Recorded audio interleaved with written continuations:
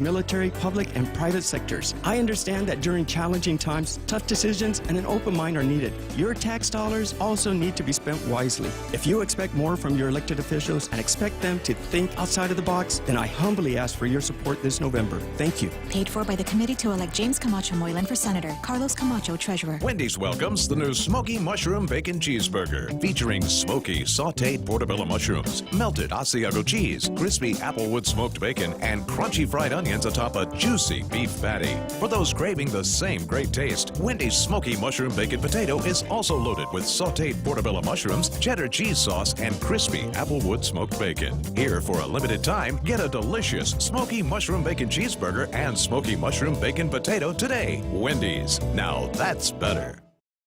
The State Department and the White House both supporting the UK's move to expel Russian diplomats after the poisoning of a former Russian spy and his daughter on British soil. First to Heather Nauert over the State Department. She issued a statement, and it reads in part, the United States is considering a range of options to respond to Russia's outrageous actions in the UK, both to demonstrate solidarity with our ally and to hold Russia accountable for its clear breach of international norms and agreements. Of course, this in relation to that devastating and awful poisoning attack. Meanwhile, the White House also with a statement out today. Raj Shah saying this: the United States stands firmly with the United Kingdom in condemning Russia's outrageous action. The president is always considering options to hold Russia accountable in response to its malign activities. Fox's Kevin Corke, Russia denying it was behind the poisonings. Protesters toe-to-toe today with riot police in the streets of Barcelona.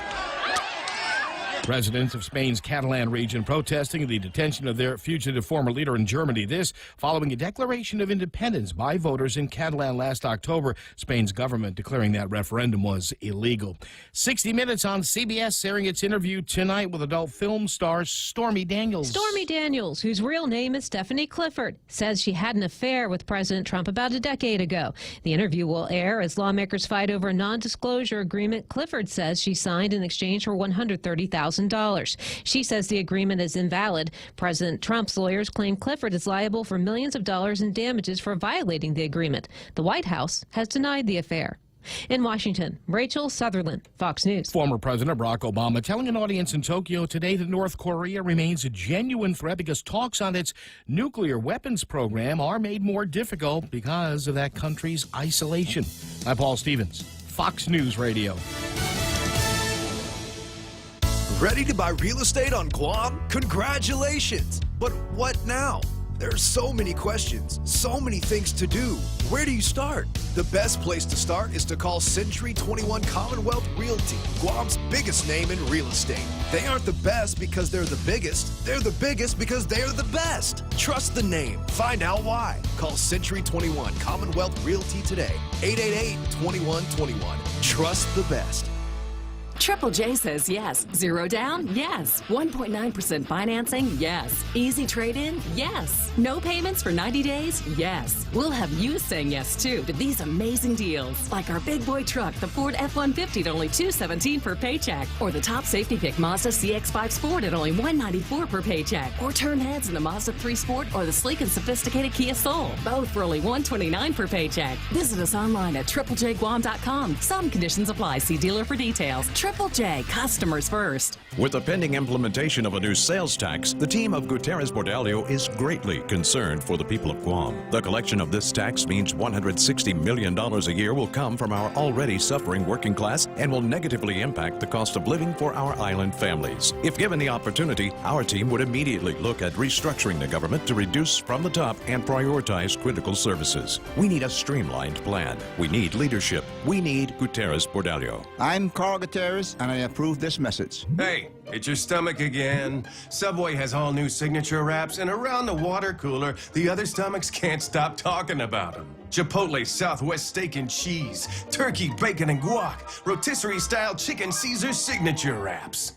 Listen, if I'm honest, as a talking stomach, I don't have a lot of life experience. But I do know one thing.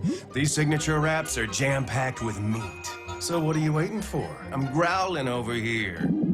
Subway, Make it what you want. Do you suffer from eye strain? If you work at a computer, follow the 20-20-20 rule. Every 20 minutes, look 20 feet away for 20 seconds to reduce eye fatigue. Ensure you have the optimal prescription for your contact lenses and glasses. Early stages of common eye diseases typically have no symptoms and can only be detected with a comprehensive dilated eye exam. Call Lombard Health today to book an appointment at 989-4747. Guam's best eye care, one patient at a time.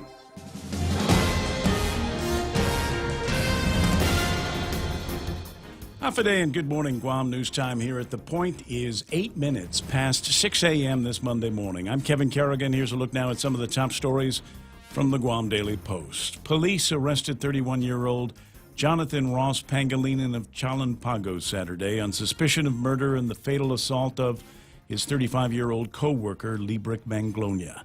Both were employees of the Tamuning car dealer Atkins Kroll, where they reportedly got into a fight in the parking lot Friday night following a company-sponsored Mace Chamorro celebration. AK Communications Director Ernie Galito issuing a statement Saturday saying the company was saddened by the news and extends their prayers and deepest condolences to Librick's family. Librick's relative Peter Manglonia telling the Post that he was an outfielder of Team Homegrown, made up of family members. He was also a great fisherman.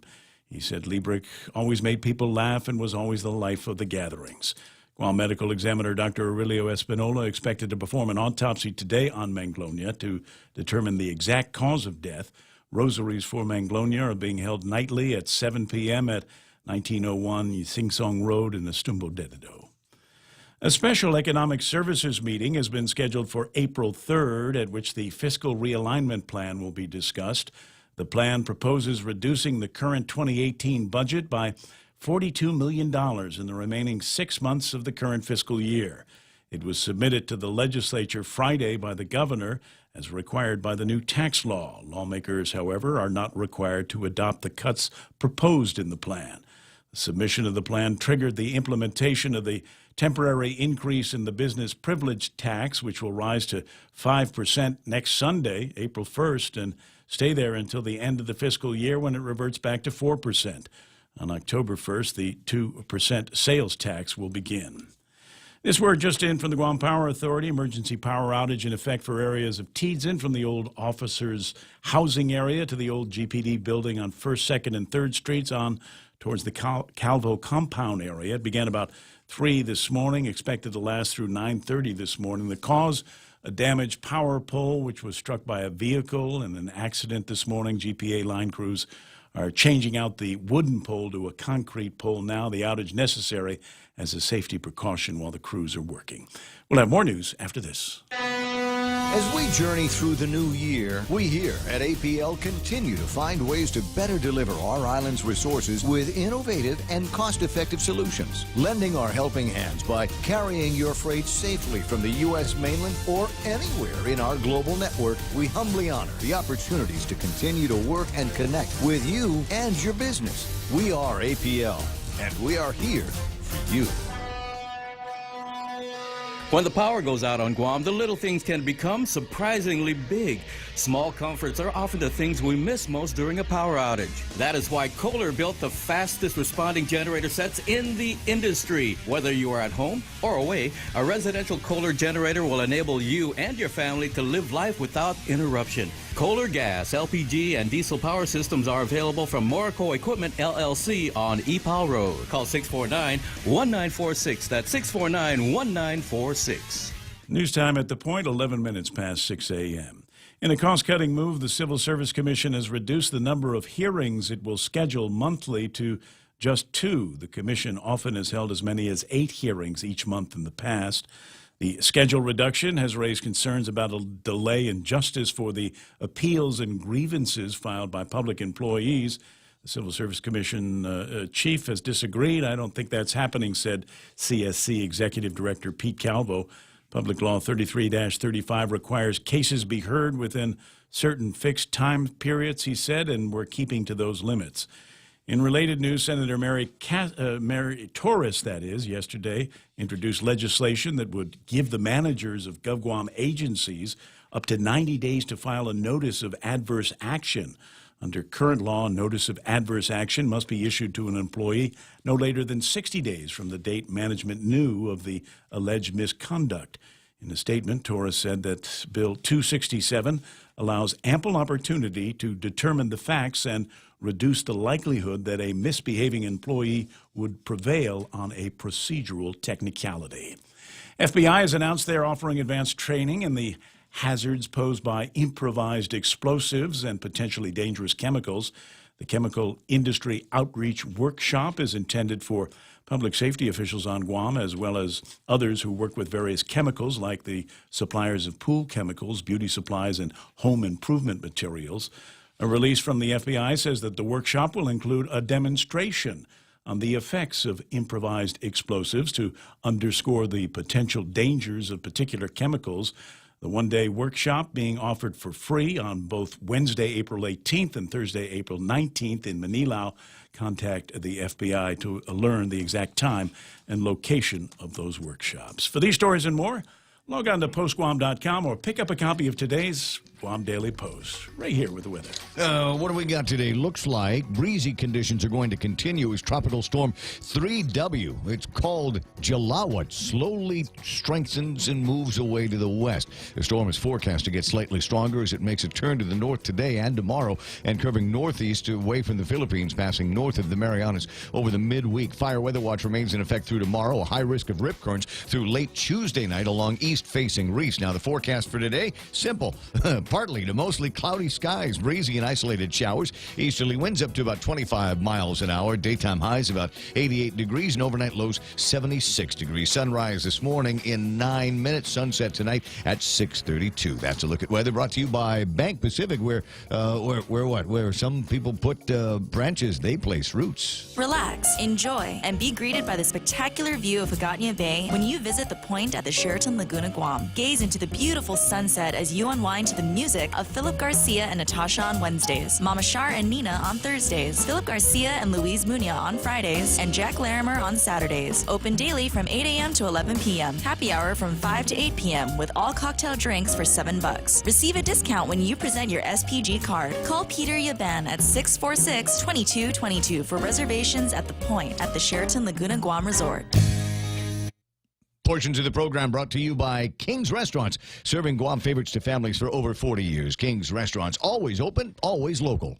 GPSI Guam is a professional services company that is a registered contractor for the federal government. They're an SBA, 8A, and Hub Zone certified SDVOSB, providing program/project management, administration, technical support, logistics, and commodities. Find out more about GPSI and how they can help you today. For large prime companies, contact GPSI if you need assistance in meeting your small business subcontracting goals at 477-3058. They'll be happy to assist.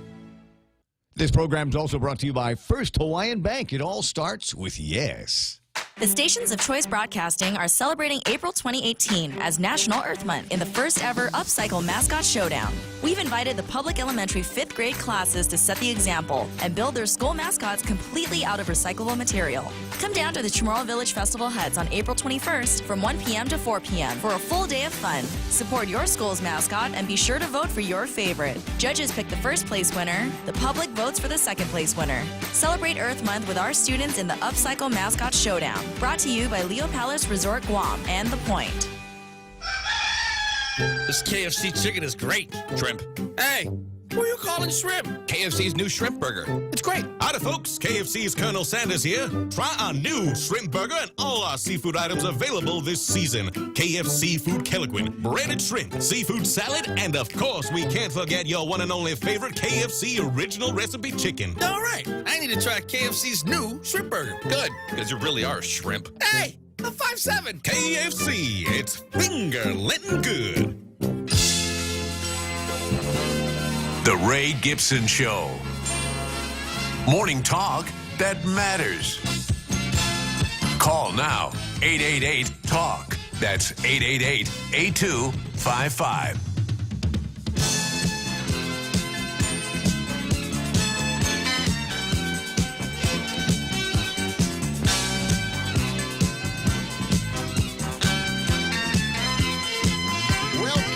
To Monday, and the Ray Gibson Show here on The Point. I am Ray, and Mike Side with Kevin Kerrigan from the Guam Daily Post. He's going to throw some headlines at us all morning long. And Michael Knight will pick up the phone when you call 888-8255. Again, that number is 888-8255. Well, I got the opportunity. One of the other things that Mike is going to be doing is keeping an eye on the weather. This 3W, I guess, is the thing, That's right? Yeah, So, third named storm of the season. Third named... Yeah, we've already had Sanba and Bolaven, so now we have Jalawat. Jalawat. Jalawat's actually the name contributed by Malaysia, and it's their word for the sultan fish, which is a freshwater carp. Very tasty. Is it? It is. Is it? Yeah, yeah. Will it go good with my Szechuan sauce? And they're big. Talk about that here in just a second. So you've got your eye, and I put the screen up from the National Weather Service. This is not the one that rotates. It's just a static shot of what's happening in the region right now, and you can see Guam kind of underneath the point of the thing that says what time it is and what day it is. So we're right around there, and it looks like there's this massive activity to the south and to the west of the Mariana Islands. Yeah, you can. If you look at a picture here, you can almost see the banding up by the timestamp up the top, and the center is actually down by that red and where it starts to get black. That would be right under the center of the storm right there. They call that the central dense overcast. So it's starting to actually strengthen a bit. It's anticipated to go north now, right? It's going to just travel kind of west, then make a slow turn to the northwest, and then off to the northeast. You got a cold front coming down from the continent, and that's just going to pull it on up and out of the way. Any thoughts on who's going to get clobbered by this thing? Nobody. This is going to be what really? we call a fish storm. Yeah, so no problem. No problem at all. So what do you mean what we call a fish storm? How do you get to call things a fish storm? Kevin and I have been running around here doing storm coverage here for the last 35 years. We've never heard of a fish storm. We call them banana storms or the papaya storm. That's because we're not fish. Well, that's it's the fish out there. You just come in, you just rename everything. Yeah, that's the weather people calling it that. So that's one of those cute little names. Okay, so I got to ask. I mean, we call them the Pajun banana. That means the storm is going to knock down the banana trees, right? So that's what we call those. So you call yours now the fish. Why do they call it that? Because the only thing it's going to bother are the fish. I got you. Out in the open ocean, 6:19 in the morning, no problem. I think I have a clearer understanding of what it is that we're talking about. Anyway, that's the way the program goes. 888-8255. As I said, I get talk with somebody says you got to give the phone number more because there's people, they hear you and they want to talk, they call, but they keep calling the old station. 888-TALK. 888-TALK is the telephone number. So and there's plenty enough stuff to talk about here over the weekend. I figured it was going to happen that way, where all of the really cool junk that was going to happen on Friday was going to happen after we were all off the air. And sure enough, that's when we started seeing number one paperwork from Gura making some pointed demands of Assistant Fire Chief Joey St. Nicholas, Deputy Fire Chief Joey St. Nicholas, now saying, what is it that you're going to do with that building? Because if it ain't going to be a fire station, then you hand the keys back to us. We'll see what we can chase down on that story, because I think it is kind of an interesting one. And as Kevin said in the newscast, there is, we'll call it breaking power news about a broken pole out in the Teedzin area. On the line, Patty Diego from the Guam Power Authority. Good morning, Patty. Good morning, Guam. Good morning, Ray. What happened? Somebody knocked down one of the old wooden poles?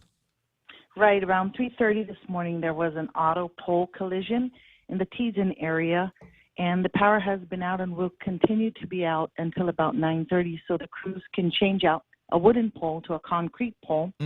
And the area we're talking about is the old officer housing area, where the old GPD building used to be, down toward 1st, 2nd, 3rd Street to the Calvo compound. It's hard for me to imagine that anymore, because they've bulldozed that old place, the old GPD building, so many years ago now. But at kind of that intersection there, so about around where.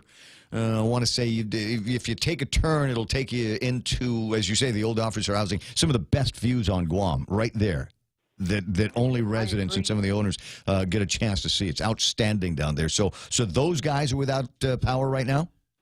Yes, and it'll the estimated time is until 9:30. As you know, when they change out a pole, it requires digging and getting the pole itself, transporting it. Some technical things that they have to take care of. But the power will be out, and we just ask the public for their patience. A question about the accident. So a vehicle and the power pole. Can you tell me about the driver? What happened? Is everybody okay? Ambulance called? I don't get those details, Ray. That would be on the GPD side. Well, I figured maybe they'd tell you that there was somebody, knocked into the thing and is dead or alive or something like that. Ask, but our business side is power, and I don't have those details. Sorry. Okay, well, that's okay. I thought you might know. But if you don't, that's cool. I'll find somebody over at the police department, see what they might be able to tell us about that accident. Like I said, just thought it might be one of those things that you had some details on. So until about 9:30 this morning, residents down in that place in Tiedzen are going to be without any power. So it's not affecting anything at the intersection or a little bit further when it gets to be the airport side? No, not okay. at all. Okay, gotcha. All right. I appreciate you calling. Not a problem. You have a terrific Monday as well. Patty Diego from the Guam Power Authority, not the police department. No, I don't have.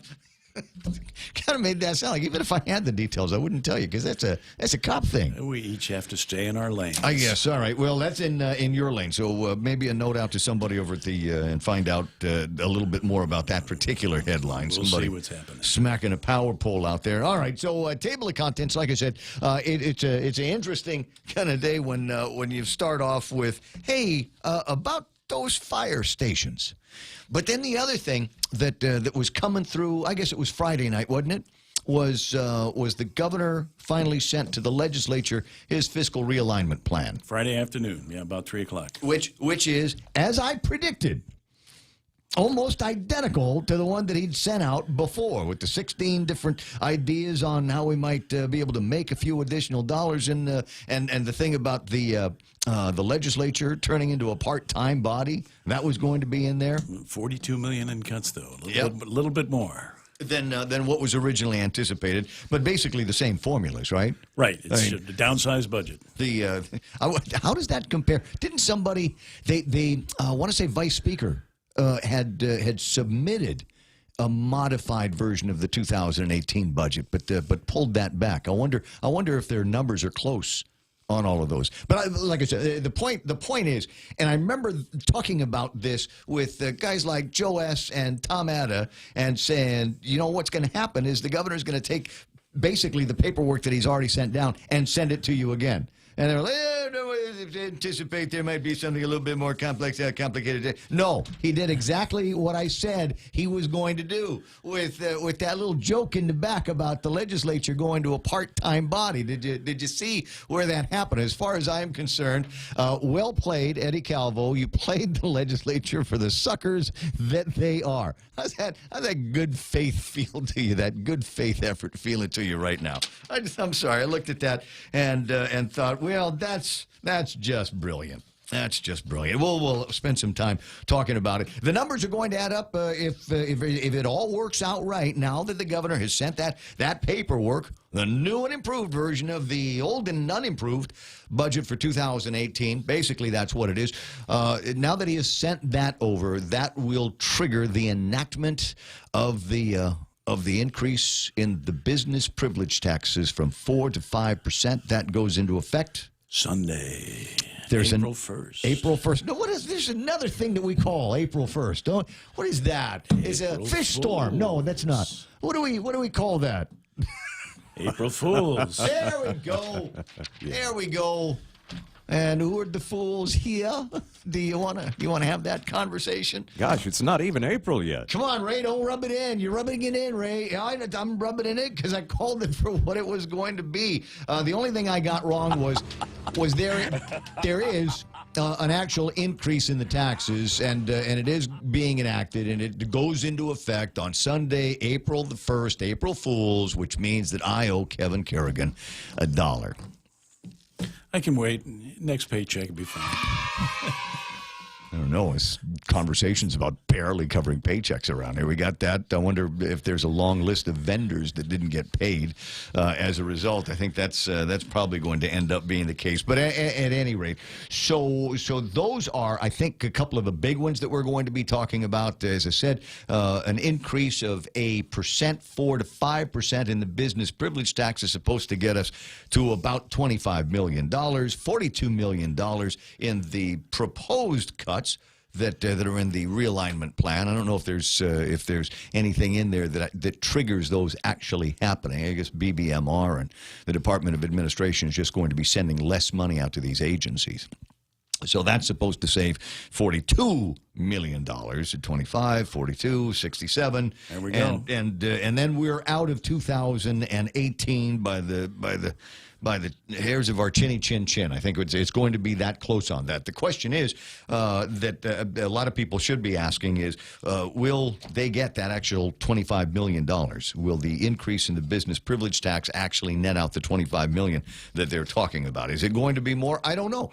Is it going to be less? The possibility is that there might be some people that would have made a transaction and might be rethinking some of those transactions because it will cost that additional couple of cents there, for a cup of coffee. But for bigger purchases, it might be something that people feel. We'll find out on May 20th. That's when the first revenues start coming in. Is that it? And that's May 20th. I got you. Just a little bit after my birthday. If you hold your breath a little bit longer, we'll figure it all out. And by then, I think most people will have forgotten it, and we'll be on to the next thing. We'll find the next big deal to break our backs over at the legislature. And what's it going to be? I don't know. I got a couple of thoughts. We'll go over that. Other items in the table of contents as I'm perusing here. There's an article where they're talking with Tony Lamarena over at the Department of Corrections on deportations. And, I guess his view is there's cost savings, transfer of expenditures. So once there's a commutation, then they become wards of the federal government. The federal government picks up the tab from there until they leave. Smart idea. I like that. Me on the deportations, let's do more. Let's find out if we can do some more of these things, because some of the stories that we're hearing coming out of that particular portion of our community are eye-opening. They're hair-raising, some of them. Yeah. And so maybe we just need to figure out where we're going to find the dough to be able to support the airplane rides out of here. But I think that's going to end up being a great investment when we finally have a chance to do a little bit more of it. Because you just got to wonder what the heck is going on. I was down in Tumon yesterday, which will explain the extra red that I've got in my face today, because I went to the paddling versus cancer deal. Oh, right on. All day long over at Matopping Beach. And I have a lot of love for Matopping Beach, a little bit of family history. When my uncle was a senator in the legislature, there were a lot of purse snatchings down in Tumon. Oh, wow. Kind of in that area. And so what my Uncle Jim did was him and Gonzalo Regis and me and a bunch of cousins went down there, and this is the olden days. We went down there with machetes and axes, and we took care, we cleaned the whole thing out. I mean, we from the road all the way back to where the beach is, and cleaned the thing out and found dozens and dozens of purses. It was one of the places where guys would go and duck in and go through whatever it is that they caught. So we found all of those things. Unfortunately, there's no money, nothing to return. Some of it had been there for a long time, but that's one of the stories of that particular park going back to about the 1970s. So I had a good time down there yesterday watching all of the paddling and got a little bit of sunshine on me. But as I was making my way towards Matopping, I'd parked over by where Drop is. I was making my way over there, and right across from that little church that they have there, there's this old, I want to say it's an old rent-a-car building next to what would have been the parking garage for the Royal Palm that we knocked down from the earthquake. Boy, there's a bunch of old history getting thrown around here. And that looks like some kind of headquarters for people up to no good. Hard to say what's going on in there. It looks like there's some squatters that have taken over, and there was at least one guy that had this real unscrupulous look to him. And he looked like he was the boss of that little squatter thing. But God, looked like a crack house, and some it does. Not that I've ever been, asking for a friend, right? But it looked like a crack house, and I think maybe we need to put some police visibility on that and clean it out. If ain't nobody got time for that. If it's possible. 631. What's that? The precinct is practically next door, isn't it? Yeah, not kind of up the street from there is where you would find the precinct. So I don't know. It's they're driving by and don't see them. Well, get out of the car and walk, because you'll be able to see these guys. And cause swear it looks like there's drugs going on in there, there's prostitution going on in there. There's something. So somebody please go and take a look at that. For heaven's sakes, it's right across the street. You cannot miss it. 6:33 in the morning, and about time for another look at news from the Guam Daily Post and Kevin Kerrigan. Half a day and good morning Guam news time here at The Point is 32 minutes past 6 a.m. In the headlines from the Daily Post this morning, Guam Delegate Madeline Bordallo says she worked with her colleagues on the House Appropriations Committee to spare Guam some of the proposed cuts in federal funding in the recently passed spending bill. In a release on Saturday, Bordallo says that the spending bill actually increases some federal funding in key areas, including $1.2 million increase in discretionary federal assistance grants to the territories. President Trump's budget had asked for $14.6 million. Congress, however, now approving $18 million. In addition, there was a $1 million increase in discretionary federal reimbursement for Compact Impact over last year, for a total of $4 million in discretionary Compact Impact grants. That $4 million is in addition to the $30 million in mandatory Compact Impact reimbursement that Guam splits with Hawaii, the Northern Marianas, and American Samoa each year. The Trump budget had proposed eliminating discretionary Compact Impact reimbursement altogether. Guam Visitors Bureau Board of Directors authorizing a sales tax impact study to be conducted to learn what effect the 2% sales tax will have on the tourism industry. GVB wants to find out what the impact will be on retail sales, hotel stays, optional tours, and visitor arrivals. The survey expected to take about a couple of months to complete, and it will determine GVB's position on the new tax, which is not scheduled to take effect until October 1st. Tentative settlement agreement has been reached in the criminal case against Guam Airport police officer Vincent Castro, who's accused of shooting Joshua Mesa during a chase back in 2016. Superior Court Judge Michael Bordallo scheduled a settlement conference for April 5th. Last month, Castro's attorney, Curtis Vandeveld, said discussions were taking place that could resolve the case. He declined to provide details, however. Mesa was fleeing on his motorcycle when he was shot in the buttocks in June 2016. Officer Castro was indicted for reckless conduct and aggravated assault. Mesa was accused of theft and assault on a police officer, among other charges. For these stories and more, log on to postguam.com or pick up a copy of today's Guam Daily Post. It's 6:33 iConnect time. Connect longer for less with iConnect's push-to-talk mobile and internet plans. Did you know over 80% of all vision impairments can be prevented or cured? Naval Academy and Johns Hopkins University graduate Dr. Peter Lombard has performed thousands of sight-saving procedures in Guam since 2010. He specializes in cataract surgery and can treat your diabetic eye disease, glaucoma, and much more. From simple vision exams to complex surgery, Lombard Health proudly accepts all insurance. Call today to book an appointment at 989-4747. Guam's best eye care. One patient at a time.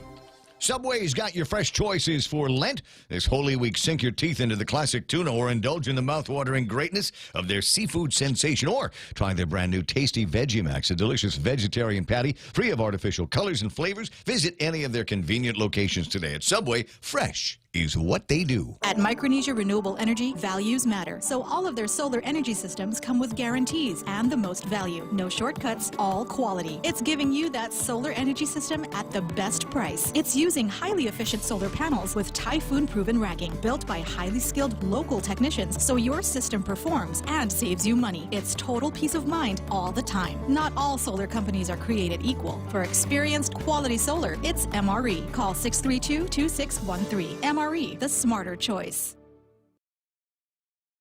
Come out for the 4th annual Chucky Run and Fun 5K, 2K, and Flyaway giveaway. Join us Saturday, April 14th at Chuck E. Cheese's Guam. Show at 5:30 and go at 6 a.m. T-shirts, medals, and other cool prizes, refreshments, and indoor activities after the races. Grand prize drawing for all participants is a trip package for 2 to Manila. Register at Chuck E. Cheese's Guam. $8 for students, $12 for adults, and Group of 4 Super Saver for just $35. The 4th annual Chuck E. Run and Fun 5K, 2K, and Flyaway giveaway. See you there. Every time I travel, there's something from home that I can't leave without.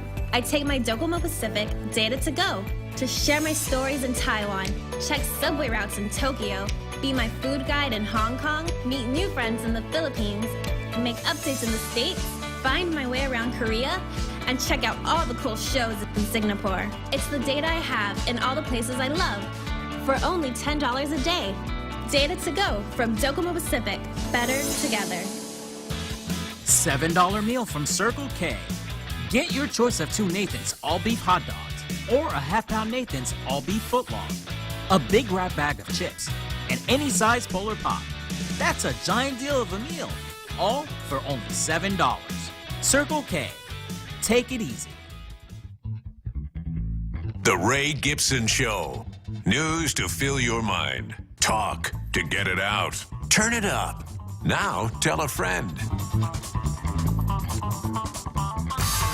Yes, share the goodness of the program. And you can do that right now. If you're one of the better than a dozen or so people that are tuned in to the Facebook Live thing chat video that we've got going on, share that with some of your other people. Let them know that you and I are spending our mornings together here on the point. And you think that they should too. 888-8255 if you want to do the telephone thing and get everybody up to speed on what it is that you're thinking about. Maybe just some goofing off that you had over the weekend. Did you do anything serious while you were out there, or was it all preparation for Monday? I know some people probably a little bit tired in the legs right now from running 26.2 miles yesterday in the running of was it 42nd, 43rd running of the Guam Marathon. How did you do? I did not run in that yesterday. I instead, because I'm training for the international marathon for the half marathon. So I did a 10-mile run from here at the office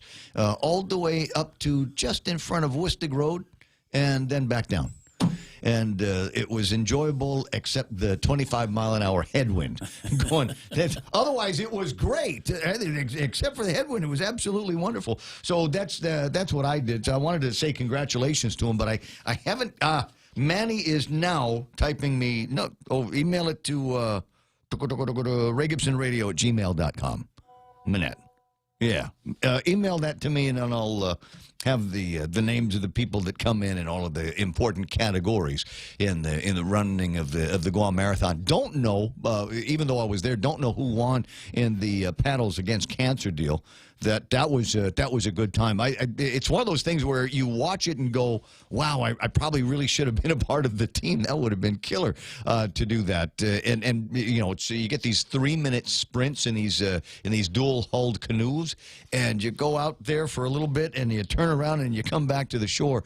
And it reminded me of a wet version of something that we used to do back here in the 80s. I think Kevin will remember the Carol Kai bed races.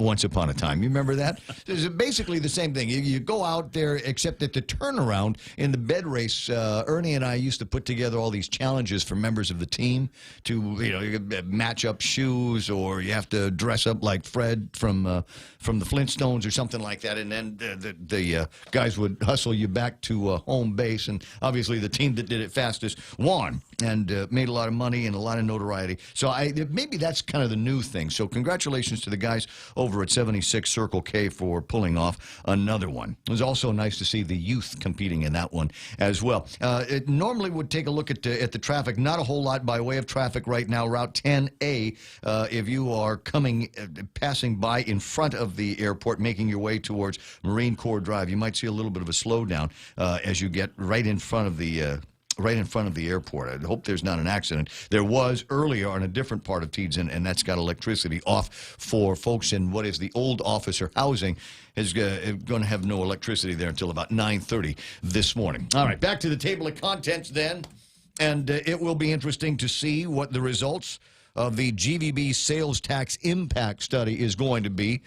There have already been a number of folks, experts, if you will, in the hospitality industry that suggest that maybe a sales tax is going to have a disastrous effect on what's happening with the tourists. We've got a reputation around here for being a duty-free sales tax-free region. And there are still lots and lots of people that come out here specifically to do shopping, and maybe because of the lack of a sales tax. Maybe that's one of the things that brings them out here. Although I don't know, I'd need to talk to some of the other guys and find out how many people come out here specifically from places like China, mainland China, Taiwan, that come out here because they know that if they buy a purse from duty free, they buy a purse from Louis Vuitton over at Tumon Sands Plaza, they know that it's real. It's not a knockoff.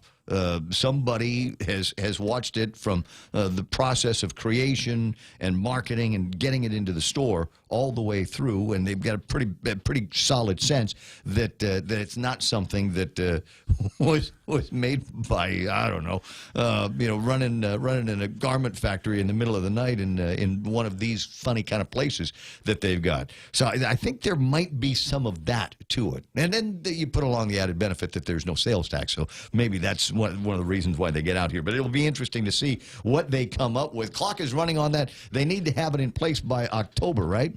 They need to have the details in place by October. October 1st. And maybe by October 1st, if we hold our nose right, maybe we won't be in such a disastrous fiscal shape. Maybe we won't need to do the additional 2%. I think there'll be some changes between now and then. You don't think? Yeah. Like I said, waiting for the other shoes to drop over at the legislature. We've seen some pieces of legislation, some bills proposed that might make some changes, exemptions to some of the sales tax rules that are going to be coming up here, as well as Mike Nicholas's proposal that we eliminate the conversation about a sales tax completely. But the body hasn't had any public hearings on those kinds of things. There is going to be a public hearing today. I was looking over what they're going to be talking about at the legislature to see if there was going to be anything interesting. Let me see here. An act to amend, this is from Dennis Rodriguez, Guam Code annotated, relative to clarifying the guest educator provision of the Barbering and Cosmetology Act. Now, I'm not one to say that, boy, this is a snoozer, but I kind of took a look at it, and it's a snoozer. I don't know if we're going to be getting a whole lot of people. I don't know if we're going to be getting white coats in there and protesters on this guest educator thing. The once upon a time portion of the legislation says the provision for allowing guest educators to participate and contribute to the success of Guam's cosmetology and barbering profession required such to possess both a license and 3 years of experience or a master's degree. It wasn't the intent of the legislature to require such, so they're going back and making it instead of and, it will be an or. Basically changing out one word in this legislation. So this might be one of those things where they gavel in the public hearing and, I don't know, maybe gavel out almost immediately. Unless Kenley and Guerrero or former Senator Bob Klitsky have got something that they wanted to add and to embellish to this piece of legislation, I think is going to be a snoozer. This, however, later in the day, is not to be missed. I think there's probably going to be somebody, either fireworks. Yeah, either Kevin or somebody that Kevin works with over, and the rest of the newsies are going to be hanging out over at the legislature. There's going to be an informational briefing for the Guam Police Department and the Department of Corrections. This is going to be held by Senator Talina Cruz Nelson. Why is there the possibility for fireworks here?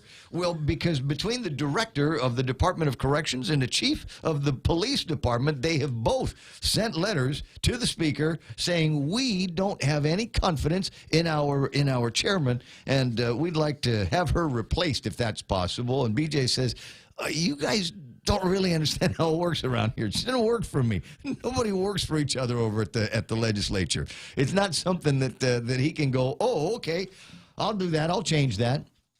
So I think there's might be some opportunities here for a little bit of conflict. I think Delina wants to know about some spending and things like that, risk to public safety as a result of budgetary shortfalls due to the Tax Cuts and Jobs Act and agency recommendations to increase revenue in their departments. There's been talk, I keep seeing it every once in a while, about helping out the Guam Police Department by getting one of those camera systems at the intersections. But I don't know. Everybody I've talked to says that those things are probably going to be more trouble than they're worth, and maybe not going to be bring us as much money as we need to. Frankly, I don't think we need to go with the automated system. Personally, I think just put a policeman there. And in fact, 2 policemen. So you have one guy looking at the line of traffic and then calling to the other guy the license plate numbers, make and models of all of the cars where people are physically on the phone. You might remember the law is that you have to have a hands-free system, right? That's right. Yeah. At least. Yeah, I know people with a hands-free system, and they're using the hands-free system, but they still have the cell phone in their hand because they're checking their WhatsApp and their emails. So it is my contention, friends, that if you put the policemen out there looking for these guys, that they will catch enough people and write out enough tickets so that we can we'd be able to right-size the government. We'd be able to bring in enough. It was $67 million we're looking for. We get that today if we put all the right guys at the right intersections. And I will tell you this, because I'm not one of those holier than thou guys. I can be, but not this morning. I would be the first one. I'll be the first one. The policemen will set up their sting operation, and I will go through the intersection, and I will be the first one. And you tell you what, you get me, and you probably get a couple of other things. You probably get me because I always forget to put my seatbelt on. So you get me on that. You get me on talking on holding the cell phone, reading my emails while I'm at the intersection. All of that stuff. I would be the first guy. Right. In fact, just come and see me now and just write out the ticket. Yeah, because acceptance is half the battle. Just get it done and over with, right? Guilty, sir. Guilty as charged. So there's that opportunity for revenue enhancement over at the department. Frankly, I'd like to, maybe we'll talk with Delina about this a little bit later on. But frankly, the question that I have is, are we still tasking?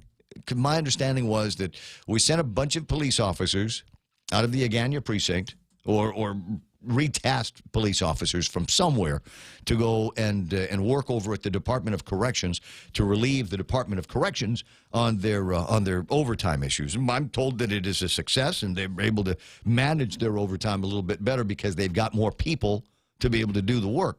But should the police officers be doing that work? It's not like they're out watching the bad guys, because they can't be A, armed, and B, probably not a good idea to put them in the same place as people that they have arrested and actually put in the Department of Corrections.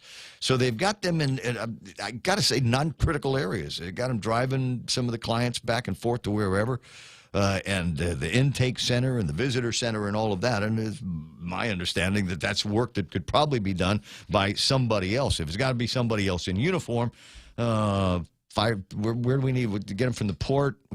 I mentioned getting them from the Park Service, but apparently there's only 2 guys in the Park Service, and they need both of them because they got a car, and they both have to ride in the car. Yeah, I think neither one of them gets to carry a gun either. So. Yeah, it could be. The other one, 10 away from the top of the hour, there's a few other things that I think are going to be of interest. And this one almost feels like a Guam story. Like, I'm sure it happened somewhere else, but around here it turns into this major federal case. I mean, it started I first saw it in social media, and my guess is that there's not enough of other news that's going on, so it gets picked up from the social media by some of the newsies here. There's a story about a guy. And it would have been just that, just a story in the social media about a guy that goes to people's offices and says, I'd like to sell you a lunch plate. I'm doing a fundraiser. I've got a lunch plate deal. Here's the menu, and it's $10, and I'll be here Tuesday at 11:30 with your lunch plates. Thank you very much. And so people buy it, and they never see the guy again. Here's the money, and then the guy goes away and never brings the food. obviously this kind of thing has happened before.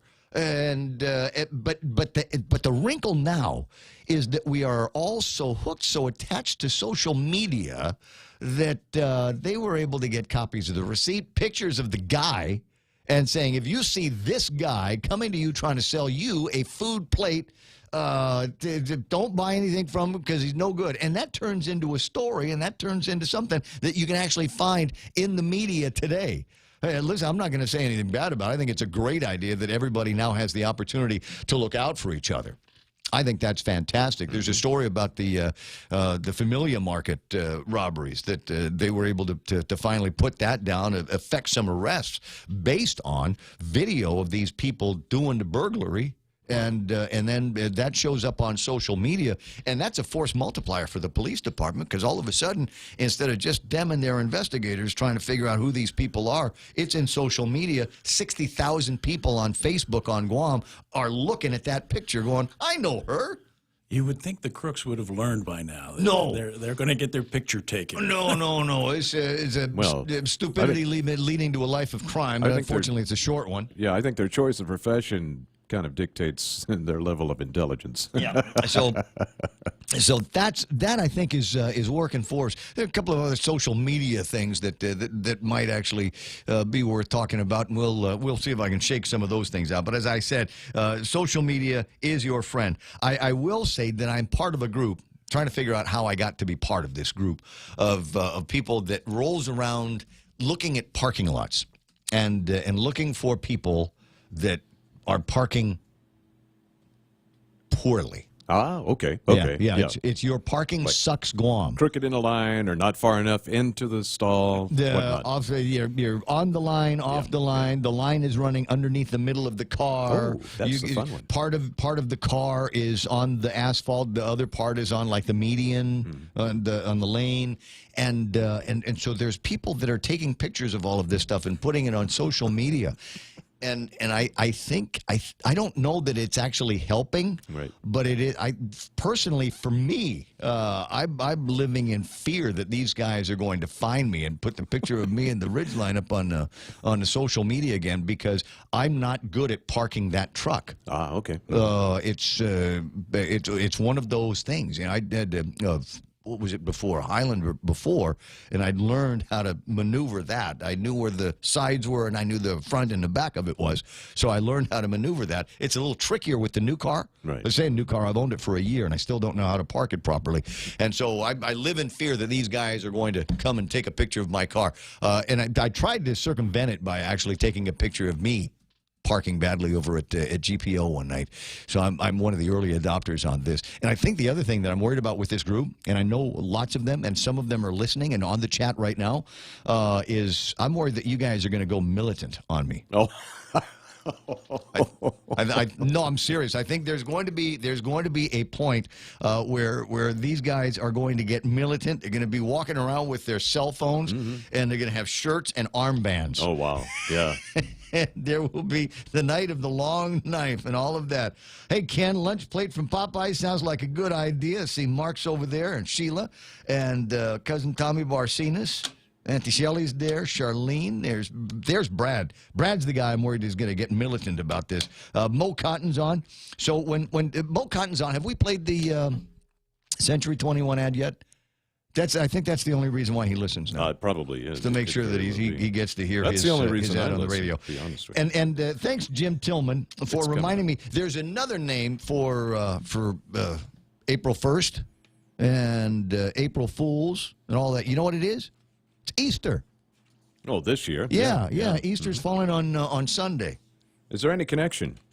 With what? Between April Fools and Easter. I'm just I don't saying. know. I don't know. There's going to be all kinds of "He is risen" signs out there. Yeah. He is risen with the new BPT. If you're atheist, the Polly Eric is going. That's going to be his homily this weekend. Is how we've seen the increase. We're rising to BPT on the same day that Christ is risen. Can we do something like that, or am I about to get kicked out of the church? Am I about to get excommunicated? You're gone. You're out. Yeah. Might have actually happened a long time ago.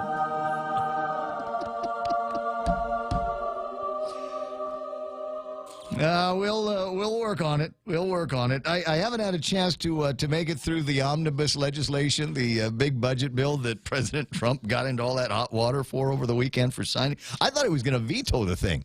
He was sending the message that he was going to veto it. He had no choice. That's the way it looked. That's what he's telling everybody. I had no choice in this. So I'll go ahead and sign this. I guess it provides for a couple of extra dollars and for the Department of the Interior. That's what Madeline said. Yep. And maybe a few extra dollars in impact. And what was it? The snake eradication. I don't know. Snake control. I don't want to say eradication because I don't think outside of what they're doing with the what do you call it, the aspirins that they're giving to snakes, I don't know that there's a whole lot of success to the idea that we might be able to eradicate that species here. Good morning, Mo. How you doing? Hi, good morning. Can you hear me okay? I hear you loud and proud, my friend. What's on your mind this Monday morning? Well, I'm refuting what was said, that I only listen to my own ad. That's not true. Number two, I want to congratulate a lady by the name of Mika, I forgot her last name, for opening another coffee shop, since I'm a coffee addict and near coffee shops all over the island. Yep. Infusion is the name of, I think, of the shop. We're very proud. You're very proud of her. Yeah. Okay. But third is I want to announce the first announcement for a 5K that's the most unique of all 5Ks coming up in June. Mm-hmm. I'll be giving you more details later, but this includes family pets. And we did it last year with hardly any announcements or advertisement, and we got 40 pets out racing. Nice. So it's a really neat thing. Of course, we have the 5K that's a normal one, but right next to it is the one with the animals. And we almost had more people with pets than we had runners. Oh, and so this is going to be taking place in June sometime? Yeah, June 16th. I'll give you the date. We're not sure of the starting point because we always start at the Chamorro Village, and they've got a wedding going on there. And they don't want us in there messing up the place before their wedding. But it'll probably be what's the plaza across the street? Oh, the old Skinner Plaza. They do it from the museum side. I don't know. I haven't seen any 5Ks. I haven't participated in any 5Ks since they put the museum on that ground. I don't know how practical it is. There used to be more parking in the area, but I got that advice from Richard Tidegree, who's the head of the Guam Running Club. Club. He said that's a good place. They used to do it a lot from there. So we still haven't decided whether we're going to do that or change it to Sunday because we know we can get that date. But, what has been done before in the past, Mo, what you might want to do is see if they'll let you use the front lawn at the governor's office. And then your turnaround is either going to be Chamorro Village or Camp Asan. Yeah. Try that out. See what Richard's got to say about that. Hey, I got to go because the music's playing. That means the news is next. I understand it. You got to go. I see you pretty soon, Mo Cotton, and thanks for the heads up on all of that and the congratulations for the misses. That's nice. It's 7 o'clock in the morning, and the radio station you're listening to is KUSG. We are The Point. KUSG again. Fox News Live is coming up next, and then Kevin Kerrigan with the news from the Guam Daily Post.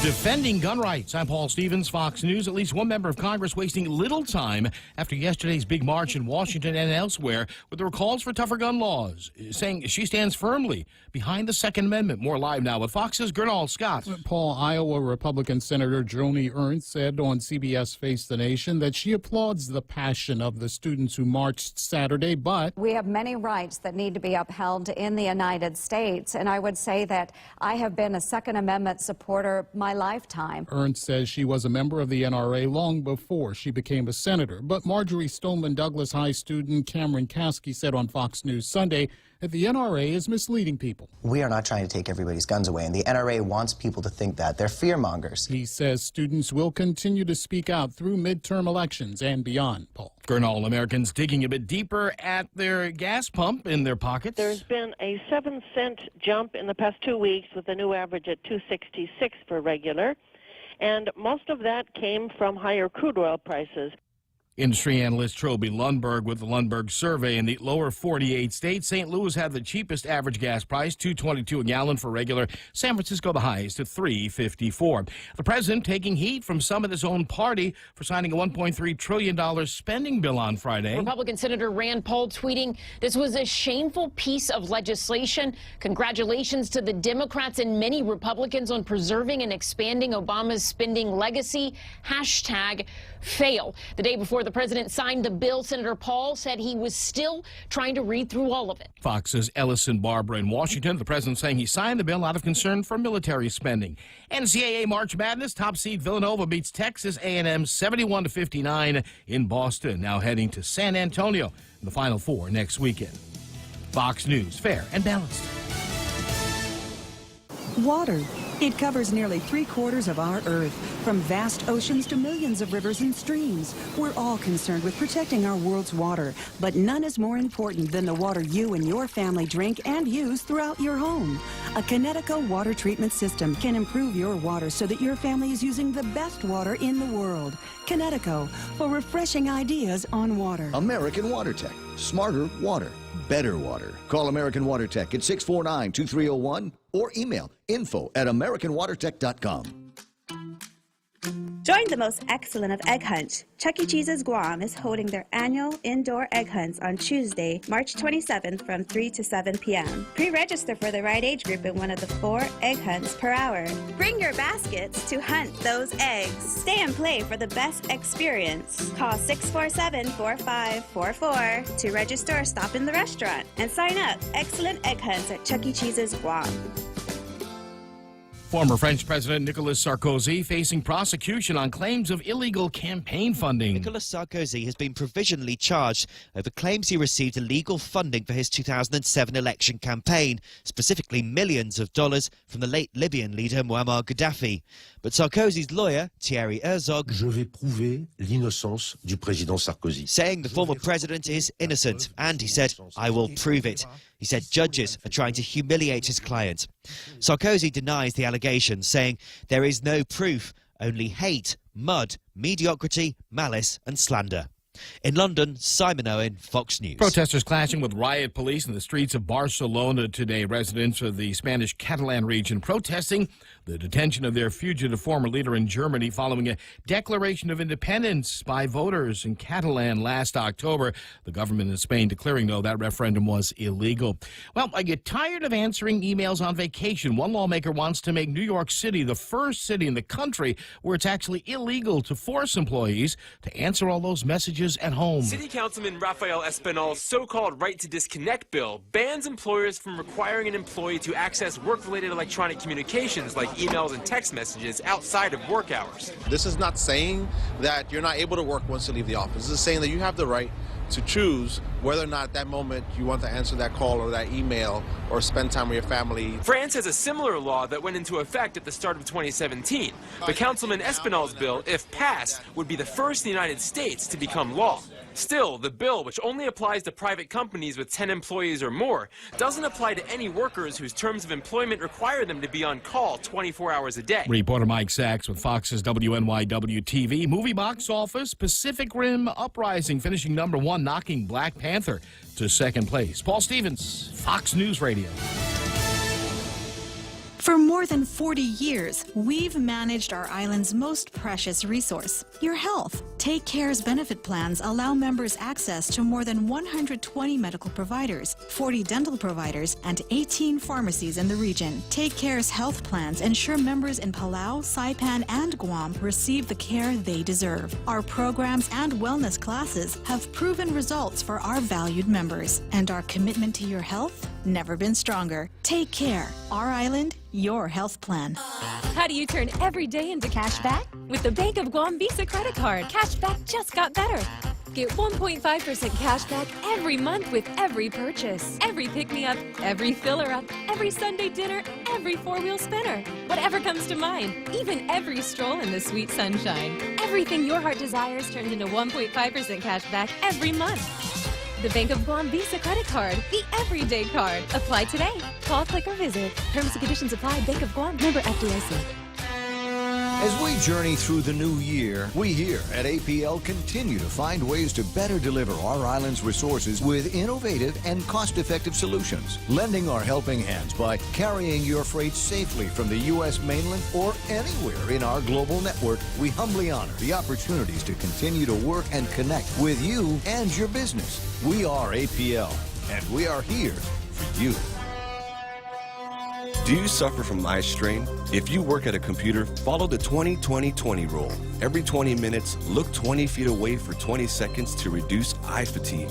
Ensure you have the optimal prescription for your contact lenses and glasses.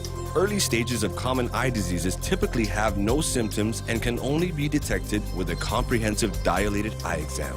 Call Lombard Health today to book an appointment at 989-4747. Guam's best eye care. One patient at a time. Every time I travel, there's something from home that I can't leave without. I take my Docomo Pacific Data to Go to share my stories in Taiwan, check subway routes in Tokyo, be my food guide in Hong Kong, meet new friends in the Philippines, make updates in the States, find my way around Korea, and check out all the cool shows in Singapore. It's the data I have in all the places I love for only $10 a day.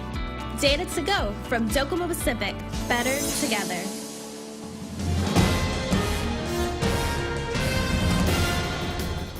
Half a day and good morning, Guam. News time here at The Point is 8 minutes past 7 a.m. this Monday morning. I'm Kevin Kerrigan. Here's a look now at some of the top stories from the Guam Daily Post. Guam Medical Examiner Dr. Aurelio Espinola expected to perform an autopsy today on the body of Librick Manglonia, who died Friday night following an altercation in the parking lot of Tamuning auto dealer Atkins Kroll. The 35-year-old Manglonia was an AK employee. Police have arrested his co-worker, 31-year-old Jonathan Ross Pangilinan of Chalanpago, on suspicion of murder. The two reportedly got into a fight in the AK parking lot following a company-sponsored Mace Chamorro Employee Appreciation Barbecue on Friday night. AK Communications Director Ernie Galito issuing a statement saying, "We are all saddened by the news and extend our prayers and deepest condolences to Librick's family." Librick's relative, Peter Manglonia, telling the Guam Daily Post that he was an outfielder of Team Homegrown, made up of family members, and he was also a great fisherman. He said that Librick always made people laugh and was always the life of the gatherings. Rosaries for Manglonia are being held nightly at 7 p.m. at 1901 Isingsong Road in Stumbo Dededo.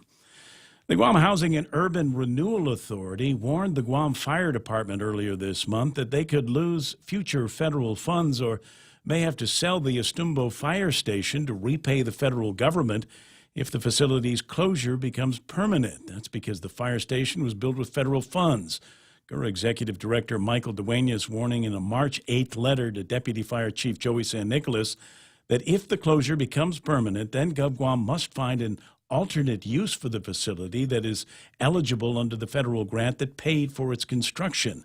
If not, then the fire station would have to be sold and the proceeds deposited into the Community Development Block Grant Program administered by GURA.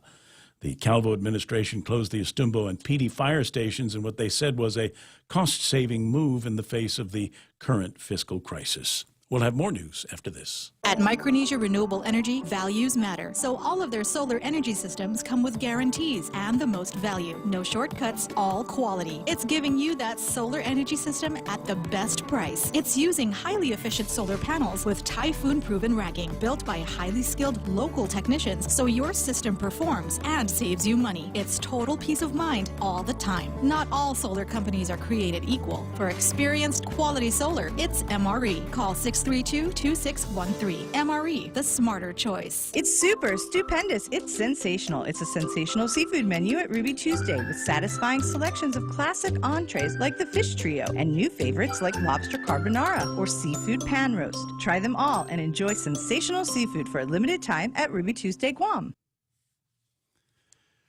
News time here at The Point is 11 minutes past 7 a.m. A tentative settlement agreement has been reached in the criminal case against Guam Airport Police Officer Vince Castro, who's accused of shooting Joshua Mesa during a chase back in 2016. Superior Court Judge Michael Bordallo has scheduled a settlement conference for April 5th. Last month, Castro's attorney, Curtis Vandeveld, said discussions were taking place that could resolve the case. He declined to provide details, however. Mesa was fleeing on his motorcycle when he was shot in the buttocks in June 2016. Officer Castro was indicted for reckless conduct and aggravated assault. Mesa was accused of theft and assault on a police officer, among other charges.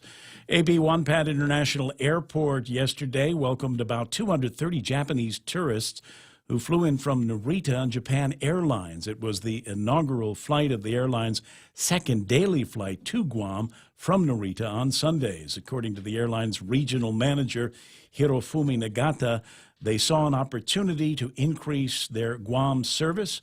Guam tourism officials hope it'll help stem the slide in Japanese tourism numbers to Guam.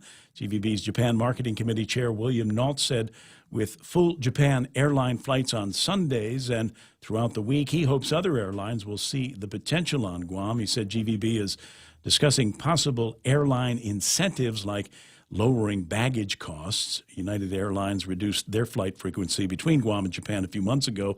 Delta Airlines has pulled out of Guam, Japan market altogether. For these stories and more, log on to postguam.com or pick up a copy of today's Guam Daily Post. Here's Ray with some weather. Partly to mostly cloudy skies today, Kevin. Breezy and isolated showers are in the forecast. Easterly winds blowing up to about 25 miles an hour. 25 miles an hour.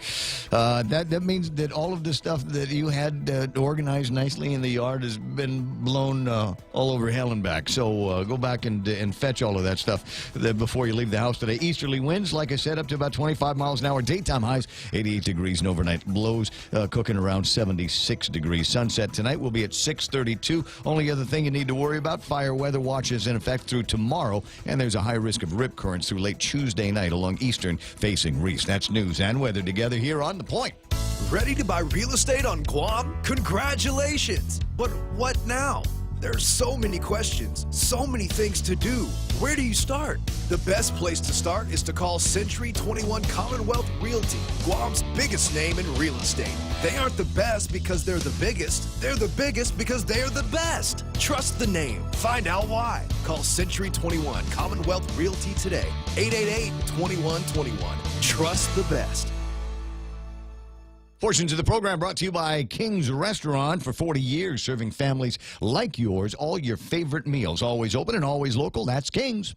The stations of Choice Broadcasting are celebrating April 2018 as National Earth Month in the first ever Upcycle Mascot Showdown. We've invited the public elementary 5th grade classes to set the example and build their school mascots completely out of recyclable material. Come down to the Chamorro Village Festival Heads on April 21st from 1 p.m. to 4 p.m. for a full day of fun. Support your school's mascot and be sure to vote for your favorite. Judges pick the first place winner. The public votes for the second place winner. Celebrate Earth Month with our students in the Upcycle Mascot Showdown. Brought to you by Leo Palace Resort Guam and The Point. See, I know I'm supposed to read the Cold Stone one, right? Yeah. But it's under the Wendy's thing. It works, both. Yeah, either one. I know. Either or. So I had another one of these new smoky mushroom bacon cheeseburgers again. Oh, no, you went back for an egg. Yeah, I did. Nice. Just a suggestion for the management here. Could we make it so that we can get smoky mushroom bacon cheeseburger flavored ice cream from Cold Stone? That would be outstanding. Dude, I'm always thinking, there's always something going around in here. It's time for the Cold Stone break. Try the new strawberry shortcake and fresh lemon pie ice cream. Mix them with your favorite fruits and nuts, candies, and even the golden Oreo cookies. They're exceedingly rare, made with real gold. Cold Stone Creamery at the Guam Premier Outlets in the Micronesia Mall. In illness and in wellness, Calvo's Select Care is health care that is there for you. That's why over 80% of the Guam medical community places their trust and insures with us. We offer our members wellness and fitness programs for a healthier lifestyle and provide a comprehensive medical network on and off island to help members from unexpected illnesses. Contact Calvo's Select Care today for more information.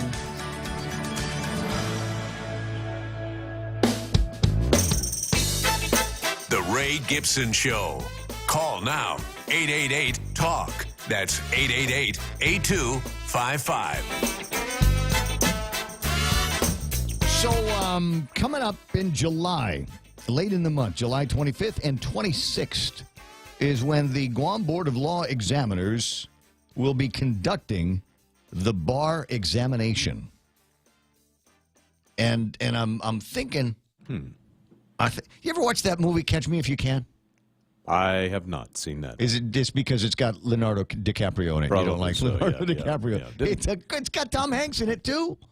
Ah, well, I need to reconsider. You've seen the show, Kevin. You're aware of the program. So in the show, the guy becomes a chameleon and dresses a bunch of different parts. Actually played a lawyer and actually took and passed the bar exam. Based on a true story. Absolutely, absolutely. So it got me thinking as I'm looking at this notice here that there's going to be a bar exam. Let's on change the 25th. careers. Well, look, Kevin, Mike, we all know lawyers.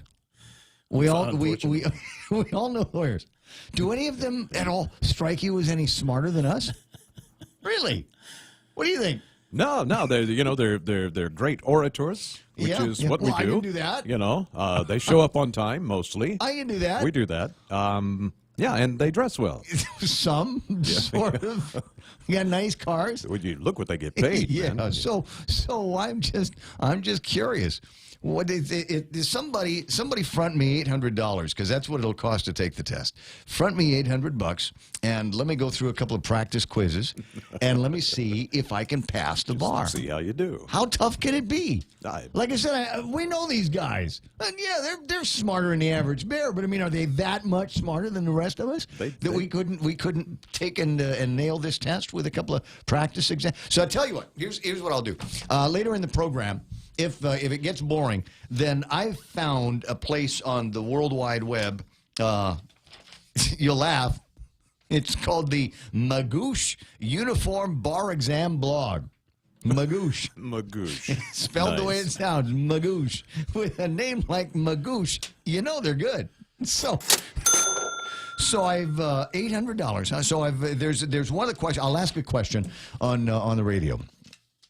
And to prove that just regular, average, ordinary folks that are listening to the radio could potentially take and at least get one answer on the quiz right. Sounds fair enough. So we'll do that a little bit later in the. Do we have anything to give away? While I'm thinking about it, I got 50 cents.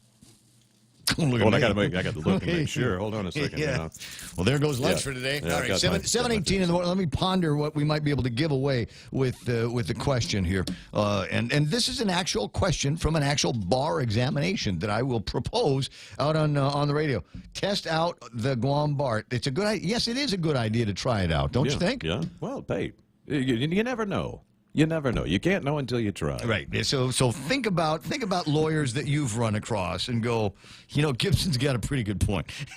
I have to say, anytime I ran into a lawyer, I was happy they knew what they knew. Consequences? Yeah, I was happy they knew what they knew. I think the hourly rate on one of my lawyer deals is about to go up. All right, 7:19. Here's what we got to do. Let me get out of this conversation and move into something a little bit more compelling. Jerry Roberts from GuamTraining.com does a feature on this radio station every single day at this time. Friends, it's time for Jerry Roberts and The Extra Point. The topic is storytelling, and I'm going to make a case for why we all should be using them more often. I'm Jerry Roberts, and that's up next on The Extra Point. We all like a good story. From the time we were very young, stories have engaged us, taken us to places we hadn't been before, made us care about people or animals, and we've learned from them. Stories draw us closer to each other. We naturally want to know about the people in our lives, and we all have stories to tell.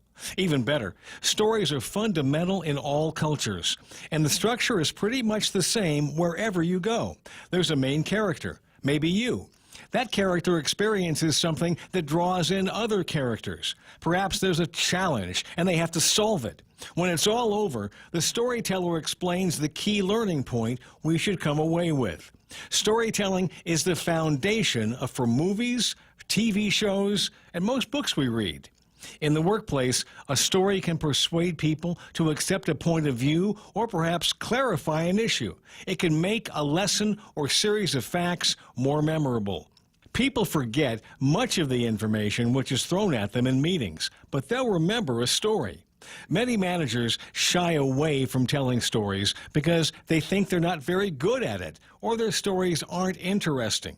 Most of that is just fear. You'll be nervous the first time you do it, a little less nervous the second time, and it just gets easier. But you say, What stories can I tell that anyone will care about? Things that have happened in your career and life that mirror what your workers are going through. How you or coworkers handled them. Maybe a funny memory or something you tried and failed in spectacular fashion and what you learned from it. You don't always have to be the main character.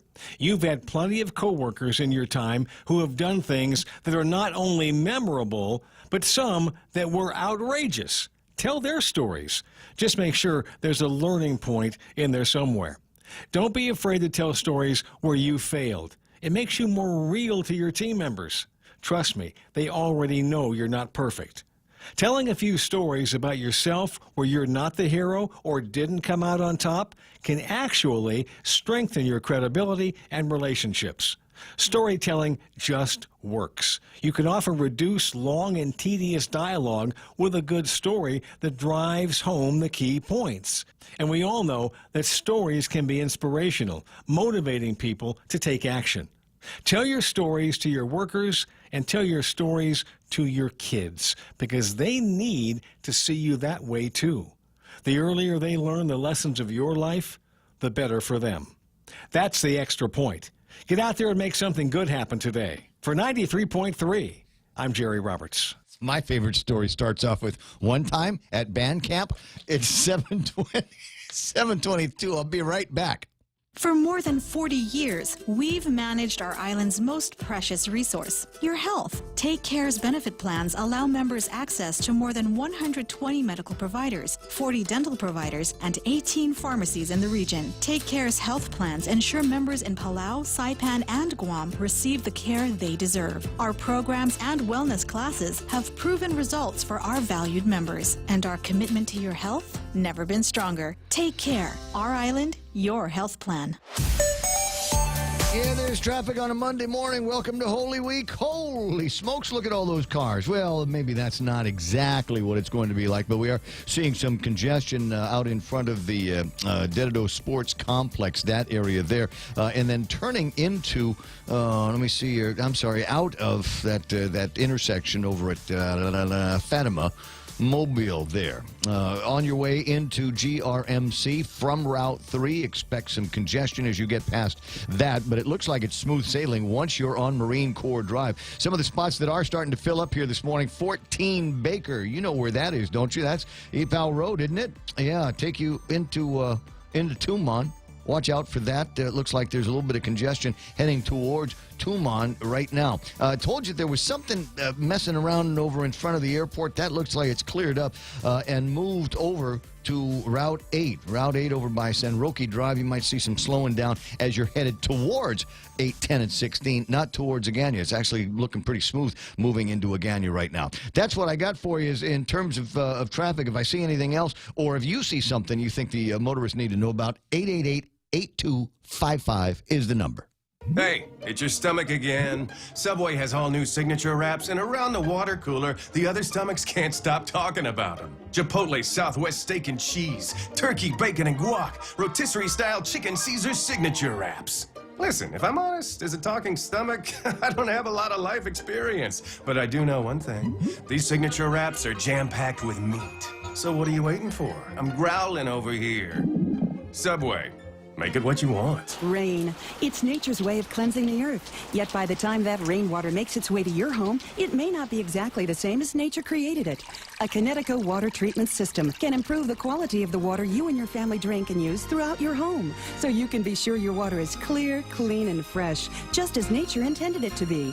Connecticut, for refreshing ideas on water. American Water Tech. Smarter water, better water. Call American Water Tech, 649-2301, or email info@americanwatertech.com.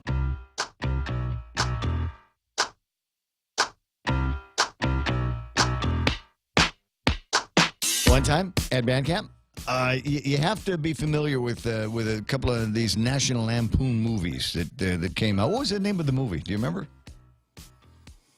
I'm drawing a blank here, man. It's a hugely popular movie. Yeah. Nothing. No, I'm not getting there. Movies, not my thing. Yeah, you'll ask How me. is that possible? You'll ask me about movies, and you notice you get this blank stare on my face. We're Yeah. I'm just. I find it very difficult. Conversation every once in a while where we're doing sports, and we'll bring up a John Wayne thing, and you're just like, wow, who is that? The last guy? time I saw those John Wayne movies was years ago. I find it very difficult with my ADHD to sit down for more than 15, 20 minutes. Do you? And watch a movie. Yeah, You're that so guy. I'm Yeah, that thank guy. you very much for not going into the movies with me. I appreciate that. Okay. A couple of things before we get into another round of headlines and more. As I said, I've got some not phony baloney, real questions from the Magoosh blog, Magoosh Uniform Bar Exam Log. And we'll take a look at a question and see if you're able to answer it a little bit later on. Some of the questions that are being asked over at Gura of Deputy Chief Joey St. Nicholas is, hey, what you going to use that building for? If it ain't going to be a fire station, then you need to hand that back. Did he send over one of these to, did they send over one of these to the Department of Parks and Recreation on the swimming pool too? Yeah, I don't know. I don't think it was built with federal funds. We got to check. That one. I'm sure it was built with federal funds. We don't have any money to build anything of our own. So we always find some federal funds to be able to mix and mingle with. So I'm almost positive that it was done with some federal cash. Worth checking out. Yeah, something like that. Anyway, so Guam Housing and Urban Renewal Authority would like to remind the Guam Fire Department of its responsibilities surrounding the use and maintenance of the Estumbo Fire Station, a facility constructed using Department of Housing and Urban Development Community Development block grant funds. Recent media reports on the possible closure of the Estumbo Fire Station has caused some concern. Per the subrecipient agreement signed April 18th between GFD and Gura, GFD must submit an amendment to the agreement if it is unable to operate the facility. In the event of a closure, Gura would like to ensure the facility remains available for other eligible programs and services. And then they copy the requisite portion of the agreement. We hope you can come to a satisfactory resolution to this situation while adhering to all applicable federal regulations and requirements. I think this is interesting. I laughed out loud when I heard that this was out there. There's a more serious view on it in one of the editorials in the Guam Daily Post, where they're saying it was a ridiculous move to begin with, and now it's almost amusing that they're getting called out on this by Gura. So curious to see when we'll hear from Catherine Taiptino, Chief Planner over at Gura, to find out whether or not they've either turned the keys back in, because that's what it sounds like. This is what you get to do. You can turn the keys back in, or you can go back to using it as a fire station. What do you think is going to happen first? I don't know, Kev, because we don't have any money. There's no money for any of this. I couldn't tell you. 728 and change. Was there something else I was supposed to do? Okay, because you're kind of looking at me like I missed something important. Wouldn't surprise me, it being a Monday and all. It feels like a Monday, but that's okay, too. There's a couple of other interesting bills that have been proposed over at the legislature. Notice I don't use the word proffer. I never use the word American Pie presents. Thank you. Band Camp. Okay, Yeah, so it was the American Pie movies. That's it. And now Kevin's going to Netflix that instead of doing news. It's going to chill and figure out where that line, one time at Band Camp, came from. I shouldn't be talking about this. This is Holy Week. We got Easter coming up here, and you got me meddling around with the lyrics on a movie. Okay, so I was telling you, 267 and 268, we'll go over them. 267 has to do...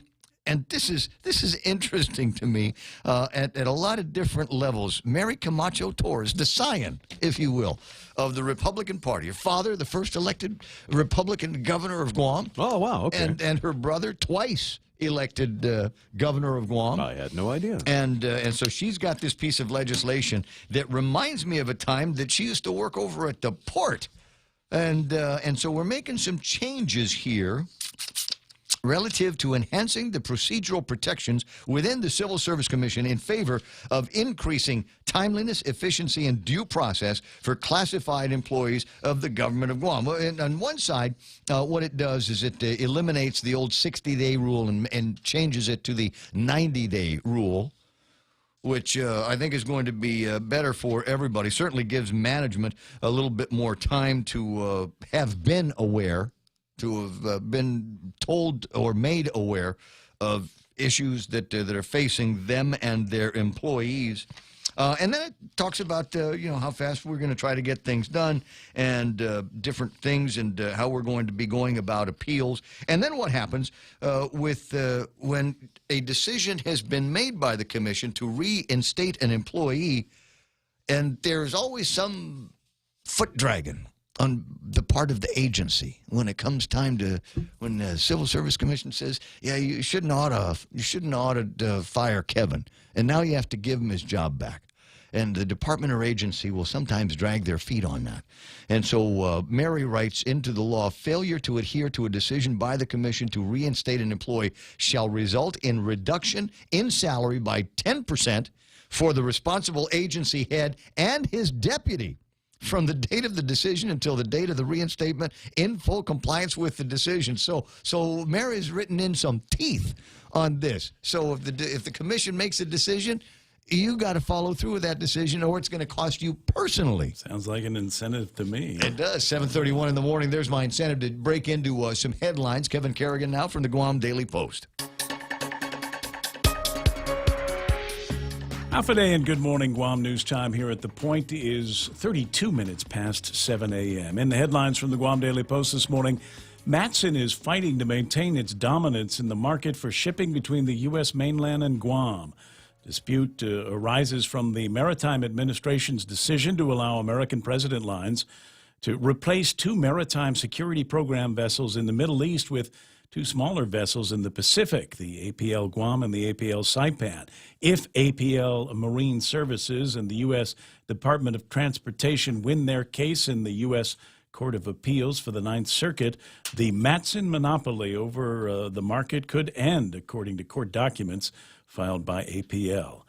The Guam Visitors Bureau Board of Directors has authorized a sales impact study to be conducted to learn what effect the 2% sales tax will have on tourism industry here on island. GVB wants to find out what the impact will be on retail sales, hotel stays, optional tours, and visitor arrivals. The survey expected to be completed within the next few months, and it will determine GVB's position on the new tax, which is not scheduled to take effect until October 1st.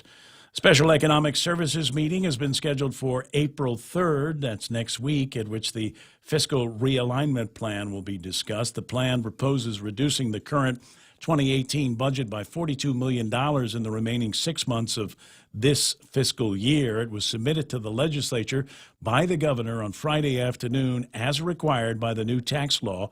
Lawmakers are not required, however, to adopt the cuts proposed in the realignment plan. The submission of the plan triggered the implementation of the temporary increase in the business privilege tax, which takes effect on Sunday, and it will rise from the current 4% to 5% and stay there until the end of the fiscal year, when it reverts back to 4%. On October 1st, that's when the 2% sales tax will kick in.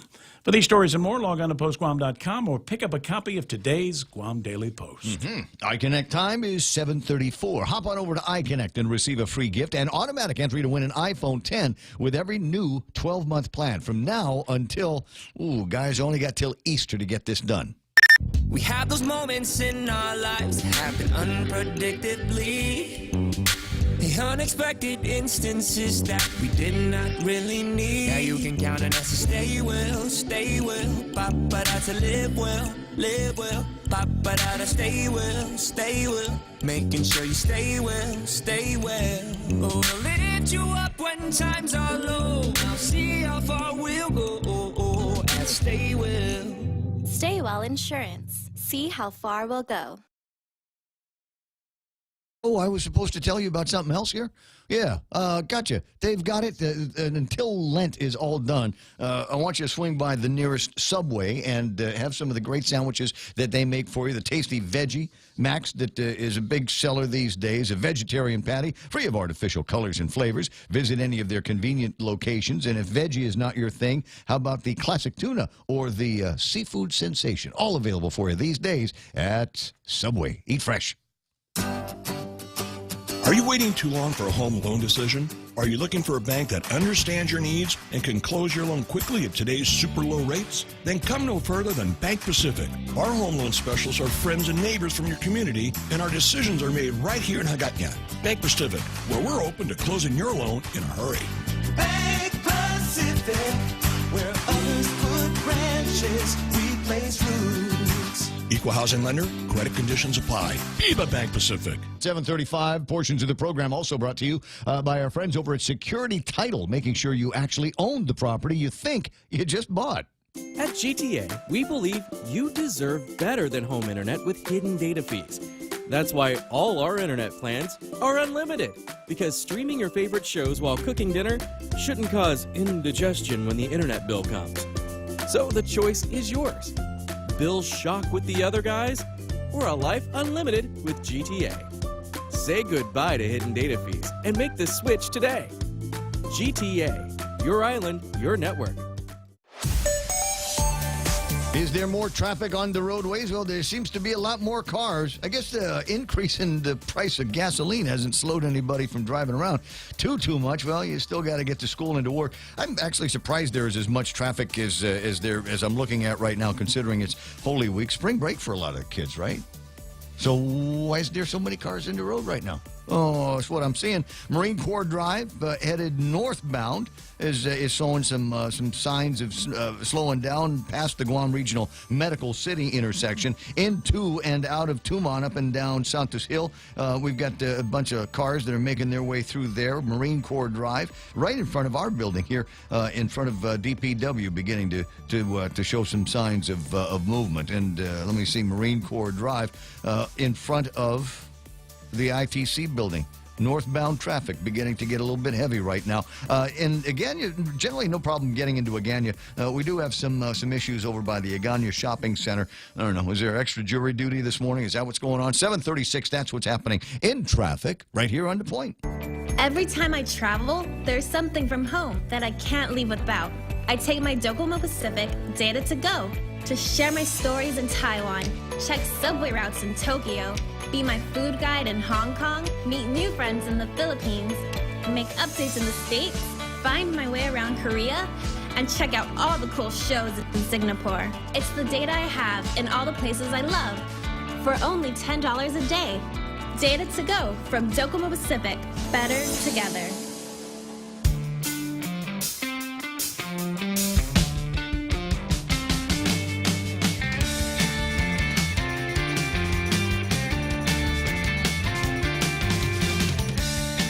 I have in my hand Szechuan sauce from McDonald's.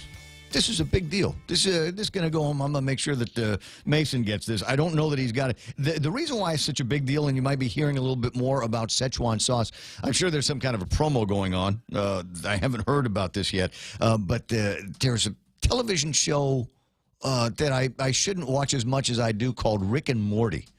And it's irreverent, to say the very, very least.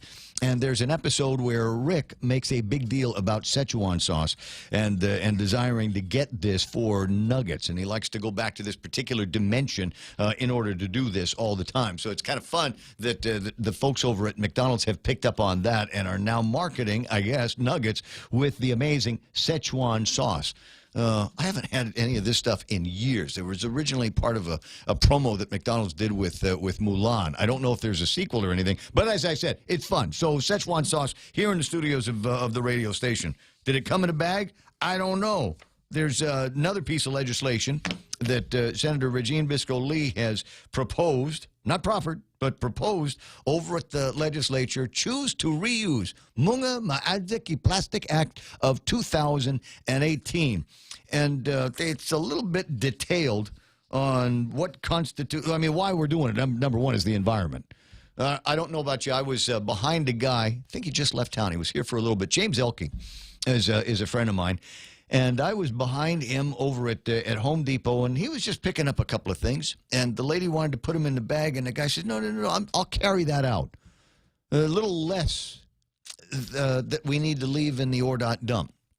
And so I have taken that as a practice. Generally, unless there's a lot of items, I'm okay to carry the stuff out. It's all right. I just, put it underneath my arm or stick it in my pocket on the way out of the store. I don't generally need to use a plastic bag, so I do my best to curtail that as much as I possibly can. And I bristle I absolutely bristle when I go to some places. There's some stores that you go to, and it seems like they want to put one item in one plastic bag and give you another item in another plastic bag, and pretty soon you're back in the kitchen, and it's more of a chore to figure out what we're going to be doing with all these plastic bags, because I like to, if I can, reuse them.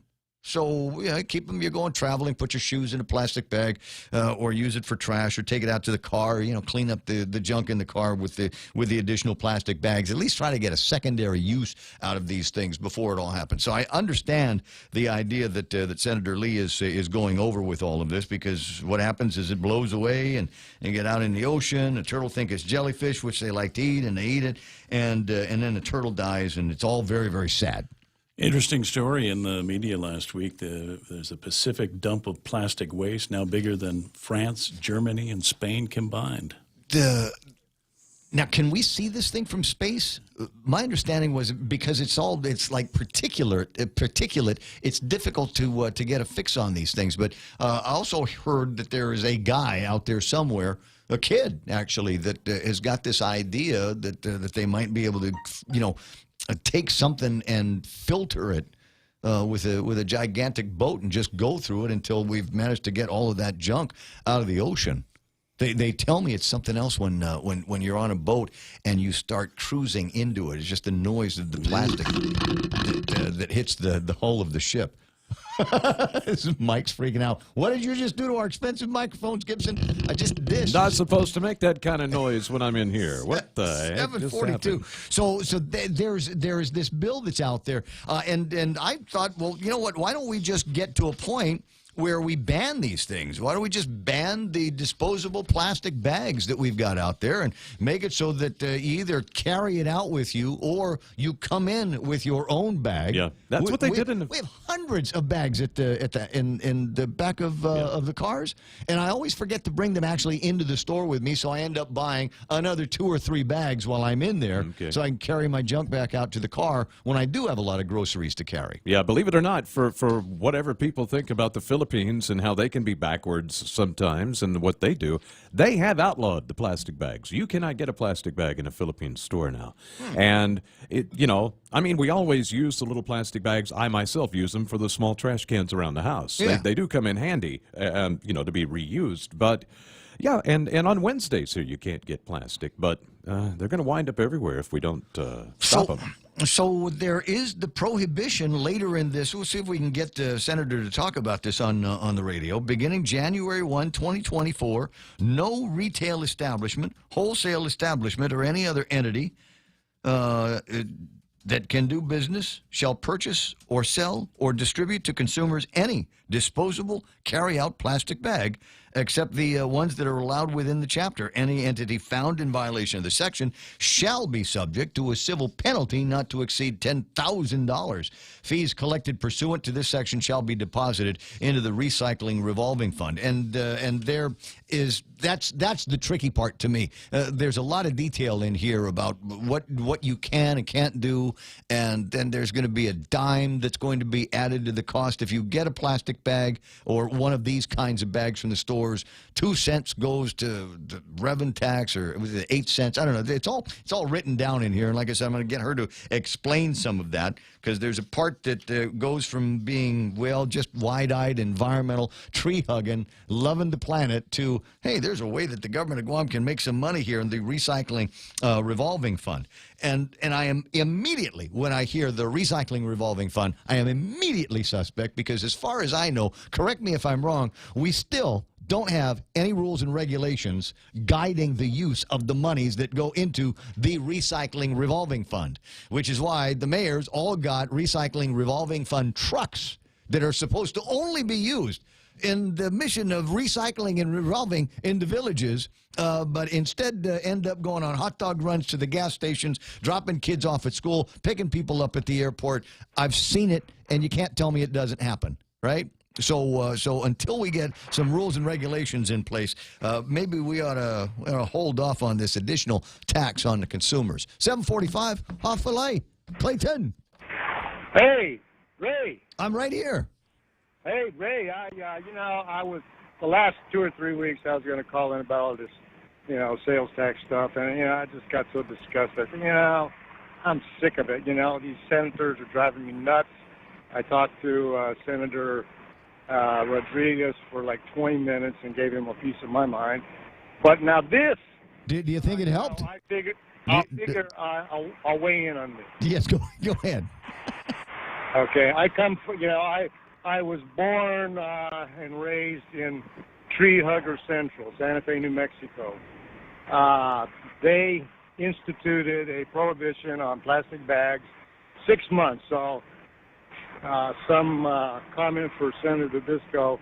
Let's 2024, just give them 6 months, give them a year. No more plastic bags, period. You cannot get a plastic bag anywhere in Santa Fe, New Mexico. Not for your takeout, nothing. And I think they even banned styrofoam takeout box containers that have to be in paper. And just do it. You don't have any choice. Do it. And never mind 2024. How about January 1st, 2019? That's plenty of time for people to order paper bags, or it will force you to bring in your own bag, and they charge you a fee if you use one of the store's paper bags. That's it. Benevolent dictatorship.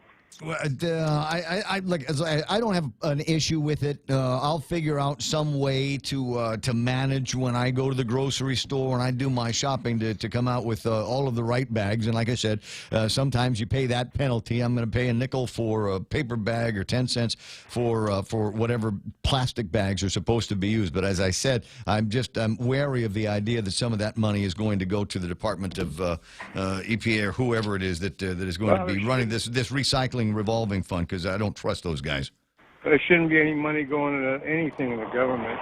Just tell all of the stores, every single store, you can no longer have plastic bags for anything, period.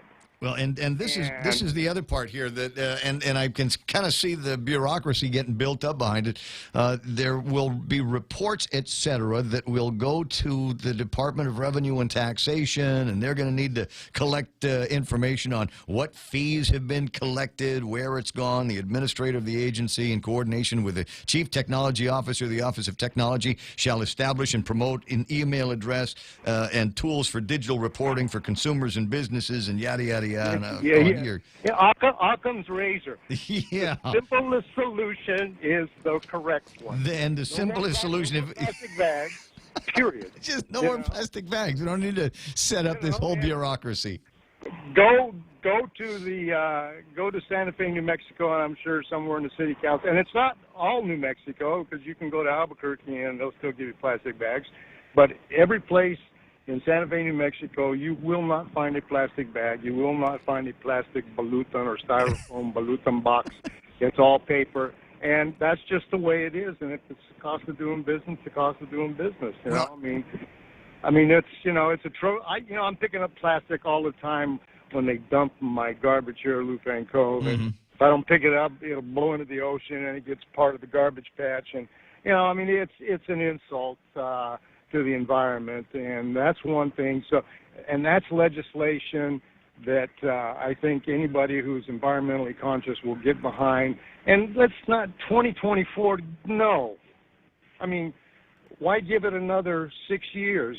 January 1st, 2019. No more plastic bags. Period.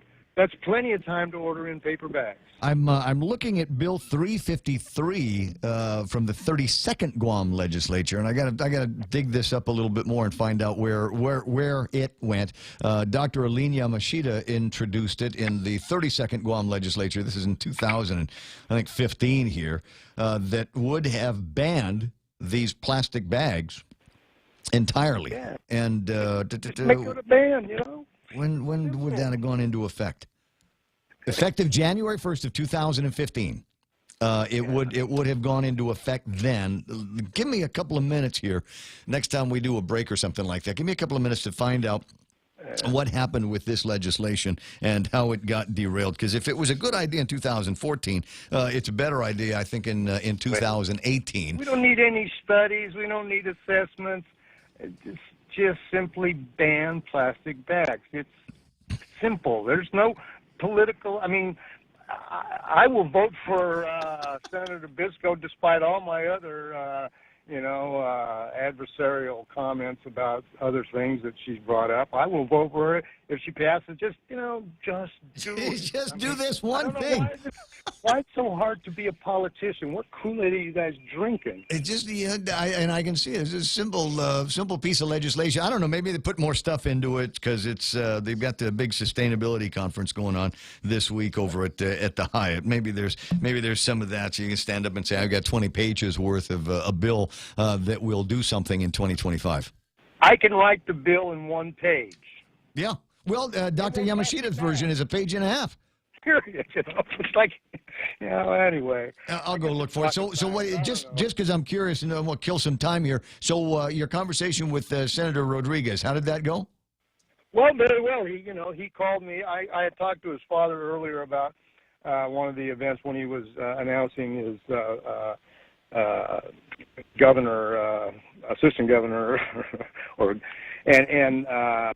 so he called me back, and it was a very nice conversation. I said, these are some things. I said, I understand you guys got a lot to tackle with, but you're making it too difficult. Institute a 2% sales tax, and eventually get rid of the gross receipts tax once you can, get through the bond issues, and then just make it a 6% sales tax, and that's the way it is. Exempt, drugs and food and, I guess hygiene products or whatever necessities, and then everything else is taxed. And I mean, it doesn't have anything to do with a duty-free port. There is no duty on any goods that come into Guam from anywhere. So the sales tax. I mean, everybody in the world is used to a sales tax. People in Asia, people in California. We're getting off cheap. They should double the real estate tax. My problem is, I think in simple, pragmatic terms, and I try not to make life complicated. Mm-hmm. And I have to do that here at Lupanco. I have a small city. I'm faced with the same things on a much smaller manner. But, I utilize the benevolent dictatorship rule, and it works pretty well. Gotcha. If you've got it, see if we can give her a ring. I'm sorry, just looking at a couple of other deals that I want to move forward with. And I don't disagree too much. I think that Dennis was shooting in the wrong direction, going after the banks and the insurance companies. Yeah. Anytime I hear a Democrat use the words fair share, I immediately get that squidgy feeling. Yeah, I don't want to pay more taxes for my health insurance. I pay $13,000 a year already. I don't need to pay any. I don't need to pay any more premiums. I don't need. The banks will be impacted. So make it a sales tax. Let's not make life complicated. Well, there's the complication of it, and then there's the complication of the implementation. And when we start talking about people that we trust to get it right, I'm also kind of concerned that all of the brainiacs in the government of Guam are going to get together and come up with rules and regulations on how this new sales tax is going to work. That will be just as complex and confusing as they can make it. If we were the only community in the entire United States that was trying to implement a sales tax, I could agree that. You could what? I agree. I'll try it again. That maybe we need to go through hoops and hurdles to get it done, but we're not, and it's been done before. All right. Well, what else do we have here? Do you remember Shelby Shapiro, my friend Lee Weber writes? I was talking about everybody get together and forget going to law school. Just go take the test. Just go and take the test. July 25th and 26th, the Guam Board of Law Examiners is going to be accepting applications for the July 2018 bar examination. And as I'm fond of saying, and I will say this about doctors, I will say it about lawyers, I will say it about airline pilots, etc., is I know many of them, and they don't strike me as that much smarter than me. Not to say that I'm the smartest guy in the room. I'm prone to doing some really dumb things from time to time. But you know what? It's just a test. And the same way that we used to practice for the SATs, the same way that I practiced for my ham radio licenses, that are not easy by any stretch. So how did you do on the SATs? Very well.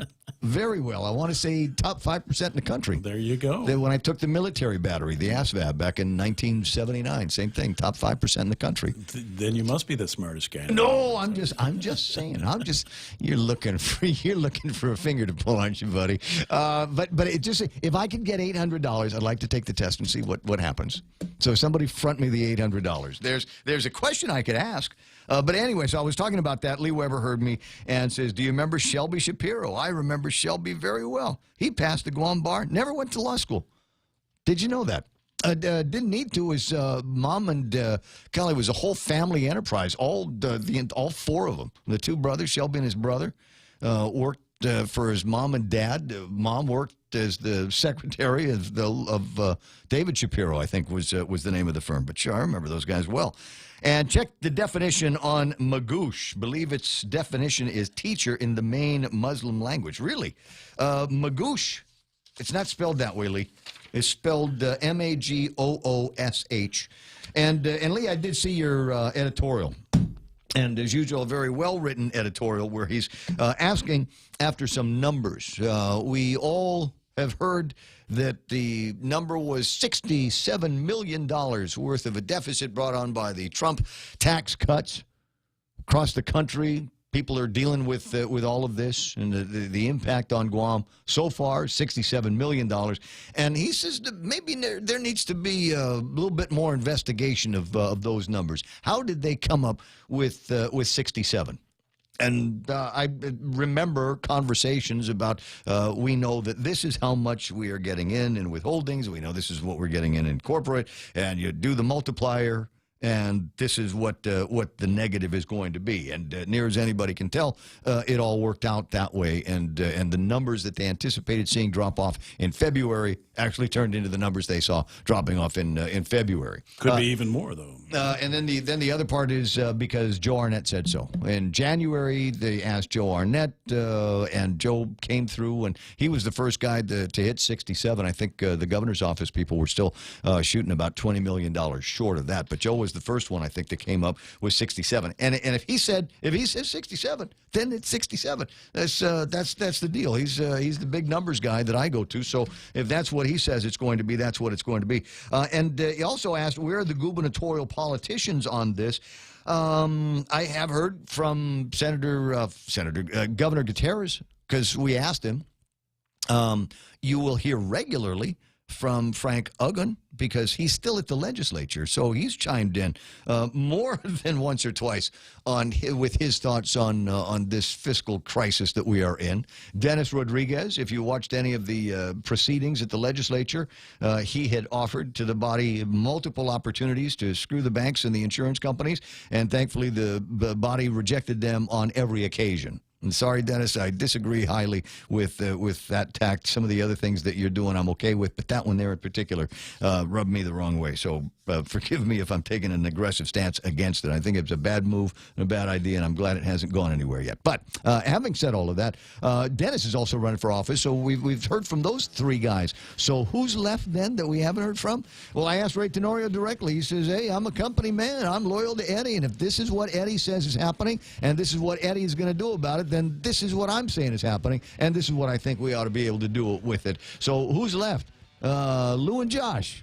And I have not yet heard anything from that gubernatorial team on how they would deal with it now, how, if elected in the upcoming election, how they're going to deal with it.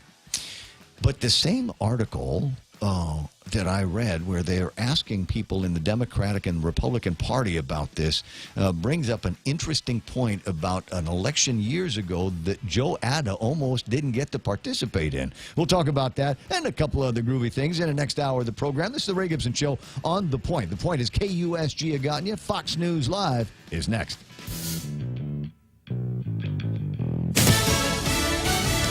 Waiting on a gun bill. I'm Paul Stevens, Fox News. Despite thousands marching Saturday in Washington and all around the U.S., any major gun control legislation is likely some time off. $1.3 trillion spending bill, the last opportunity for Congress to enact major gun legislation before the midterms in November. And yet, legislators declined to include any significant reforms. While the bill includes some additional school safety measures and modestly strengthens background checks, it doesn't impose new limits on assault weapons or increase the legal age for purchasing rifles and semi-automatic weapons from 18 to 21. Fox's Gillian Turner in Washington. The nationwide average price on the rise over the past couple of weeks of gasoline to $2.66 for a gallon of regular, a 7-cent jump thanks to rising crude oil prices. This average price of $2.66 is 32 cents above where it was last year. It also is about the price we paid 6 weeks ago. Industry analyst Trilby Lundberg with the Lundberg survey. St. Louis has the lowest average price in the lower 48, $2.22 a gallon. San Francisco the high at $3.54. Former President Barack Obama saying the world needs to work together to rein in North Korea's nuclear ambitions. North Korea is a real threat. Pyongyang has consistently pursued the development of nuclear weapons. Kim Jong-un is not shy about announcing his intentions to produce even more nuclear weapons. Mr. Obama in Tokyo at an event held by a Japanese nonprofit group. NCAA March Madness, another ticket punch for the men's Final Four. Top seed Villanova and Coach Jay Wright move on. A dominant force in college basketball. Jay Wright has the Wildcats back in the Final Four for the third time in a decade. That call on Westwood One, NCAA Radio Network. Villanova beating Texas A&M 71-59 in Boston. Now heading to San Antonio next weekend. Fox News, fair and balanced. Triple J says yes. Zero down? Yes. 1.9% financing? Yes. Easy trade-in? Yes. No payments for 90 days? Yes. We'll have you saying yes, too, to these amazing deals. Like our big boy truck, the Ford F-150 at only $217 per paycheck. Or the top safety pick Mazda CX-5 Sport at only $194 per paycheck. Or turn heads in the Mazda 3 Sport or the sleek and sophisticated Kia Soul. Both for only $129 per paycheck. Visit us online at triplejguam.com. Some conditions apply. See dealer for details. Triple J, customers first.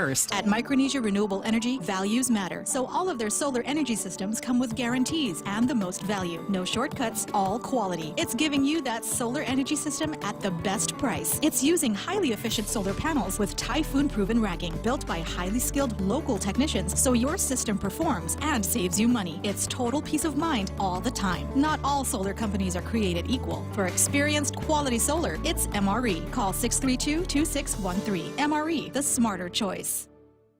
More than 100,000 in Puerto Rico still in the dark 6 months after Hurricane Maria.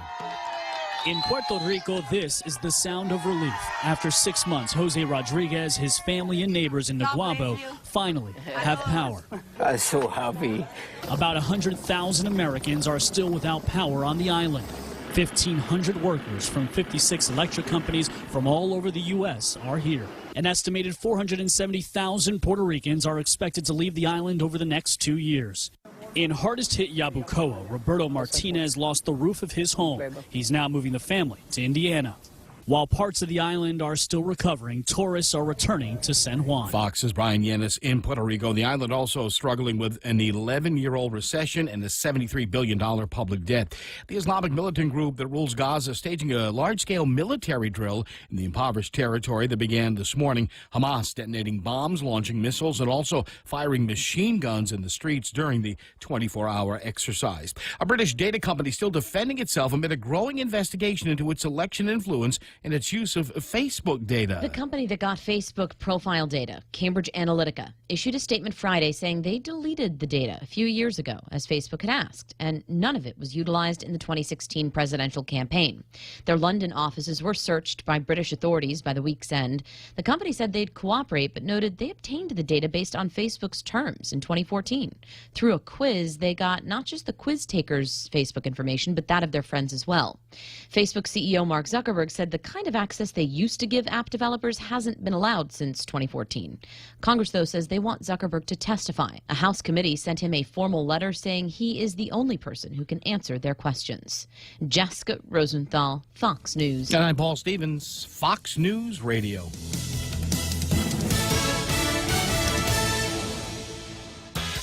$7 meal from Circle K. Get your choice of 2 Nathan's all-beef hot dogs or a half-pound Nathan's all-beef footlong, a big wrap bag of chips, and any size Polar Pop. That's a giant deal of a meal, all for only $7. Circle K.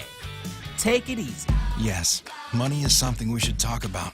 and plan for and use to make life better.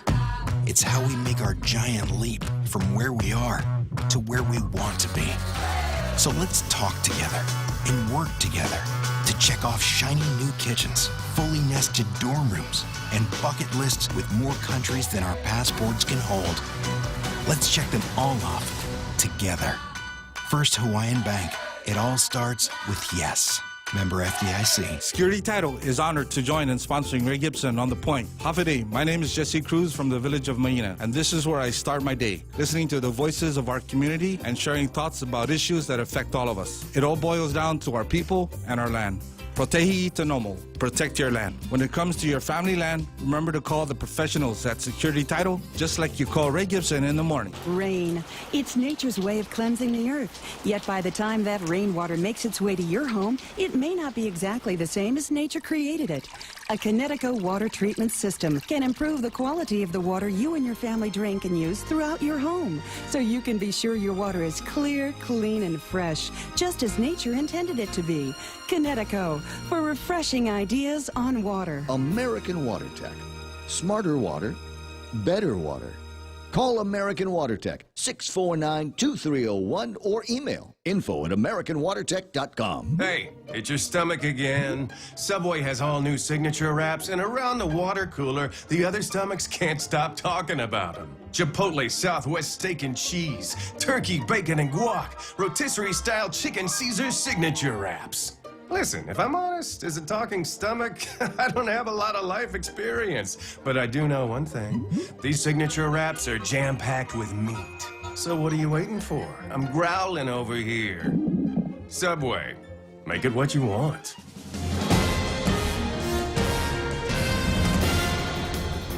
Hafiday and good morning, Guam. News time here at The Point is 8 minutes past 8 a.m. this Monday morning. I'm Kevin Kerrigan. Here's a look now at some of the top stories from the Guam Daily Post. Guam police have arrested 31-year-old Jonathan Ross Pangilinan of Chalan Pago on suspicion of murder in the fatal assault of his 35-year-old co-worker, Librick Manglonia. Both were employees at the tuning car dealership Atkins Kroll, where they reportedly got into a fight in the parking lot following a company-sponsored Mace Chamorro celebration Friday night. AK Communications Director Ernie Galito issuing a statement Saturday saying the company was saddened by the news, extending their prayers and deepest condolences to Librick's family. Guam Medical Examiner Dr. Aurelio Espinola expected to perform an autopsy today to determine the exact cause of Manglonia's death. A special economic services meeting has been scheduled for April 3rd next week, at which the fiscal realignment plan will be discussed. The plan proposes reducing the current 2018 budget by $42 million in the remaining 6 months of this current fiscal year. It was submitted to the legislature by the governor Friday afternoon as required by the new tax law. Lawmakers, however, are not required to adopt the cuts proposed in the realignment plan. Submission of the plan triggered the implementation of the temporary increase in the business privilege tax, which will rise to 5% next Sunday and stay there until the end of the fiscal year when it reverts back to 4%. On October 1st, then, the 2% sales tax will begin. We'll have more news after this. Wendy's welcomes the new Smoky Mushroom Bacon Cheeseburger, featuring smoky sauteed portobello mushrooms, melted Asiago cheese, crispy applewood smoked bacon, and crunchy fried onions atop a juicy beef patty. For those craving the same great taste, Wendy's Smoky Mushroom Bacon Potato is also loaded with sauteed portobello mushrooms, cheddar cheese sauce, and crispy applewood smoked bacon. Here, for a limited time, get a delicious Smoky Mushroom Bacon Cheeseburger and Smoky Mushroom Bacon Potato today. Wendy's. Now that's better. Do you suffer from eye strain? If you work at a computer, follow the 20-20-20 rule. Every 20 minutes, look 20 feet away for 20 seconds to reduce eye fatigue. Ensure you have the optimal prescription for your contact lenses and glasses. Early stages of common eye diseases typically have no symptoms and can only be detected with a comprehensive dilated eye exam. Call Lombard Health today to book an appointment at 989-4747. Guam's best eye care, one patient at a time. 10 minutes past 8 a.m. here at The Point. In a cost-cutting move, the Civil Service Commission has reduced the number of hearings it will schedule monthly to just 2. The commission often has held as many as 8 hearings each month. The schedule reduction has raised concerns about a delay in justice for the appeals and grievances filed by public employees. Civil Service Commission chief disagreed. Executive Director Peter Calvo telling us, I don't think that's going to happen. Public Law 33-35, he said, requires cases be heard within certain fixed time periods, and he said we're keeping to those limits. Calvo said there are no cases beyond that law except for those that are being appealed in court or cases that are in the judicial system. In related news, Senator Mary Torres yesterday introducing legislation that would give the managers of GovGuam agencies up to 90 days to file a notice of adverse action. Under current law, a notice of adverse action must be issued to an employee no later than 60 days from the date management knew of alleged misconduct. In a statement yesterday, Torres said that the Bill number 267 allows ample opportunity to determine the facts and reduce the likelihood that a misbehaving employee will prevail on a procedural technicality. The FBI has announced that they're offering advanced training in the hazards posed by improvised explosives and potentially dangerous chemicals. The Chemical Industry Outreach Workshop is intended for public safety officials on Guam, as well as others who work with various chemicals on island, like the suppliers of pool chemicals, beauty supplies, and home improvement materials. A release from the FBI says that the workshop will include a demonstration on the effects of improvised explosives to underscore the potential dangers of particular chemicals. The one-day workshop is being offered for free on 2 occasions, the first one on Wednesday, April 18th, and then on Thursday, April 19th. Contact the FBI to learn the exact time and location of those workshops. For these stories and more, log on to postguam.com or pick up a copy of today's Guam Daily Post. Here's Ray with some weather. What's it looking like today and tonight? Partly to mostly cloudy skies, breezy, isolated showers, easterly winds up to about 25 miles an hour, and daytime highs near 88 degrees. Overnight lows tonight, 76 degrees. Sun will set about 6:32. Sunrise tomorrow morning, 6:20-ish. Breezy conditions continuing today as Tropical Storm 3W Jalawat slowly strengthens and moves away to the west. The storm forecast gets slightly stronger as it makes a turn to the north today and tomorrow. The curving northeast away from the Philippines, passing north of the Marianas over the next couple of days. And according to our resident weather guru here, Mike says nothing to worry about. Might ruin the day for a couple of fish. Otherwise, it's going to be all right. Other local concerns on the weather: the fire weather watch remains in effect through tomorrow, and there's a high risk of rip currents through late Tuesday night along east-facing reefs. I expect with all the wind that we've been getting lately that's probably going to get extended just all the way through. Listen, just don't go into water on the eastern side of the island until we are out of this mess. It's 8:13. That's news and weather together here on The Point. The implementation of a new sales tax is a complicated matter and requires much more than just declaring it done. An agency will write the new tax code and with new details, procedures, and potential problems in mind. The team of Gutierrez Bordallo is concerned that this will not solve our current fiscal problems. Our team would streamline the government, reducing non-essential employees and services instead of taxing our suffering community. We need leadership. We need Gutierrez Bordallo. I'm Carl Gutierrez, and I approve this message. Groovy. Portions of the program brought to you by King's Restaurant, serving Guam favorites for decades now. Over 40 years, feeding you and your family. Always open, always local. It's King's. Are you a veteran or on active duty looking for a home loan and VA eligible? Then Bank Pacific stores are open to you, where we are a VA-approved preferred lender. That simply means we can give you faster credit approvals and loan closing. And with today's super low rates, you just can't go wrong. Bank Pacific's My VA Loan, where we're open to closing your loan in a hurry. Bank Pacific, where others put branches, we place roots. Equal housing lender, credit conditions apply. Viva Bank Pacific. Okay, so it says Wendy's. Am I actually reading Wendy's yes, this time? we get This time it's the an wonderful actual Wendy's. goodness of the smoky mushroom burger. Because I got the thing with the strawberry shortcake and the fresh lemon pie ice cream ready to go. Oh, that's nice. That's for cold later. stuff. Okay, That's for dessert. So go to Wendy's, the new smoky mushroom bacon cheeseburger.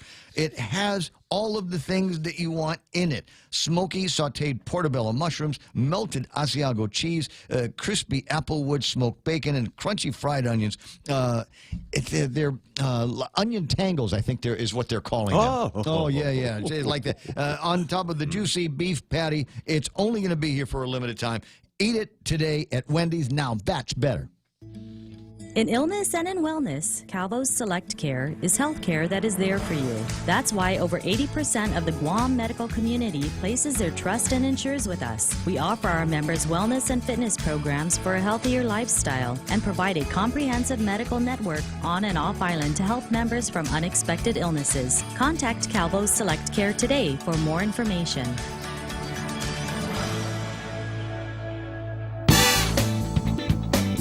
The Ray Gibson Show, your new News Talk headquarters. 888-825-5888-TALK is the telephone number. Ray Gibson Show at gmail.com if you want to send me something. But Manny, if you're listening, the email that you sent with the winner information for the running of the Guam Marathon yesterday, I didn't get. There was no attachment. So you need to resend it this time with the attachment so that we can make the appropriate nods to the guys and the girls that won in all their different placements and divisions on what is arguably probably the second toughest race anywhere.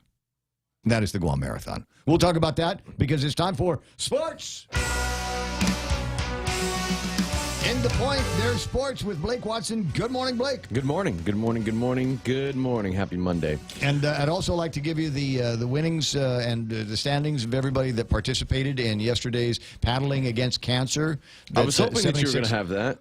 Yeah, but I wasn't paying attention when they were handing out the awards. I think it's like GTA did really well. Yeah. They had two teams. GTA did great. Uggen Store did great. Uggen Store did good. Let's see here. 9th annual, correct? That was the 9th one. Yeah. And there, I saw a bunch of cool pictures. There was a bunch of teams out there, and it looked like a lot of fun. They had a second one. I think the team that you're talking about with the capes, I think that was ITNE. I'm looking at them right now. That's they call themselves Cut and Pika. Yeah, it was superhero themed this year. Yeah. Last year, I think, what was it, 80s or something? Oh, I don't know. 80s, I think so. I think so, yeah. But So this year- but a good time was had by all. You know, I was under the iConnect tent all day long. I was actually not under it. I was by it, which is why I'm so red here today, because I wanted to get some color. I didn't realize it was going to be deep red. So that was the plan. And had a good time, did the barbecue, watched the races. iConnect team did outstanding considering it was their first time out and within seconds of the other telecoms. That's what we were shooting for. That's what we really wanted is, we don't want to win the whole thing. We just want to beat the other telecom companies. So we'll check out the standings on that later on. It's a whole lot of fun. And it was all worth, for cancer, all against cancer. Yeah, So it was well worth having to go find parking in Tumon on a Sunday.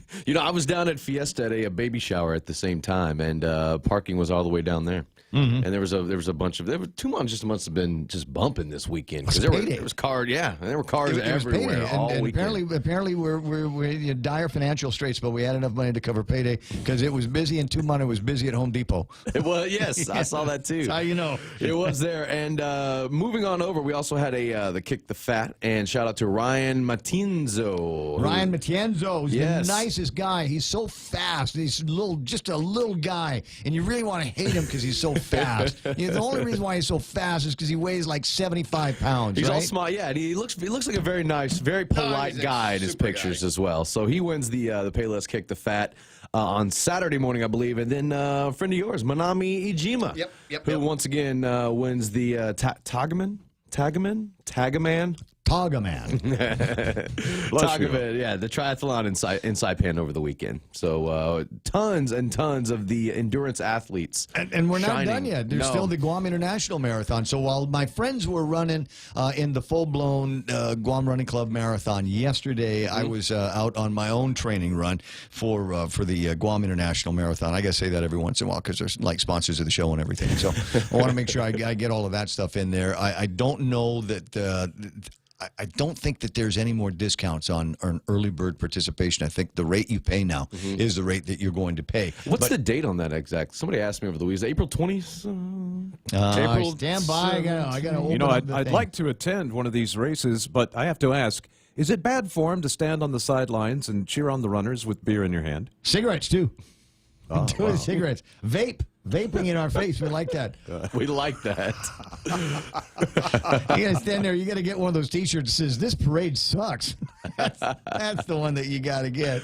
Hold on a second. Let me see if I can dig out the date. I should know. It's actually pretty soon, and I'm working really, really hard on a couple of things. Number one, to get to a pace that I can support, and then the other one is to get to a weight. A running weight. So get down. Yeah, cut the weight. I was last month about 185. I am down to 171 now. Gotta get lighter. So it's either the training or the worm came back. So one of the two things that is having an effect. But if the worm could just keep going for another few days, I want to get down to like 165, because at 165 I should be able to finish in under 2 hours. Good. Which is what I'm shooting for. So, and I saw on my way, and maybe you did too. God, I said that publicly now. On your way. Crap. Yeah, on my way, because I stay in Chalampago, so to go to Tumon, I got to drive the length of Agana, Tumoning, all that. And Saturday and Sunday morning both, nothing but runners. I mean, just they were lined up in front of Infusion. They were lined up in front of Chief Kapua Loop, just sitting down. Some of them hanging out, some of them running, some of them talking, some of them taking selfies. What you got there? You got the date? A lot of good times. What's the date there, Kev? What do you see? April 8th. April 8th. Okay, so even closer than I thought. Yeah. Yeah, I thought it was like middle of April. So I got 2 weeks to get down to 165. Not too bad. Good luck with that. You could do that. Yeah. You could do that. Also, Dude, congratulations. they got those things at Wendy's. Whatever we talking about. Stay away from those Wendy's portobello just mushroom order the burgers. salad. I can't. Order the Stay away smoky from that bacon mushroom salad. That Szechuan sauce you got there, right next to you. Yeah, that's nice. That would go good on some grits. Hey, congratulations to the 2018 Guam National MTB champions, John Martin and Lonnie Sablan. That is the mountain bike racing that they did over the weekend. And 2018 Guam National MTB champs, John Martin again, Lonnie Sablan. Shout out to them and Guam Cycling for putting on the event over the weekend. Gotcha. I'm trying to think if there's anything else going on. So, Dad, this is not your first. Is this your first year for Easter? Yes. Well, it's my second, but it'll be my first one where she's walking and all that. Last year we had to carry her, and she really wasn't walking at this time of the year last year. So this year will be her first interactive Easter. Yeah. So this is a good one. Just a reminder to all the new dads out there: if you put a dozen eggs out, make sure that you get a dozen back. Otherwise, there's going to be some fun smells the next time you're out there bush cutting, doing all of that stuff. All of that stuff. She's got her first dental appointment tomorrow morning too. Oh, how much fun is that going to be? For me, fine, but for her, probably not so much. Where are you going? Reflection Center. Okay. Yeah, over there, Dr. Coco. Gotcha. Oh, the first one's a breeze. That's the one. Yeah, that's the one. So we'll be seeing you tomorrow morning. All right. Anybody go to the Crab Festival this weekend? I saw plenty of people on the on social media. I could not go, although I did want to. I wanted to go down there. No gas for the big truck? No gas for the big truck. It's not my payday this weekend. I'd love to go. It's just so far away. Mauricio's a far. Yeah, I get 8 miles to the gallon. Yeah, and so. even if and here's the thing is, even if he had the gas in the car and got it all the way down there, the secondary problem is this big car. It's as big as Mauricio itself. Yeah. Right. You can put Mauricio in the bed of Blake's truck. It's that big. So even if he had gotten down there, would have never, ever, you would have found parking in Umatic and walk in. I cringe when I was going to go brunch. down to Mauricio to the Crab Festival, but I'm new here and don't really know my way around. So I asked someone for directions, and they were like, "Oh, here's this guy in Howley." I wound up at Retidian. So that's there you go. It's still a nice There thing. you go. Saw you coming. And so I wanted to do this here. I've been yakking about it all morning long. There's going to be a bar examination on July 25th and 26th. It's $800, but I guess if you pass it, you get to be a lawyer on Guam. Do you have to? Can you? It's a test. If you pass, so if I went and took, hypothetically, right? If I went and took that and then I passed it, would I be done here and I just start Monday? I just go apply for lawyer jobs? I'm going to say yes. I mean, is that how that works? Yes. Yeah, and that's not even hypothetical. I think that's in real life. Yeah, So you could go so and what pass I can that ask you test is, and what be school in did court. you go to? I went to GCC. I went to a cosmetology school, but I took Went to the test. RGS School of Law. I took Ray the test. just wants to borrow the 800 from you. But that is actually an interesting question. I mean, I'm is serious. That, I mean, you just pass the bar exam. Is that all you need to be able to practice law in Guam? Do you need a degree? I think just that and a license, I think. If you want a job. Call the Attorney General. call Liz Barrett Anderson and see if she can give me the splains on that. So here's an actual question that everybody is allowed to chime in on, except Mike, because Mike's got to go find Liz Barrett Anderson. A bill collector showed up at the home of a woman who was recently widowed. The collector showed her a credit card bill for $15,000 that her husband had run up while he was alive. She had previously known nothing about this credit card and was shocked to see what her husband had done. This bill collector told her that his company would not let this debt go unpaid and that according to the contract her husband had signed, she was now responsible for the bill. He never showed her the contract. He warned her that she could be arrested and prosecuted if the bill was ignored. He put a promissory note for $15,000 with interest in front of her with a pen and told her that if she did not sign it immediately, he would have no choice but to turn the matter over to the state prosecutor. The widow was scared and did not want her husband's good name and standing in the community to be negatively affected. So she signed the note, and the man left with a signed contract in hand. She could not make the payment, so 7 months later, the collection company sued her. Her attorney filed a motion to have the note declared void due to duress. What is the most likely decision of the court based on the principles of duress? Are you ready? Yep. There's choices. How old's the lady? Oh, you have choices. Okay. And the number one, the note was signed by the widow under duress, so it is voidable by her. The very fact that this man violated the Fair Debt Collection Practices Act by showing up at her house is duress. Therefore, the contract is voidable. Choice number two, the contract is not voidable because the widow did not have to sign the paperwork. There was no imminent danger. The man wasn't threatening her physically. He was not about to harm her. She could have taken time to think and consult a lawyer if she wanted, so the contract is enforceable. Choice number three, and there's four. The widow was put in a state of utter fear by this man showing up at her door unannounced and demanding that she sign the note. She was left feeling that she had no choice, so the contract is voidable by her. And number four, the threat of going to jail was irrational. It can never be considered as a threat if it is not enforceable. There were no police officers there to arrest her. The statements made by the bill collector were not true statements of law, and thus the contract is enforceable. So here's your choices, guys. Is it enforceable, yes or no? I would say, yeah. You believe that it is? That's not my personal belief. I don't think it should be, but I think by the law, probably. What do you think, Kev? I'll take number three. Number three? I was actually going to go I was going to guess two, but it's probably one. Well, one means that it is voidable. Yeah. Kevin said number three. Right. Kevin, congratulations. Welcome to the Choice Bar. What was number three again? Number three, it is basically the contract is voidable. The widow was put in a state of utter fear by this man showing up at her door. I wasn't even unannounced. listening. So The thing I want to ask about the Choice Bar is when is happy hour? When is happy hour at the bar? You know, Choice Bar, yeah. He employed one of the most interesting, important, standardized testing things you can employ. This is what they taught us. Yes. Go with the third choice. Always pick C. It's always C. It's always C. Always pick C. That's what you do. If you don't know the answer, standardized test, you pick the third one. So what was number three then? Number three, it's voidable. It is voidable. I scored It's unenforceable because actually the guy showing up at the door unannounced and demanding she sign the note. She was left feeling that she had no choice. The contract is voidable by her just based on the duress. It meets the test for duress. I think so. Congratulations, counselor. I think that's true, and I never got the logic of, oh, you know what, you owe us money, so to make sure we get our money, we're going to lock you in a cage so that way you can't make any money. We don't do debtors prison here anymore. This is not 17th century England. That's true. You don't get an iron mask anymore, right? It's 8:28 in the morning. I'm going to cut you loose here. We're going to take a quick break, get some headlines. I've got Dr. Aline Yamashita on the line, and I don't want to keep her up too long because the question is there's a new piece of legislation originally started in Youth Congress.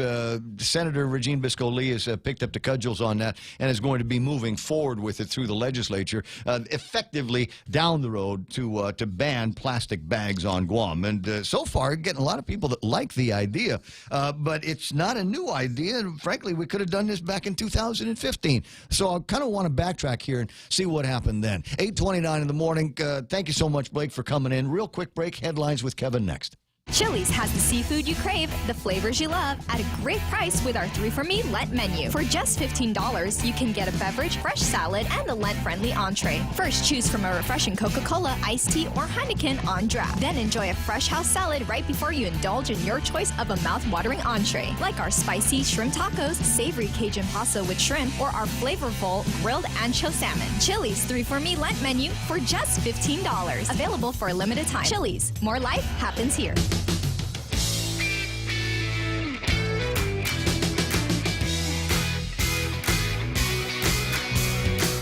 There's more questions.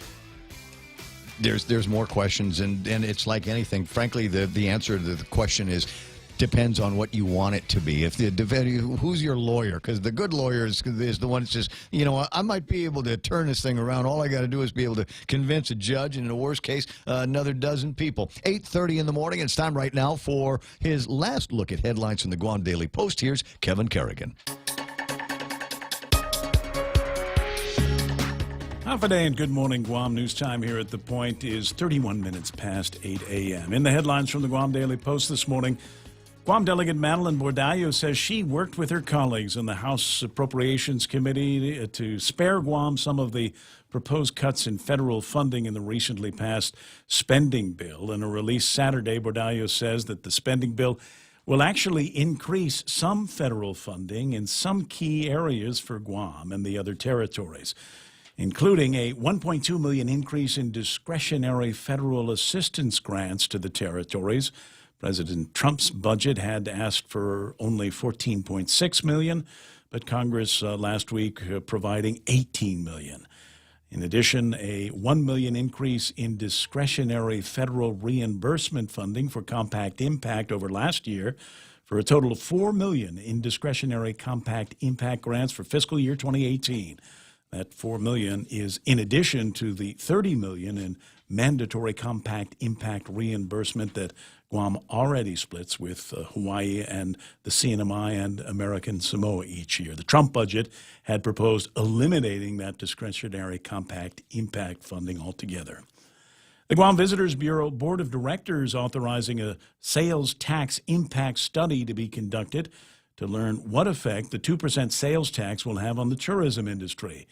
GVB wants to know what the impact will be on retail sales, hotel stays, optional tours, and visitor arrivals. The survey, expected to be completed within the next few months, it will determine GVB's position on the new tax, which is not scheduled to take effect until October 1st.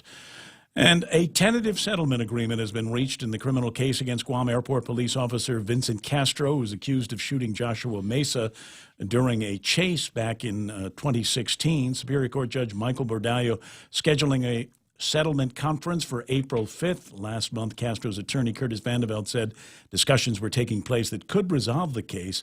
However, he declined at that time to provide details. Mesa was fleeing on his motorcycle when he was shot in the buttocks in June of 2016. Officer Castro was indicted for reckless conduct and aggravated assault. Mesa himself was accused of theft and assault on a police officer, among other charges. For these stories and more, log on to postguam.com or pick up a copy of today's Guam Daily Post. Sure. iConnect time is 8:33. Connect longer for less with iConnect's push-to-talk mobile and internet plans.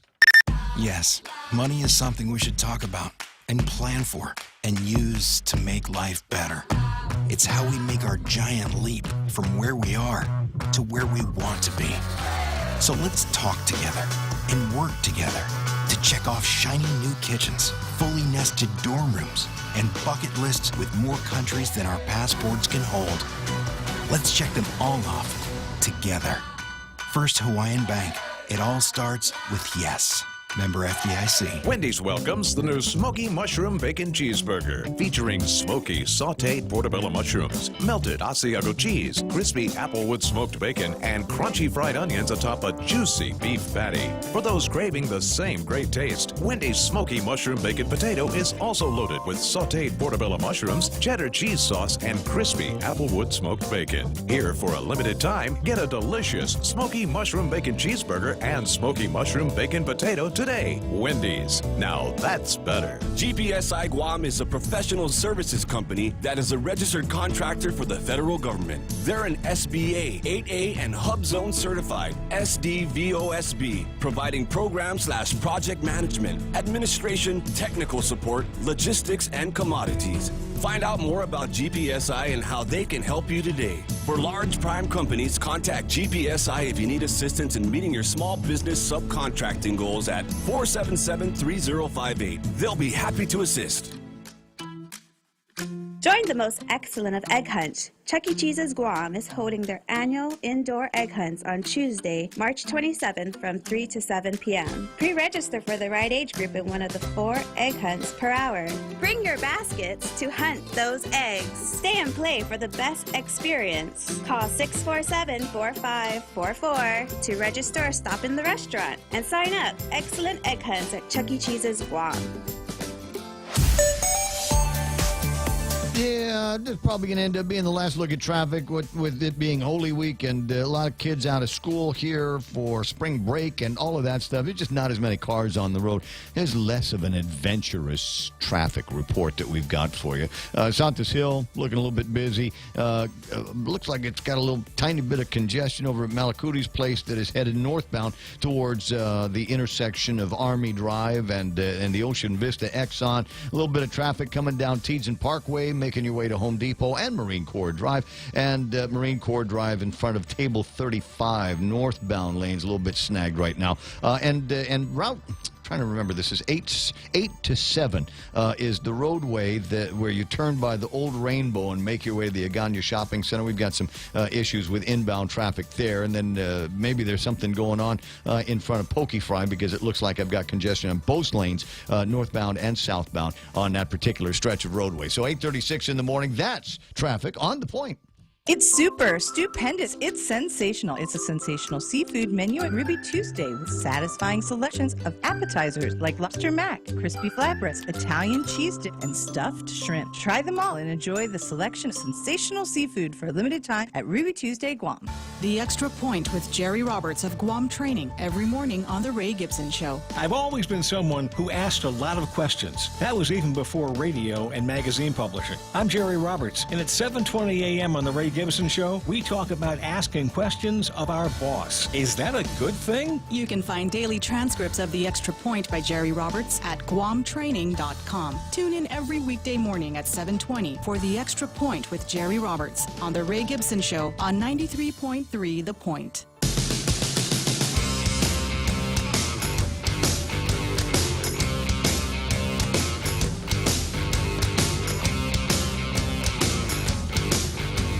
It's 8:37 in the morning, and kind of curious about a couple of things. New pieces of legislation coming out of the 34th Guam Legislature. Mary Torres has a very interesting one about changing some of the procedural protections within the Civil Service Commission, increasing timeliness, efficiency, and due process for classified employees of the government of Guam. But it looks like there's some benefit here for the taxpayers as well. So when we get a lousy employee, they can't hide behind the 60-day rule, and oftentimes that turns into a technicality here. And so I'm delighted to see that they've extended that to 90 days for an employer, for the government to bring an action against an employee after they've become aware of whatever the issue is that needs to get brought before the Civil Service Commission, or because of or due to an adverse action.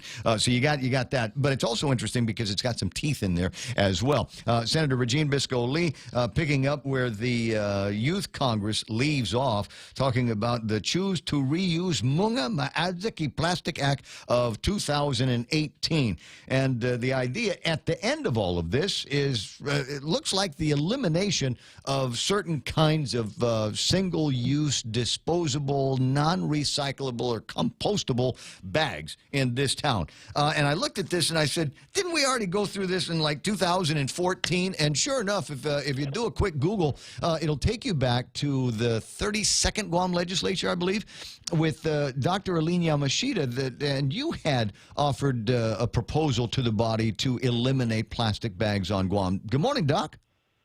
Hey, good morning, Ray. Congratulations on your talk show. I'm very, very happy for you and the island. I'm thrilled to be back on the air. I didn't realize I was going to miss it as much as I did, and now I'm kind of back in chairs that actually look like saddles. And I tell you what, it's a good time. It's interesting though, as has always been the case with issues here on Guam, is we tend to go over them. There's a lot of deja vu on issues. So when I saw this one here, it got me thinking, didn't we already have a conversation about banning plastic bags years ago?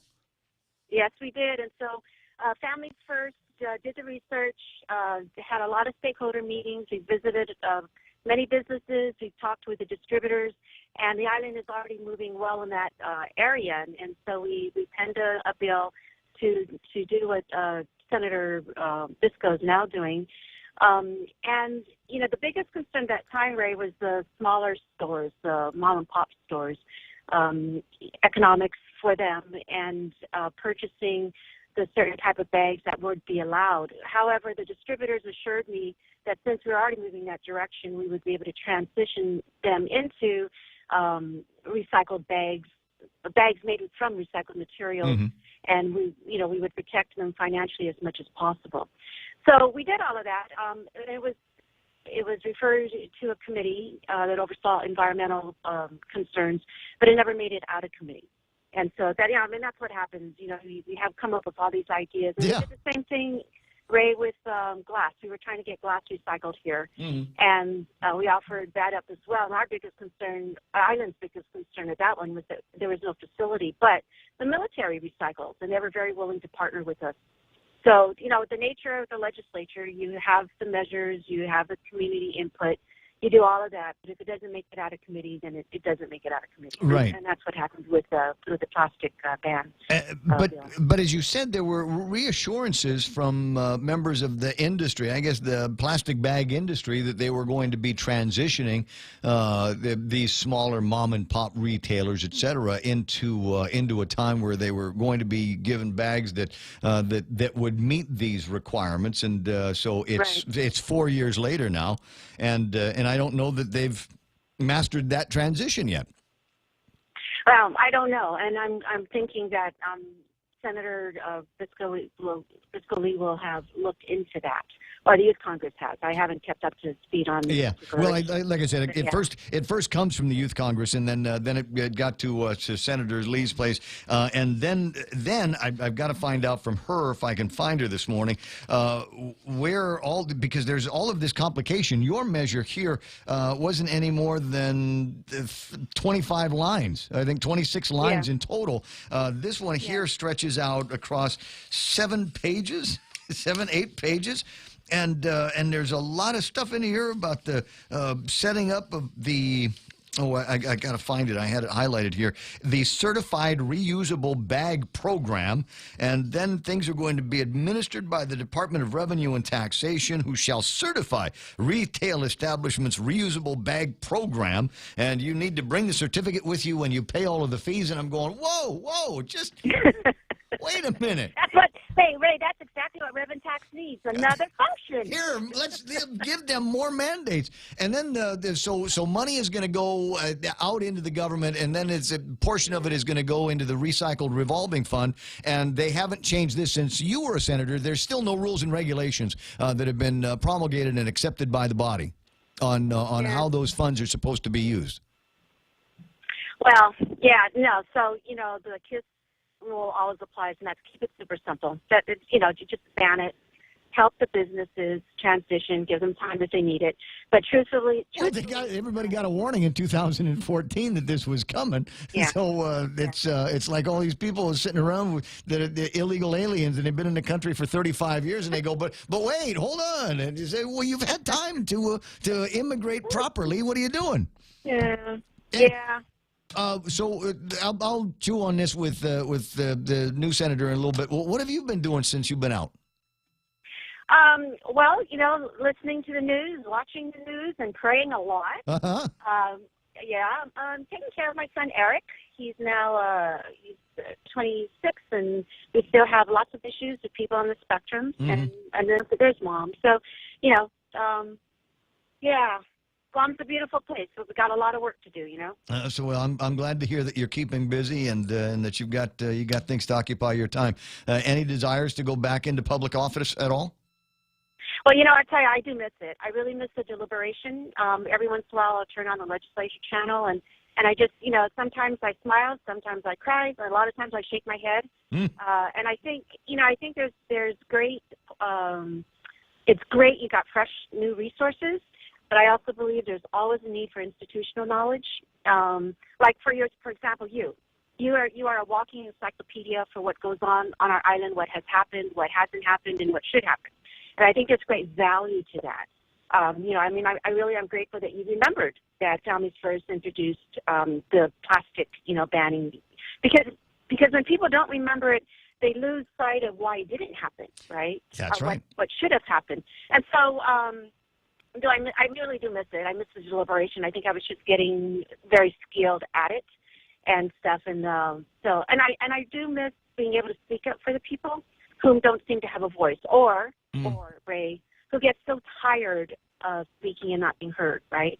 And so and those are the folks who are at risk, and those are folks who are more vulnerable than others and stuff. So I've just been elected to the Gumamami board. Hey. And that helps our folks with mental health challenges, right? And, you know, and that's a whole segment of our community who really is struggling. And so anytime, you know, you want to talk about those of us with mental health challenges, I'm very happy to speak up about what that looks like. Boy, I'd love to see more being done for that, because as each day passes and as much time as we all try to spend out in the community, the more we realize that there are people that have fallen through some serious cracks. And they used to be able to say, well, fell through a crack. Kind of makes it sound like it's a very small crack that they're falling through. But, you know, in terms of what we are still missing for folks that have got some problems, and it's the little ones, right, that turn into the big ones, and homelessness and drug abuse and CSC. There's all of these things, and in my mind, they're all the signs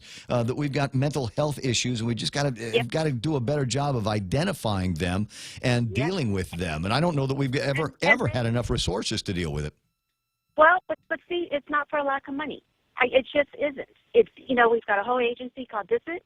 We've got DOE, who gets millions for special education. We've got a lot of nonprofits. So it's not for a lack of resources. It's a lack of networking and pulling it all together. And I'm hoping that Gumamami, Director Sam is at the helm, and he's very good at what he does. And so we're talking about how do you pull everybody together and move it forward, right?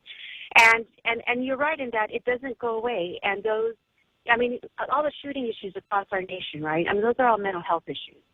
And could have been stopped, could have been prevented. Our own Chad DeSoto here. I mean, that was it's a bipolar issue, right? And so, you know, he needs to be punished for sure. But I always think about his mom, who knew something was wrong, but she didn't know how to, you know, deal with that, right? And so it's for that, and mental health here, behavioral wellness. We've got the resources, but we need to do better at strengthening the fabric of these families. And these folks need to work. They're very capable of working. But it's how do you help the employers, right? We've got laws. You know, Speaker Ben introduced the 2% law, right? That our budget needs to help at least 2% of those with severe mental health issues. But we're not addressing that. And so when these people don't work, you know, they stay home, they do nothing, and they erode, and they think of bad things, and they do bad things. So I can go on, but I'm just saying that, you know, if the point ever wants to talk about it, gosh, you know, Mr. Knight was very kind to me when he called earlier this morning. You guys have my cell number, and I'm very happy to, you know, point out whom and what. And so, well, then we'll make it a date, because I really think that's an issue that needs to be a little bit more highlighted in this community. And I'm fond of, you know, there's 1,001 things. We all read the magistrate reports, and sometimes we make jokes about them because sometimes they end up to be humorous, and ones where people aren't necessarily getting hurt, but getting arrested for doing and thinking and saying stupid things out in places. But those are all symptoms that we've got a bunch of people here that are not, and I don't know how you want to define crazy, but they're not running down the middle of the road. Don't have both oars in the water, if you know what I mean. And so we've got to be able to find these people and get them the help that they need. Not everybody needs to go to jail.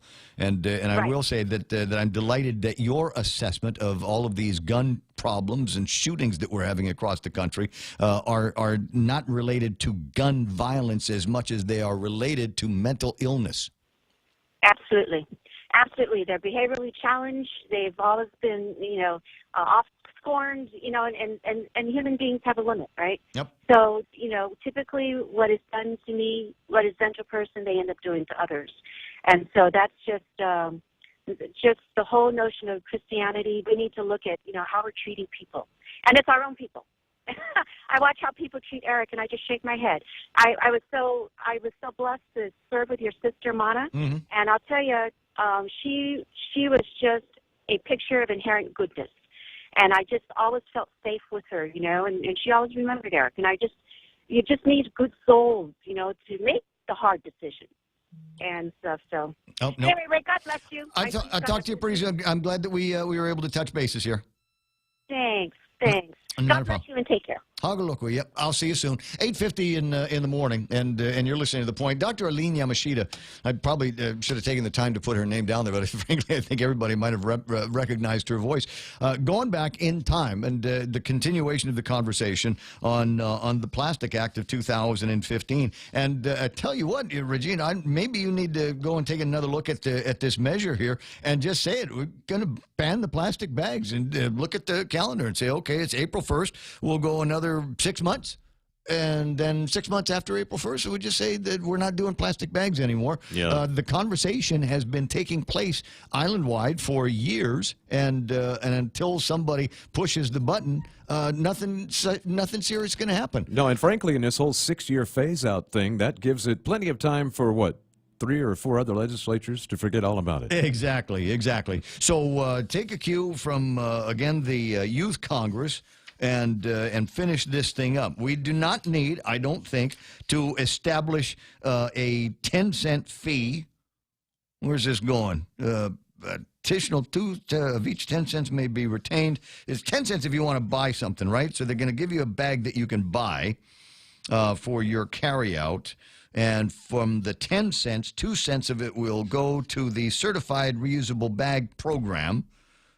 That is retained by the store, and then the other 8 cents goes to, 6 of the 10 cents shall be paid to the Department of Revenue and Taxation and shall be deposited by the department in coordination with the Department of Administration into the Recycling Revolving Fund. 50% of the fund collected shall be allocated to the University of Guam Center for Island Sustainability. You know what? Let them have their own car washes. We don't need this. And here's the idea is again, the Recycling Revolving Fund, as far as I know, doesn't have any rules and regulations on it that have been adopted by the legislature. So it's a fund. It's a blind fund at this point. So I don't think we ought to be throwing any money into it, any more money into it, until we've got a great idea on how it is going to be spent forever and ever. But like I said, it creates a certified reusable bag program, which will be administered then by the Department of Revenue and Taxation, and they will issue certificates, and the certificates shall be presented to the Rev and Tax by the retail establishment at the time of the payment of the fee. Why do we need to have all of this complicated rigmarole on the bill that at the end of it then says, on January 1st, 2024, no retail establishment, wholesale establishment, or any other entity licensed under Chapter 70 of Title 11 GCA shall purchase or sell or distribute to consumers any disposable carry-out plastic bag. Done. Why don't we just make this January 1, 2019? Yeah, fine. And then we're finished.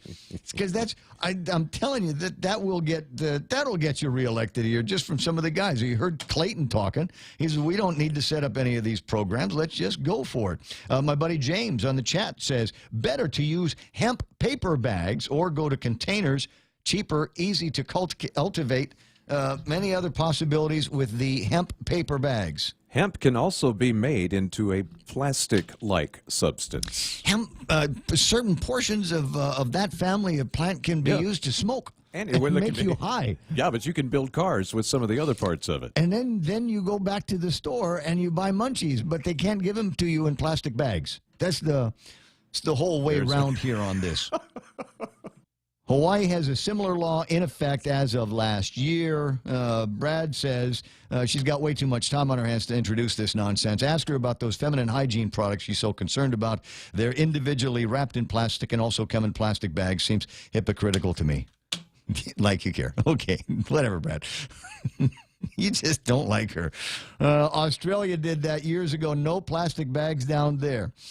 So that, it seems to me, might be the simpler plan, and maybe we'll be able to move forward with that very simpler plan here as this makes its way through the legislative process.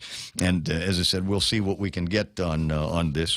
And there's a little bit of conversation going on about now being a good time to reorganize government, all departments and agencies. Yeah, where you been? Didn't I say that the first day I got back on the radio?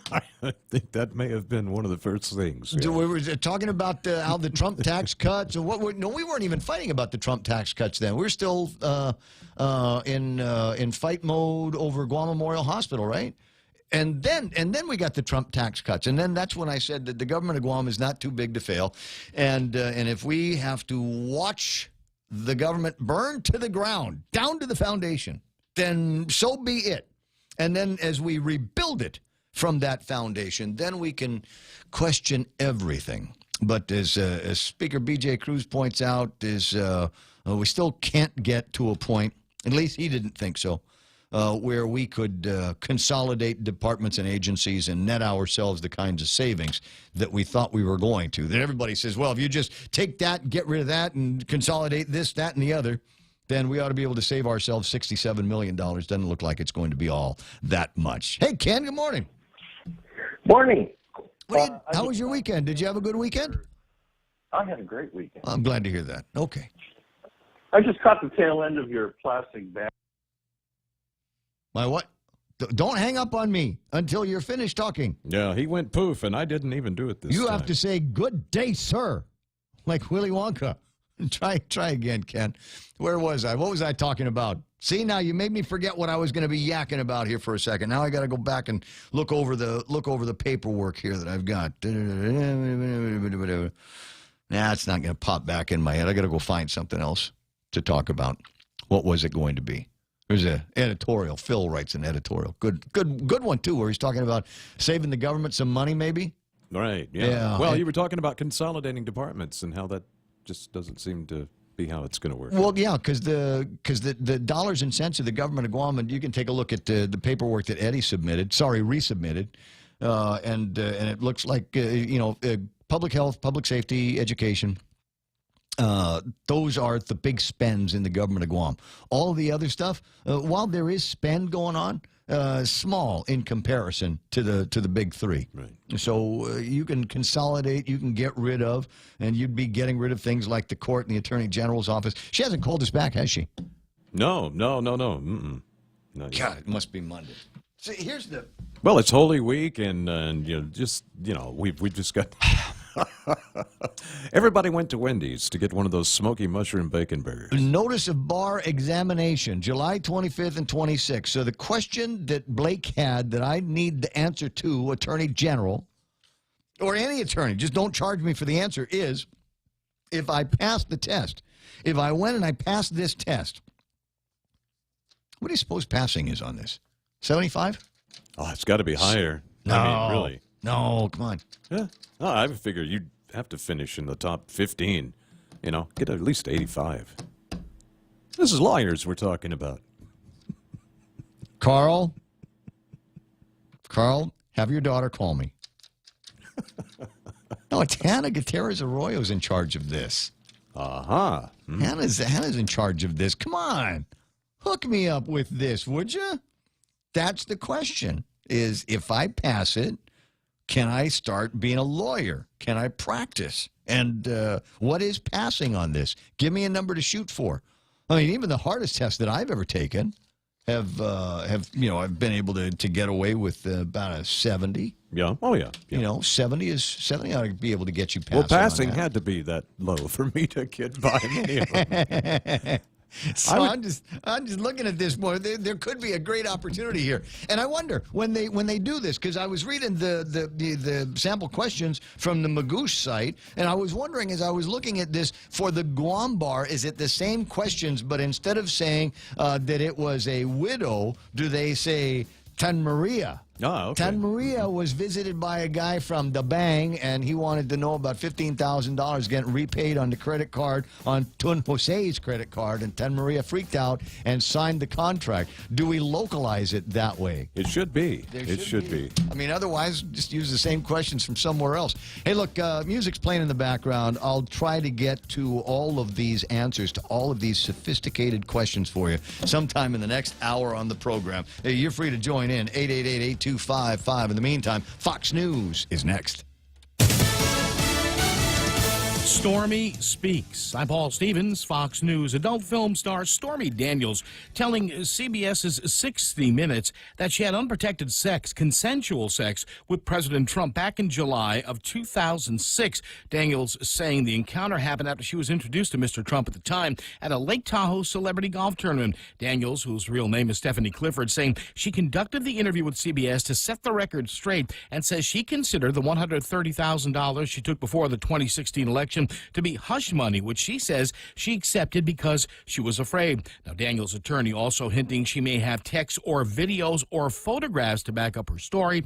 The president has repeatedly denied having a relationship with her. Meantime, a Democratic Senate member claiming the president's pick for a national security advisor has some ties to a little-known gun group. Senator Tim Kaine, the former VP choice for the Democrats, is suggesting that somehow John Bolton could have problems getting his security clearance because he recorded this video for a pro-gun group in Russia. As you can also imagine, his camp is pushing back about this. A spokesman for the ambassador says tonight the ambassador was asked by former NRA President Dave Keene to record a video for a presentation to the upper house of the Russian parliament, the Federation Council. The ambassador has never heard of the Right to Bear Arms. That's the group mentioned by Mr. Kaine until recent news coverage. Fox's Kevin Corke. John Bolton does not require Senate confirmation to become National Security Advisor. Gas prices rising over the past couple of weeks to a nationwide average of $2.66 for a gallon of regular, a 7-cent jump. In the panel of cities, St. Louis is the low, $2.22,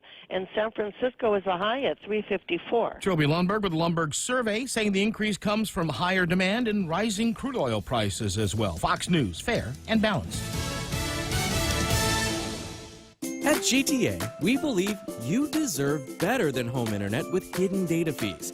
That's why all our internet plans are unlimited, because streaming your favorite shows while cooking dinner shouldn't cause indigestion when the internet bill comes. So the choice is yours. Bill shock with the other guys, or a life unlimited with GTA. Say goodbye to hidden data fees and make the switch today. GTA, your island, your network. In illness and in wellness, Calvo's Select Care is health care that is there for you. That's why over 80% of the Guam medical community places their trust and insures with us. We offer our members wellness and fitness programs for a healthier lifestyle and provide a comprehensive medical network on and off island to help members from unexpected illnesses. Contact Calvo's Select Care today for more information.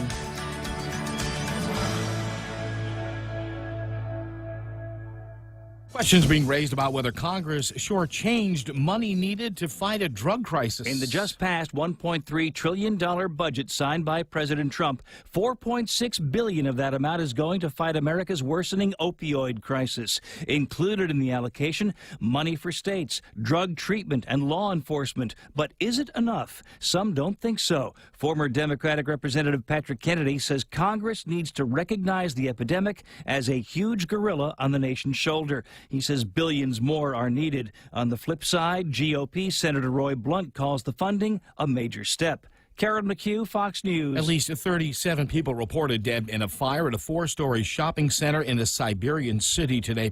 Russia's TASS news agency also saying 69 others are missing. At least 40 of those missing are said to be children. A company in the nation's capital putting its money to work helping those less fortunate. Justin DeBond says he did his time and has been trying to get back up on his feet. I got caught with 20 pounds of marijuana coming back from Mexico.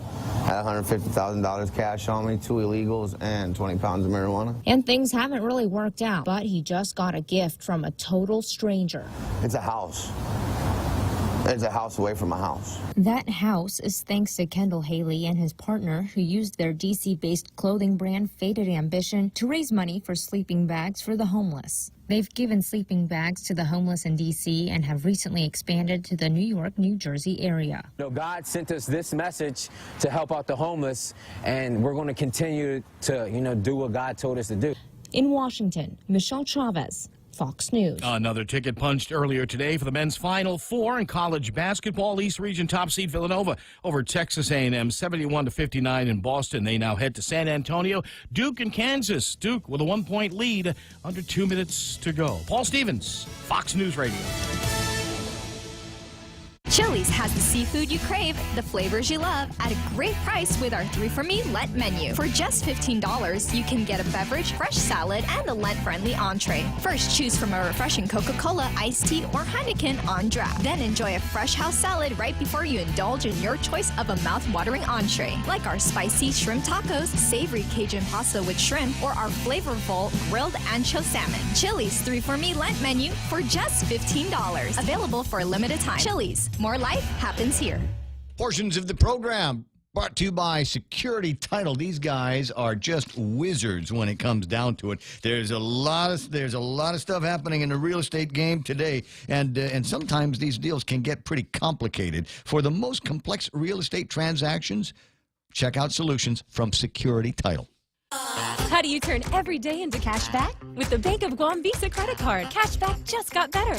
Get 1.5% cash back every month with every purchase, every pick-me-up, every filler-up, every Sunday dinner, every four-wheel spinner. Whatever comes to mind, even every stroll in the sweet sunshine. Everything your heart desires turns into 1.5% cash back every month.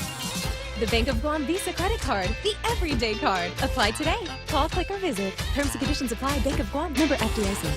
Portions of the program also brought to you by King's Restaurant. For decades, serving families like yours all your favorite grindage. Yeah, it's the good stuff. Always open, always local. King's Restaurant.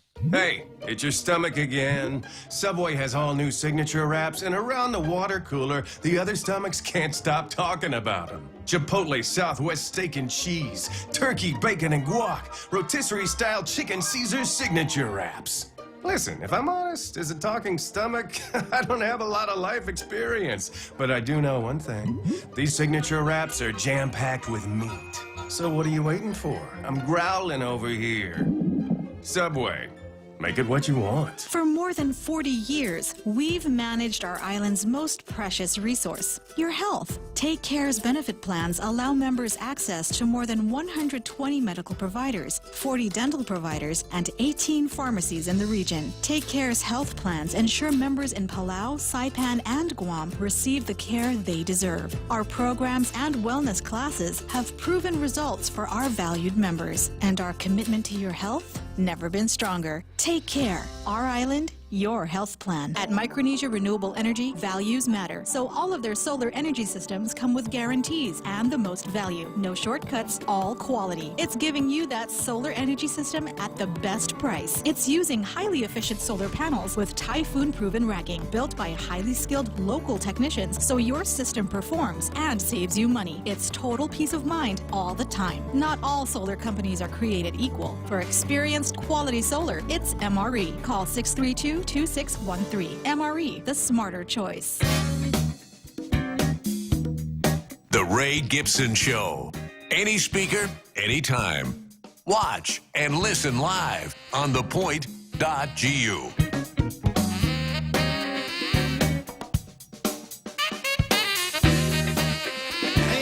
that guy. I heard of him before. 7 after 9 in the morning. My name is Ray.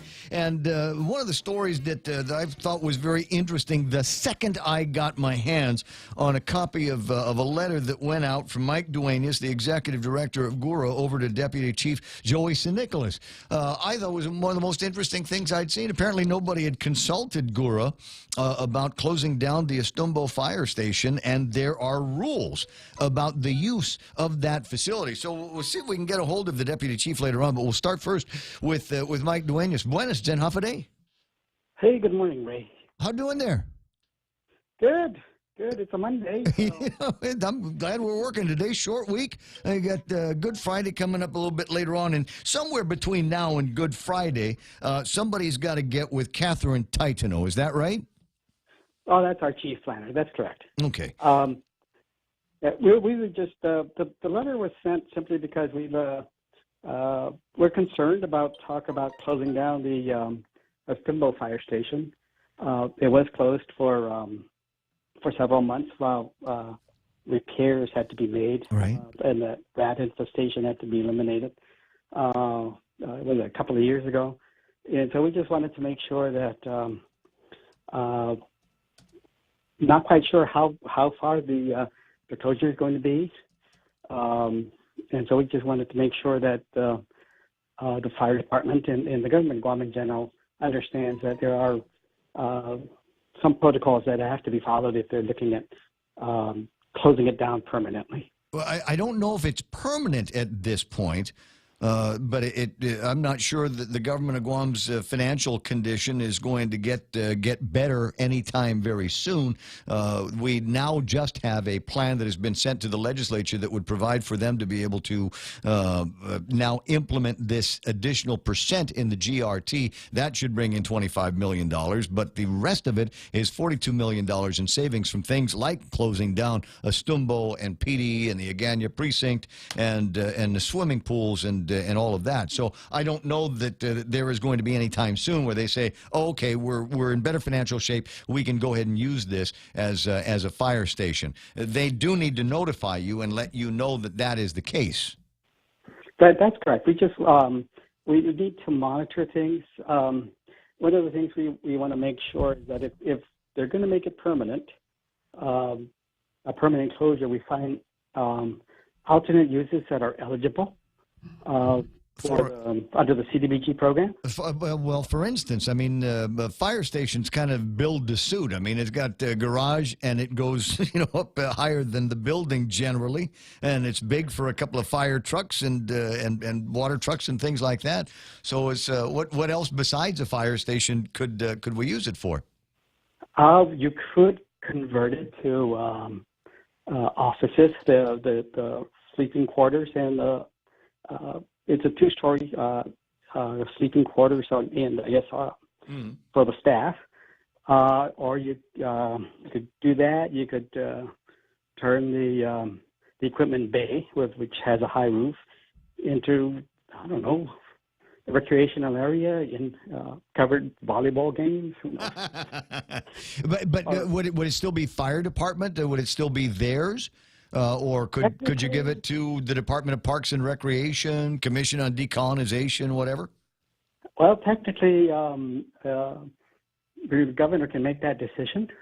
In the end, it's his call as to what to do with the facility. The government properties are not registered in the name of the various departments and agencies. Mm-hmm. They're all part of just the government of Guam. So, although the facility was built for the fire department, it was the governor basically that makes that decision to continue manning it as a fire station or to convert it to some other use. I understand. Just close it down and sell it outright. Really? Yes. As an asset, would we have to repay anything back to GURA, or any federal dollars need to be put back into a can? Yes, basically, the requirement is that it be sold at prevailing fair market value, and the proceeds then would be deposited back into the program for other uses. You got me thinking about now getting hold of Kim over at Security Title and finding out if she has any idea on what something like that might be worth, what the trail on title would end up looking like. But that's very, very interesting. So the governor could, if we needed to, identify it as an asset, and instead of having fire department guys or giving it to the dudes over at the Department of Parks and Recreations or animal cleanup or whatever, we could sell it and keep the money. Well, yes and no. The money we would technically will not go into the general fund. It'll have to go back to the program accounts here at GURA. Oh, interesting. All right, but then you could take those program dollars and implement them into other housing programs, right? That's correct. Okay, so I mean, there would be some beneficial use of that money afterwards. It's not as though it would go back to the federal government or revert back to federal coffers. Then. That's right. Yes, everything we use here has to benefit low and moderate income families. Right. That's usually no problem finding something that can an activity that can use that facility, but there is a prohibition that we cannot use it for what we call activities of general government, such as building a palatial office for GURA. That would be an ineligible activity. Yeah, I think I get the idea here, but so far nothing yet from Chief Joey on Estumbo. Are there other government properties that maybe Adelup needs to be made aware of that fall under the same rules here on the development block grant funds? Sure. There's I believe 12 senior centers that have been renovated and expanded or built using CDBG funds. Okay. There have been about a dozen Head Start classrooms built in the elementary schools. We have 3 special ed education classrooms, one in the middle school in Petey and up in Barragata Middle School. We built 2 classrooms intended to accommodate the students with special needs. Interesting. Now, did I hear that one of the swimming pools falls under this as well? The Dededo, the pool up in Dededo. That is closed. Yeah, well, it's been closed for several months while they make some renovations. The pool is 8 years old, and they've been dealing with a leak in the pump room and a few other repairs that have to be made. So Parks and Rec has been keeping us appraised of what's happening with the facility. That's why we didn't send them a letter. Right. Okay. So just the one out to Joey so far. So Dededo, because they have been experiencing issues, is there outside of just doing something for the community or making sure that the community has access to these pools? Are there any other kind of enforcements that GURA is able to make? So that, for example, using the pool as the example, or after a certain amount of time, if they're still unable to get it done, are there things that GURA can say, give it back to us and we'll find another party and let the other party run this, since the government seems to be incapable of doing it, or the government doesn't have the money for the repairs, or they cannot effect the repairs for whatever reason? Can GURA on its own say, hey, listen, you guys, you got 30 days to get it done or give it back? Well, that's the interesting thing. Technically, GURA administers the CDBG program on behalf of the government of Guam. So all the grant agreements between the government of Guam and HUD are signed by the governor. Mm-hmm. So, we're basically, this is an issue where the right hand and the left hand have to be talking to each other. Agree. And coming up with a reasonable solution to whatever issues are confronting us. So no, there's we understand the financial situation. We know it's fluid in terms of being able to have a clear-cut deadline to say this is when we're going to decide to make or break it, so to speak. So we're just the letter was basically kind of like one of those. Just in case HUD comes out to look at our files, we can show them, yes, we've been monitoring it. I see. it was as much as documentation than anything. Right.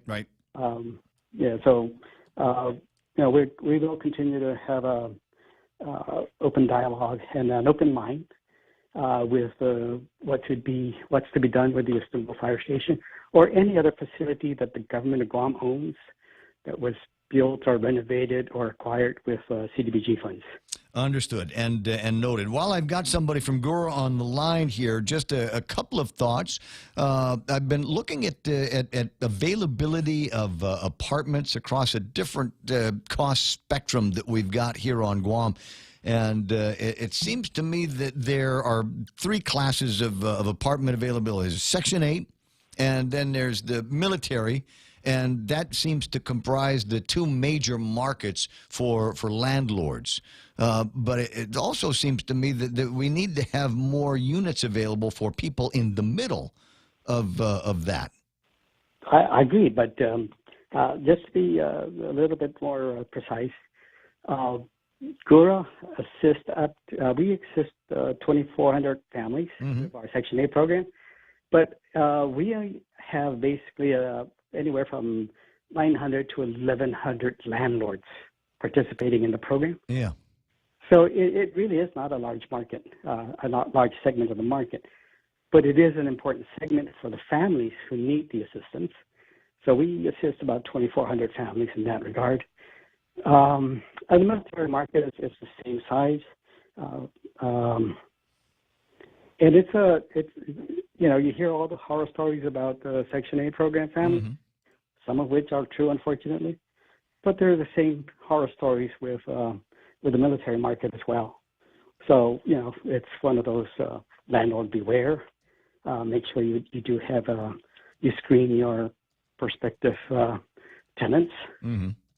And the military housing office seems to be slowly coming around.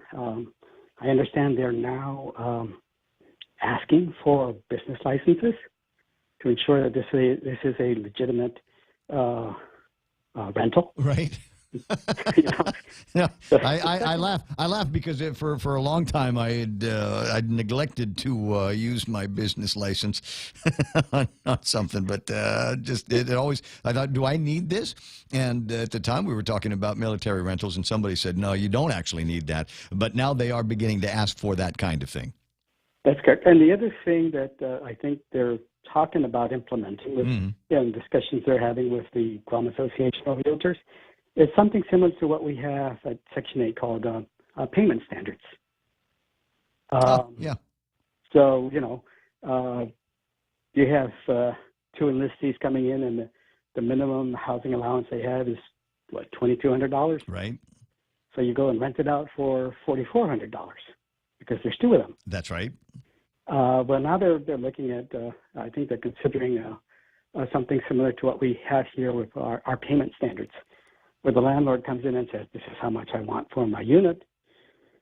What we would do after we inspect it is we would look at what comparable units are in the area. What are they? Unassisted units. What the comparable unassisted units in the area are renting for, and adjust if necessary for amenities. And we'll say, this is the highest we can provide you. This is the highest rent. This is the rent that we can provide you and what you're asking for. Right. On the nose, or it's too high. And so Gura is doing that now with their Section 8 clients? I always thought that Section 8 was kind of a prescribed rate already. It's prescribed in terms of the maximum that we can pay. Right. Yeah, but there's wiggle room that you've got in there based on amenities, based on comparables for other unassisted homes. So as an example, if you're renting someplace out in Manila by the university, you might be able to say, okay, this is a $900 unit. And you can go back in and almost, I want to say appraise, really get the comparables and say, okay, you can charge $900 for that unit. We may or may not pay it because there are other units here that are not Section 8 units that are being leased out for $650 or $700 a month. That's correct. Okay, and so a little bit of wiggle room in there, and that obviously is to benefit the clients, but the landlords as well. Yes, basically, the landlords need to know that Most landlords already know what the prevailing rates are and rents are in their neighborhoods. Yeah, is whatever you can get sometimes is the prevailing rate, is whatever I can get from this guy. If they're coming in with Section 8 and how many people they're going to be having under the roof. Right. I guess the other question is we need more low-income housing around here, don't we? Yes, we do. And we're not able to expand our public housing stock of 750. We're not able to get more monies to increase the number of vouchers. Yeah. We're still having around 2,400 vouchers a year. And so what we've been trying to do for the last few years, last 10 years or so, is squeeze the most that we can out of the low-income housing tax credit program. And we've had, I think since 2005, we are now looking at a little over 1,000 units have been built in the last 13 years. Yep. Using the low-income housing tax credit program. Unfortunately, the yield, so to speak, has been dropping. The first 4 or 5 years, we were able to see developers build over 100 units a year. Today, we're looking at developers are coming in at 50 or 60 units. Yeah. Well, the cost of the construction has gone up considerably, and the lack of manpower to help them with that construction is going to slow it down considerably as well. That and the value of land. They have to acquire the land. Mm-hmm. And it's not, land is not one of the eligible activities under that you can pay using the tax credit program. But what they would do is work into their cash flow projections the payments, monthly payments to defray the cost of acquiring the land. Yeah, but still, and the price of land is going to be going up. It usually will go up just as soon as you find out that you've got somebody with their eye on that property. Mike, I really appreciate your time, and be interested to see what the get-together between Deputy Chief St. Nicholas and Catherine Taitano looks like. So keep me informed on that, if you don't mind. Oh, no problem. I'm pretty sure that will be a cooperative dialogue. I'm sure it'll be just fine. I'm just kind of curious when it's going to happen and all of that. Although I say keep us posted. I'm not sure that even you expected that this was going to go out as wide as it did, because I think the second you sent it to Deputy Chief Joey St. Nicholas, I think the media had it within seconds after that. So we'll see what happens. I'll talk to you soon. Mike Duenas, the Executive Director of GURA. Have a fantastic Monday. Happy Easter to you. Same to you. All right, Migo. 888-8255. Keep wanting to say 8 to it. 888-8255 is the telephone number here. And I've been playing around with this topic all morning just because it's fun to me. I kind of like the idea. I like taking tests. I was good at it in school. I like taking the test, not, how do I say this? Not tests that you have to study for, but like aptitude tests and things like that. Right. Mm-hmm. And the SATs and the AS. I loved taking those tests when I was in school. So it seems to me that this bar examination that we've got coming up in July is something that I might enjoy taking. So I've got Hannah Gutierrez Arroyo on the line. How you doing? Good morning, Ray. I'm doing okay. I'm so glad that we were able to hook up this morning. So your dad told you I was looking for you? Yes, I got this message. Ray has questions about the bar exam, and I was okay. Okay, that's cool. I assure you, it's not an exam you want to sit through for fun, though. Having sat through it myself many years ago, and I give it twice a year. But okay, so the first part is, can I do it for free? Can I just take a? Absolutely not. It's a quite expensive exam. But I'm not trying to be a lawyer. I just want to take the test. No, unfortunately, no. There's much more to it that goes into taking the test. You've got to go through. You need to give us your law school transcripts first. You need to fill out about a 35-page background investigation so the National Conference of Bar Examiners will conduct a background investigation on you. Really? Yes, it's you have to submit your fingerprints, college transcripts, law school transcripts. These are all the preliminary stuff before you're even permitted to sit for the exam. Get out of here! It's just a test. So, okay, let's say I had all of that. Let's say I was able to provide you, by some miracle, my college law school transcripts. Can I just go? I lost them. No, we won't even let you sit for the exam. Boy, people are uptight about this test. Yeah, Okay.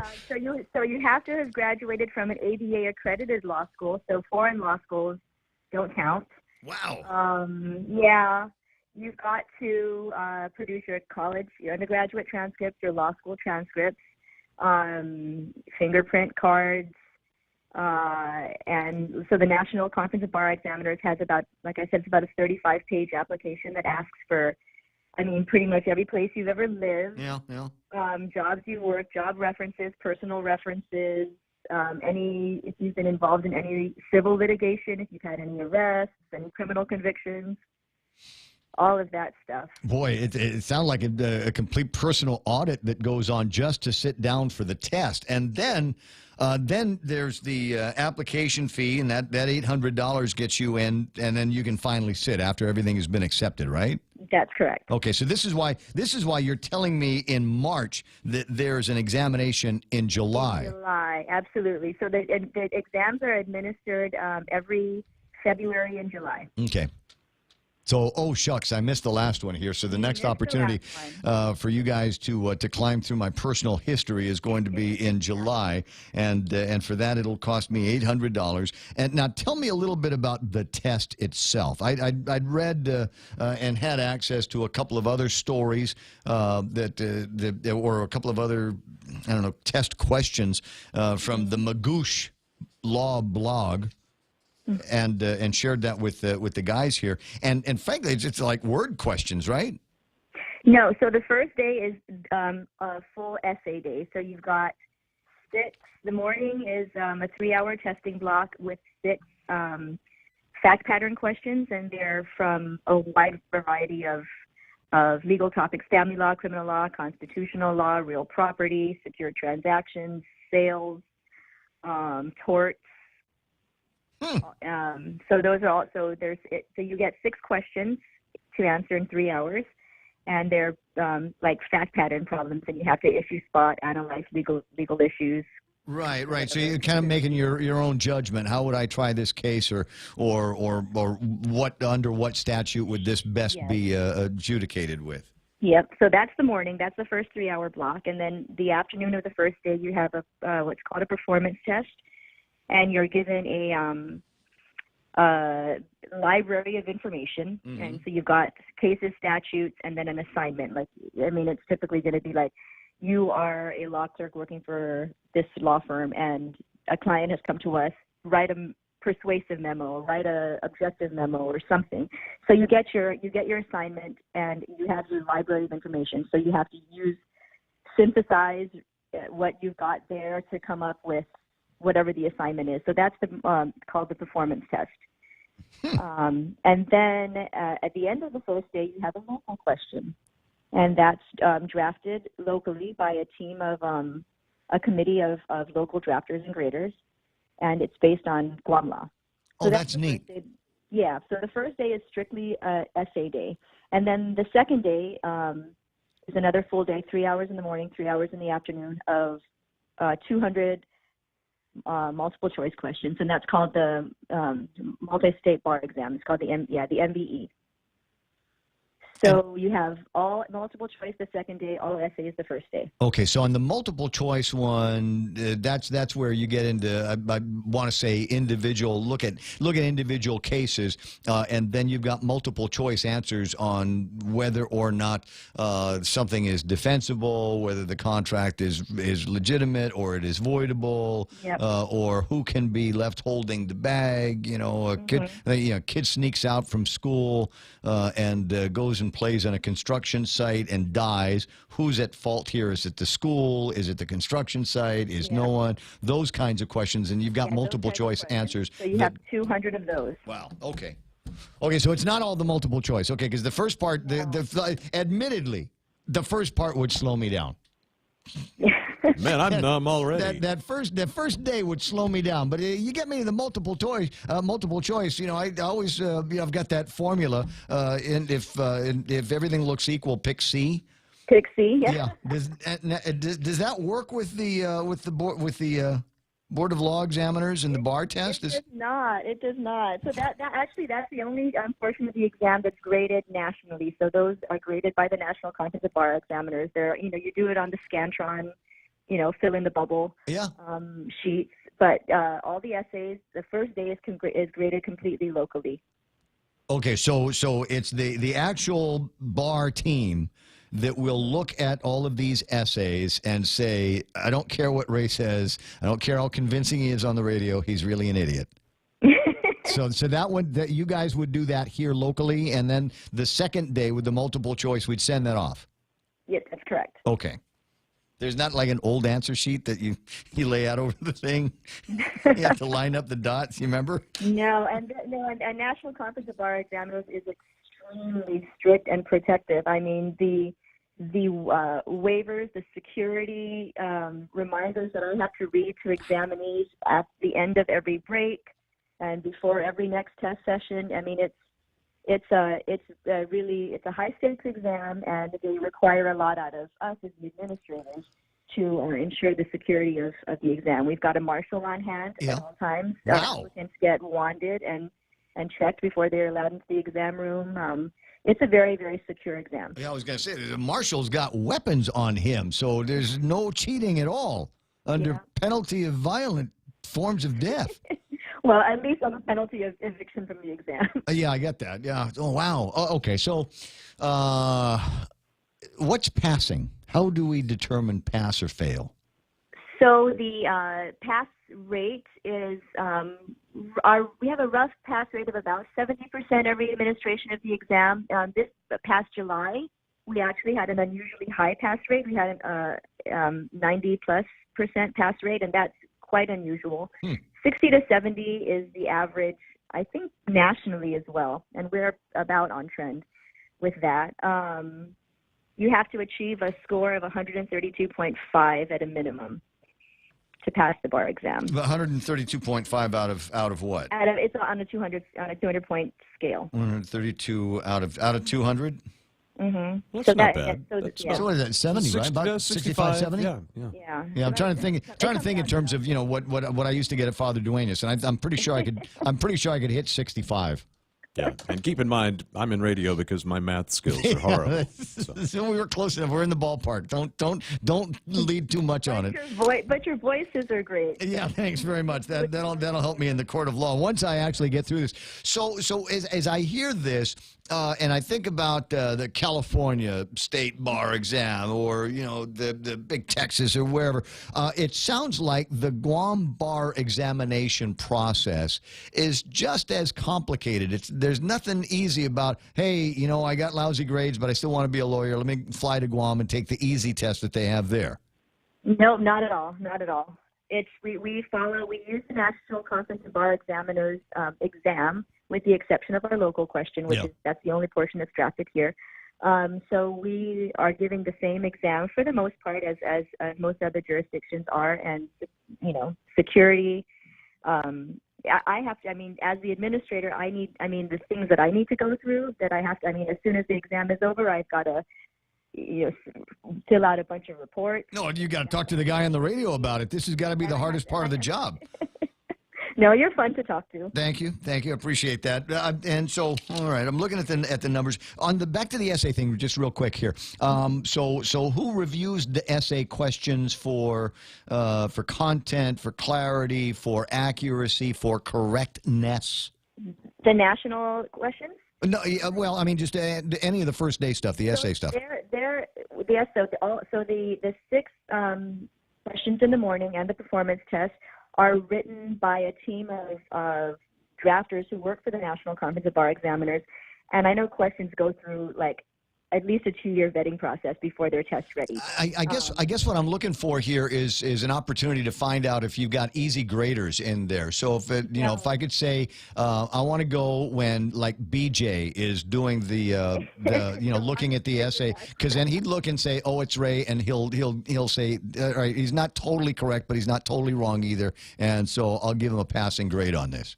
No, locally our graders here. So every test question is separately graded by 2 graders who give it their score and then have to come together and discuss it and come to a score. So you don't have one grader having like carte blanche authority to pass or fail an applicant. So we've got 11 graders locally, who serve on a committee, and we work individually and then collaboratively just to make sure that there's it's checked and it's fair. Okay, so there's no way I could go and say like CJ Torres and say, dude, remember we were boys together. No, take it easy on me here. And Okay. I wouldn't even tell you who our graders are. Yeah, well, I'm sure there's ways to find. This is largely fascinating here because I thought, I watched that movie Catch Me If You Can. The guy took a bar exam somewhere and actually passed it. Yeah, well, I mean, that's what was in the movie. So I thought there were ways that you could just like sit down for the bar exam, and if I passed it, even though I quote forgot to go to law school end quote, I could then become a lawyer and practice by virtue of the fact that I practiced the bar. But if I can't show up with credentials from a school, then I can't even sit for the test. No. Like I said, and it's not even just credentials. We even take your fingerprint. Man, where's the fun in that? Yeah, I know. Well, imagine having to be the one that has to like, tell people that and then take their money for it. See, this is why I think all lawyers are crazy, because they have to get through stuff like this in order to continue the practice. Hannah Arroyo is the administrator, the Board of Law Examiners, and I appreciate you taking some time here today and guiding me through this process. If you've got questions, you can reach Hannah 475-3120 or email BOLE, Board of Law Examiners, at GuamSupremeCourt.com, and they'll be able to take you through the process. So the $800, is that you take cash, check, or credit cards? We take cash and check, and beginning July, we'll be able to start taking credit cards. Oh, really? Yeah. I'm glad I asked now. All right, put it on the card. It's an expense. We'll expense the thing out. Do you often have, last question, I'm sorry, it just hit me while I was thinking about it, because I was talking about different examinations in different states and things like that. In order to practice law in Guam, you have to take the Guam bar, correct? That's correct. We have a provision where if you are licensed in another jurisdiction and you want to come to Guam and work for one of the government entities, AG, Public Defender, some of the agencies, you can do so on a temporary license for a maximum of 5 years. But once that's, and you can't like do 2 years now, leave, come back and do your 3 years, later. It's 5 years from the date of your first temporary admission. Mm-hmm. And it runs, continuously from that date. But you can work in a government agency on a license from another jurisdiction. So the theory would be if you're going to practice any longer than that for any administration or any government entity, you should take the Guam bar exam. So if I took the bar exam here, could I use it somewhere else? Are there similar reciprocal arrangements? Guam doesn't have reciprocity with any other jurisdiction. So you've got the bar exam here, and you can practice law here. Correct. That doesn't sound fair. There should be a way. How about CNMI? We couldn't go up to CNMI?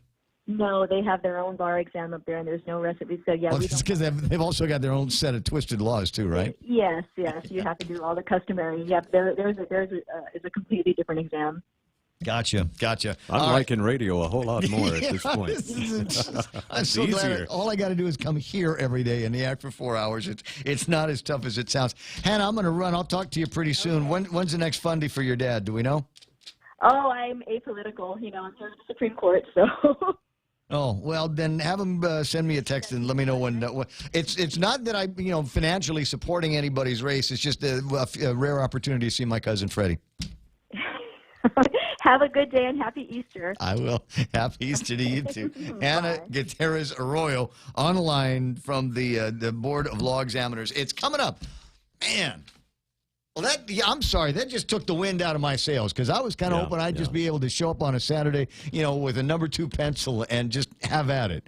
Go into it. And then when I'm done, I can be a lawyer.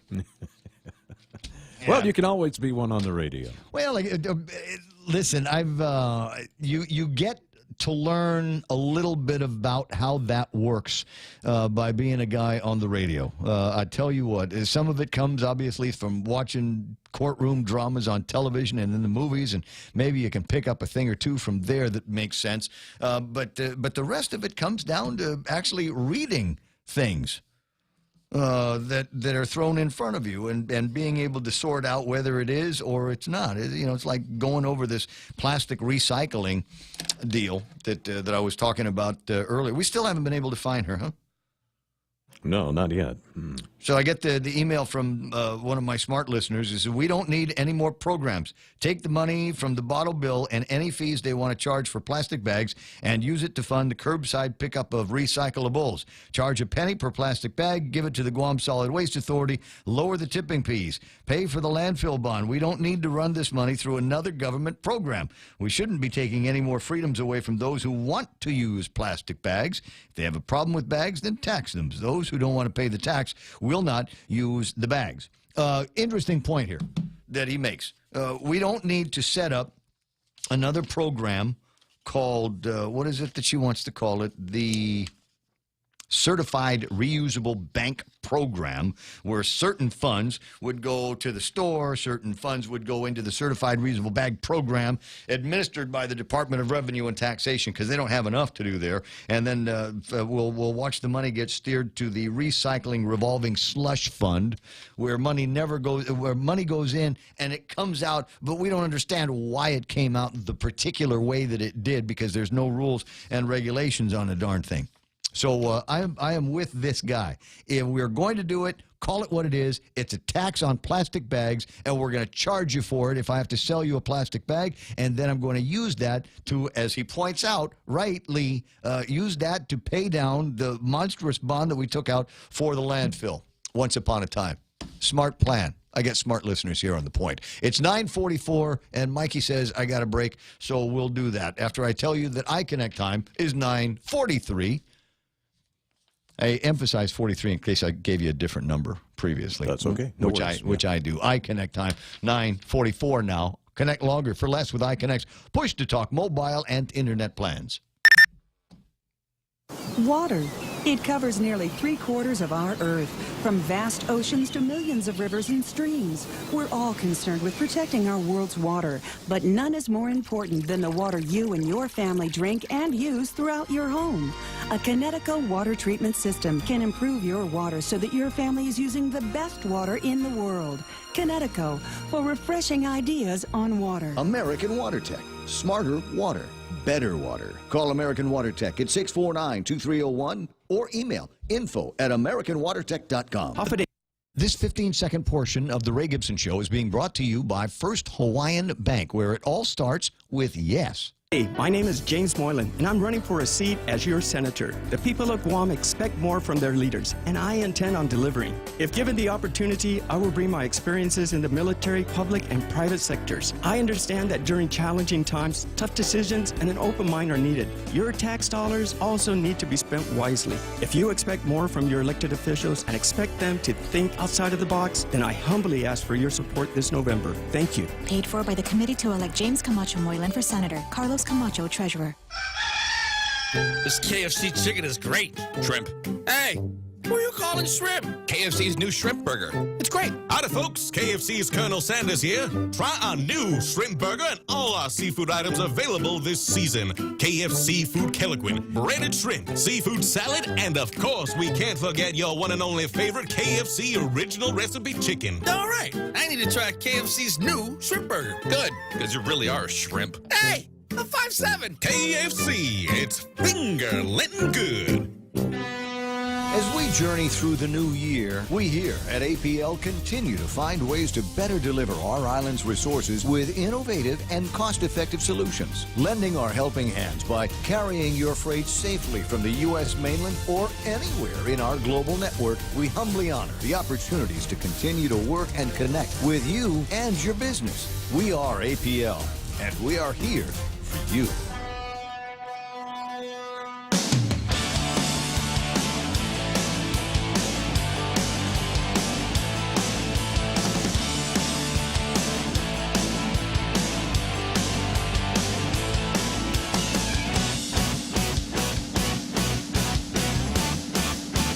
Said, Gibson, you're not supposed to sneak in political questions with Hannah over at the court. And I was like, what? I don't know.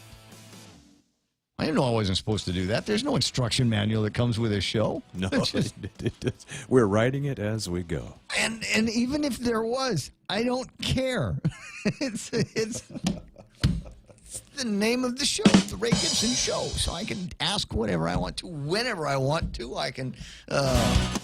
Where was I going with that thought? I wasn't going to go anywhere. A couple of things from the chatters this morning on the Facebook Live, which is my favorite thing in the whole wide world now. I live and die to hear about some of the comments that you've got. Brad says giving the government more money through any new means is a mistake. Another opportunity to squander it. Put it in a slushy fund and we'll never, ever see it again. Good morning, Beck. Good morning, Sahara J. Defensor.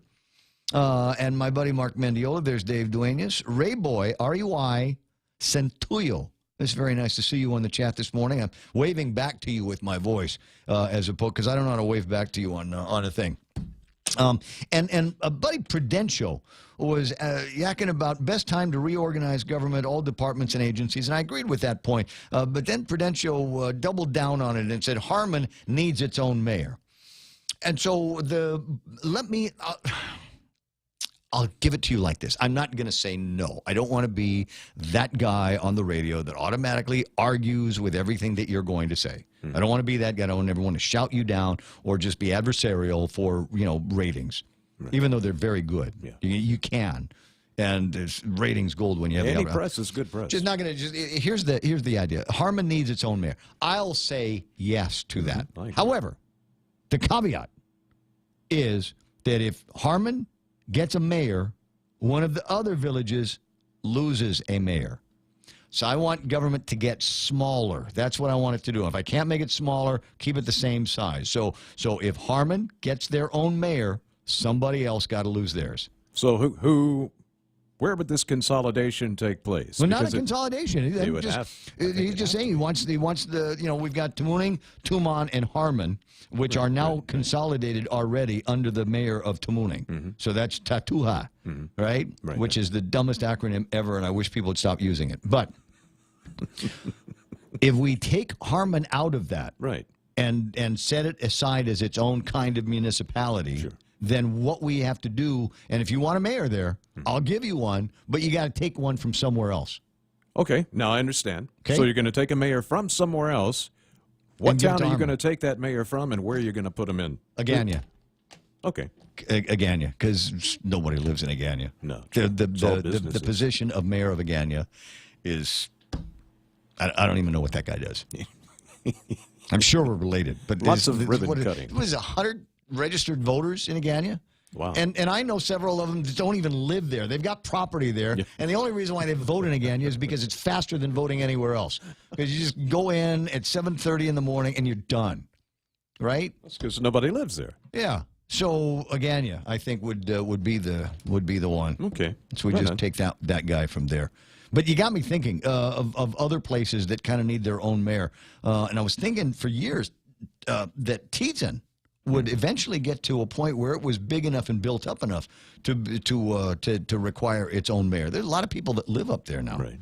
Over on, not necessarily on the strait that goes from Mighty to Home Depot, but over where the power outage was this morning. It was supposed to have gotten cleared up by 9:30, but I got word from Patty that it got cleared up at like 8:30 or 8:28 or something like that. And she's going to say, why didn't you say it on the air? And the answer would be because they aren't listening to the radio after that. Once they know when the power is back on, once the power is actually back on, we go back to charging our phones and doing that kind of thing. I know because that's how I am. So that's my point, Prudential. Hope we can agree on that. What else did I need to do? Take a break? All right, last break of the program. I'll be right back, and it will square away the whole rest of the day. Special things only come around once a year, and it's time for fish fans to celebrate the return of Wendy's Cod Filet Sandwich. Wendy's uses the gold standard for fried fish, wild-caught Northern Pacific cod, breaded with panko crumbs to a light crisp. Add a new creamy dill tartar sauce and crisp pickles, and you've got the fish sandwich many say is the best of the bunch. Get yours today at Wendy's, located in Tamuning, Veragata, Agana, Dededo, and Naval Base. Wendy's Cod Filet. Now that's better.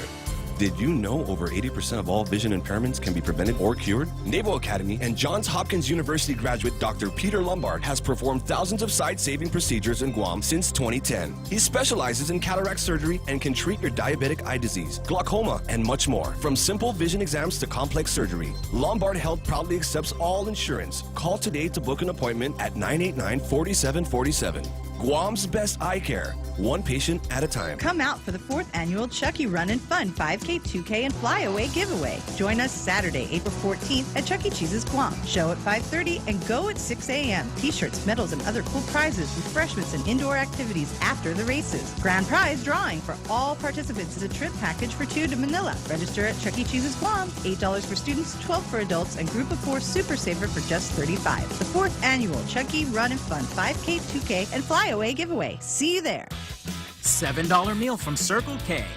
Get your choice of 2 Nathan's all-beef hot dogs or a half-pound Nathan's all-beef footlong, a big wrap bag of chips, and any size Polar Pop.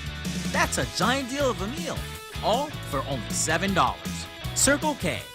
Take it easy. The stations of Choice Broadcasting are celebrating April 2018 as National Earth Month in the first ever Upcycle Mascot Showdown. We've invited the public elementary 5th grade classes to set the example and build their school mascots completely out of recyclable material. Come down to the Chamorro Village Festival Huts on April 21st from 1 p.m. to 4 p.m. for a full day of fun. Support your school's mascot and be sure to vote for your favorite. Judges pick the first place winner. The public votes for the second place winner. Celebrate Earth Month with our students in the Upcycle Mascot Showdown. Brought to you by Leo Palace Resort Guam and The Point. Chili's has the seafood you crave, the flavors you love, at a great price with our 3 for Me Lent menu. For just $15, you can get a beverage, fresh salad, and a Lent-friendly entree. First, choose from a refreshing Coca-Cola, iced tea, or Heineken on draft. Then enjoy a fresh house salad right before you indulge in your choice of a mouth-watering entree, like our spicy shrimp tacos, savory Cajun pasta with shrimp, or our flavorful grilled ancho salmon. Chili's 3 for Me Lent menu for just $15. Available for a limited time. Chili's, more life happens here.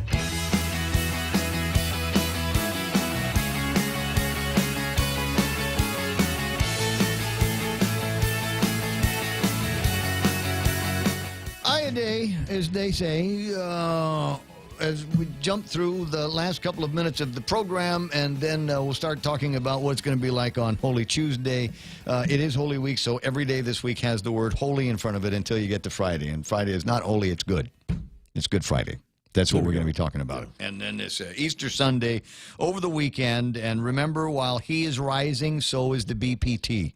So buy your stuff for your April feast today, because the price of it is going to go up on Easter Sunday. So I need to hurry up and pre-order my pants. Is what I'm saying. Yeah. Because they're going to charge you an extra % on it coming up in the next couple of days. And so the question that I wanted to ask at some point this morning, but have been distracting by whatever, is anybody going to vote for Ray Tenorio in the primary election? Now, it sounds like an absurd thing to say. Why would you say something about that, Ray? I thought you and Ray were friends. Why would you ask a question like that on the radio?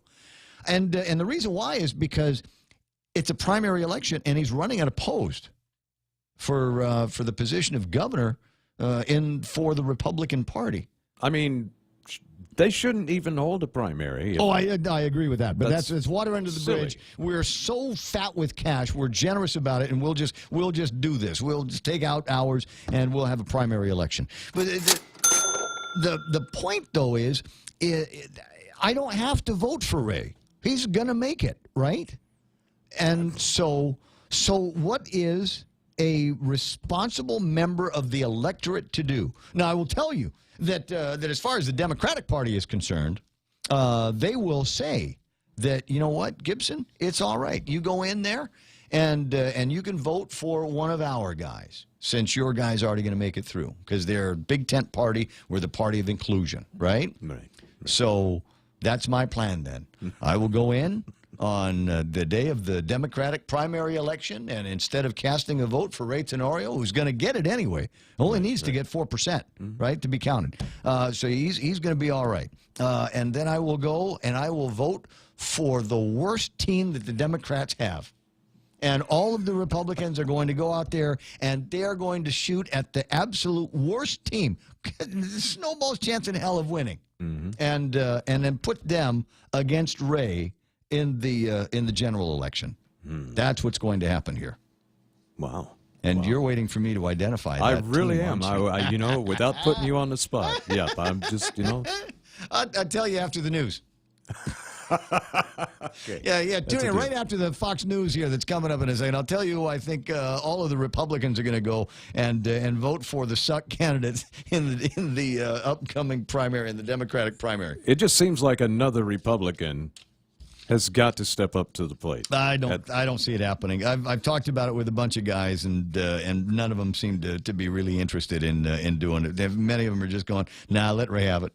Look, if the guy wins, what's he going to? He's got to deal with this problem here, this fiscal crisis, and $100 million less dollars in his first inaugural year.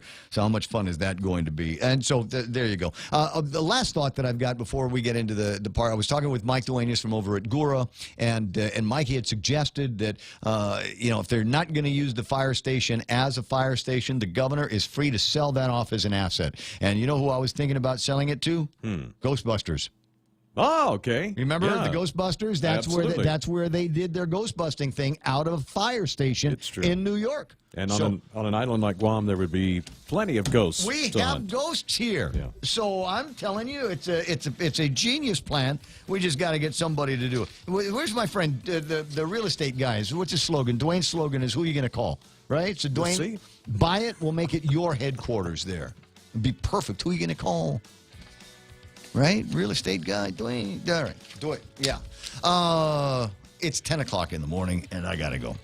But I'll be back tomorrow morning, and then we'll have some more fun on Holy Week, talking about all kinds of crazy stuff. We'll get maybe some heads up from people that will take the time and read the 150-some-odd pages that Eddie had proposed and sent back to the legislature, and we'll all gnaw on the idea that the taxes are going to be going up on Sunday.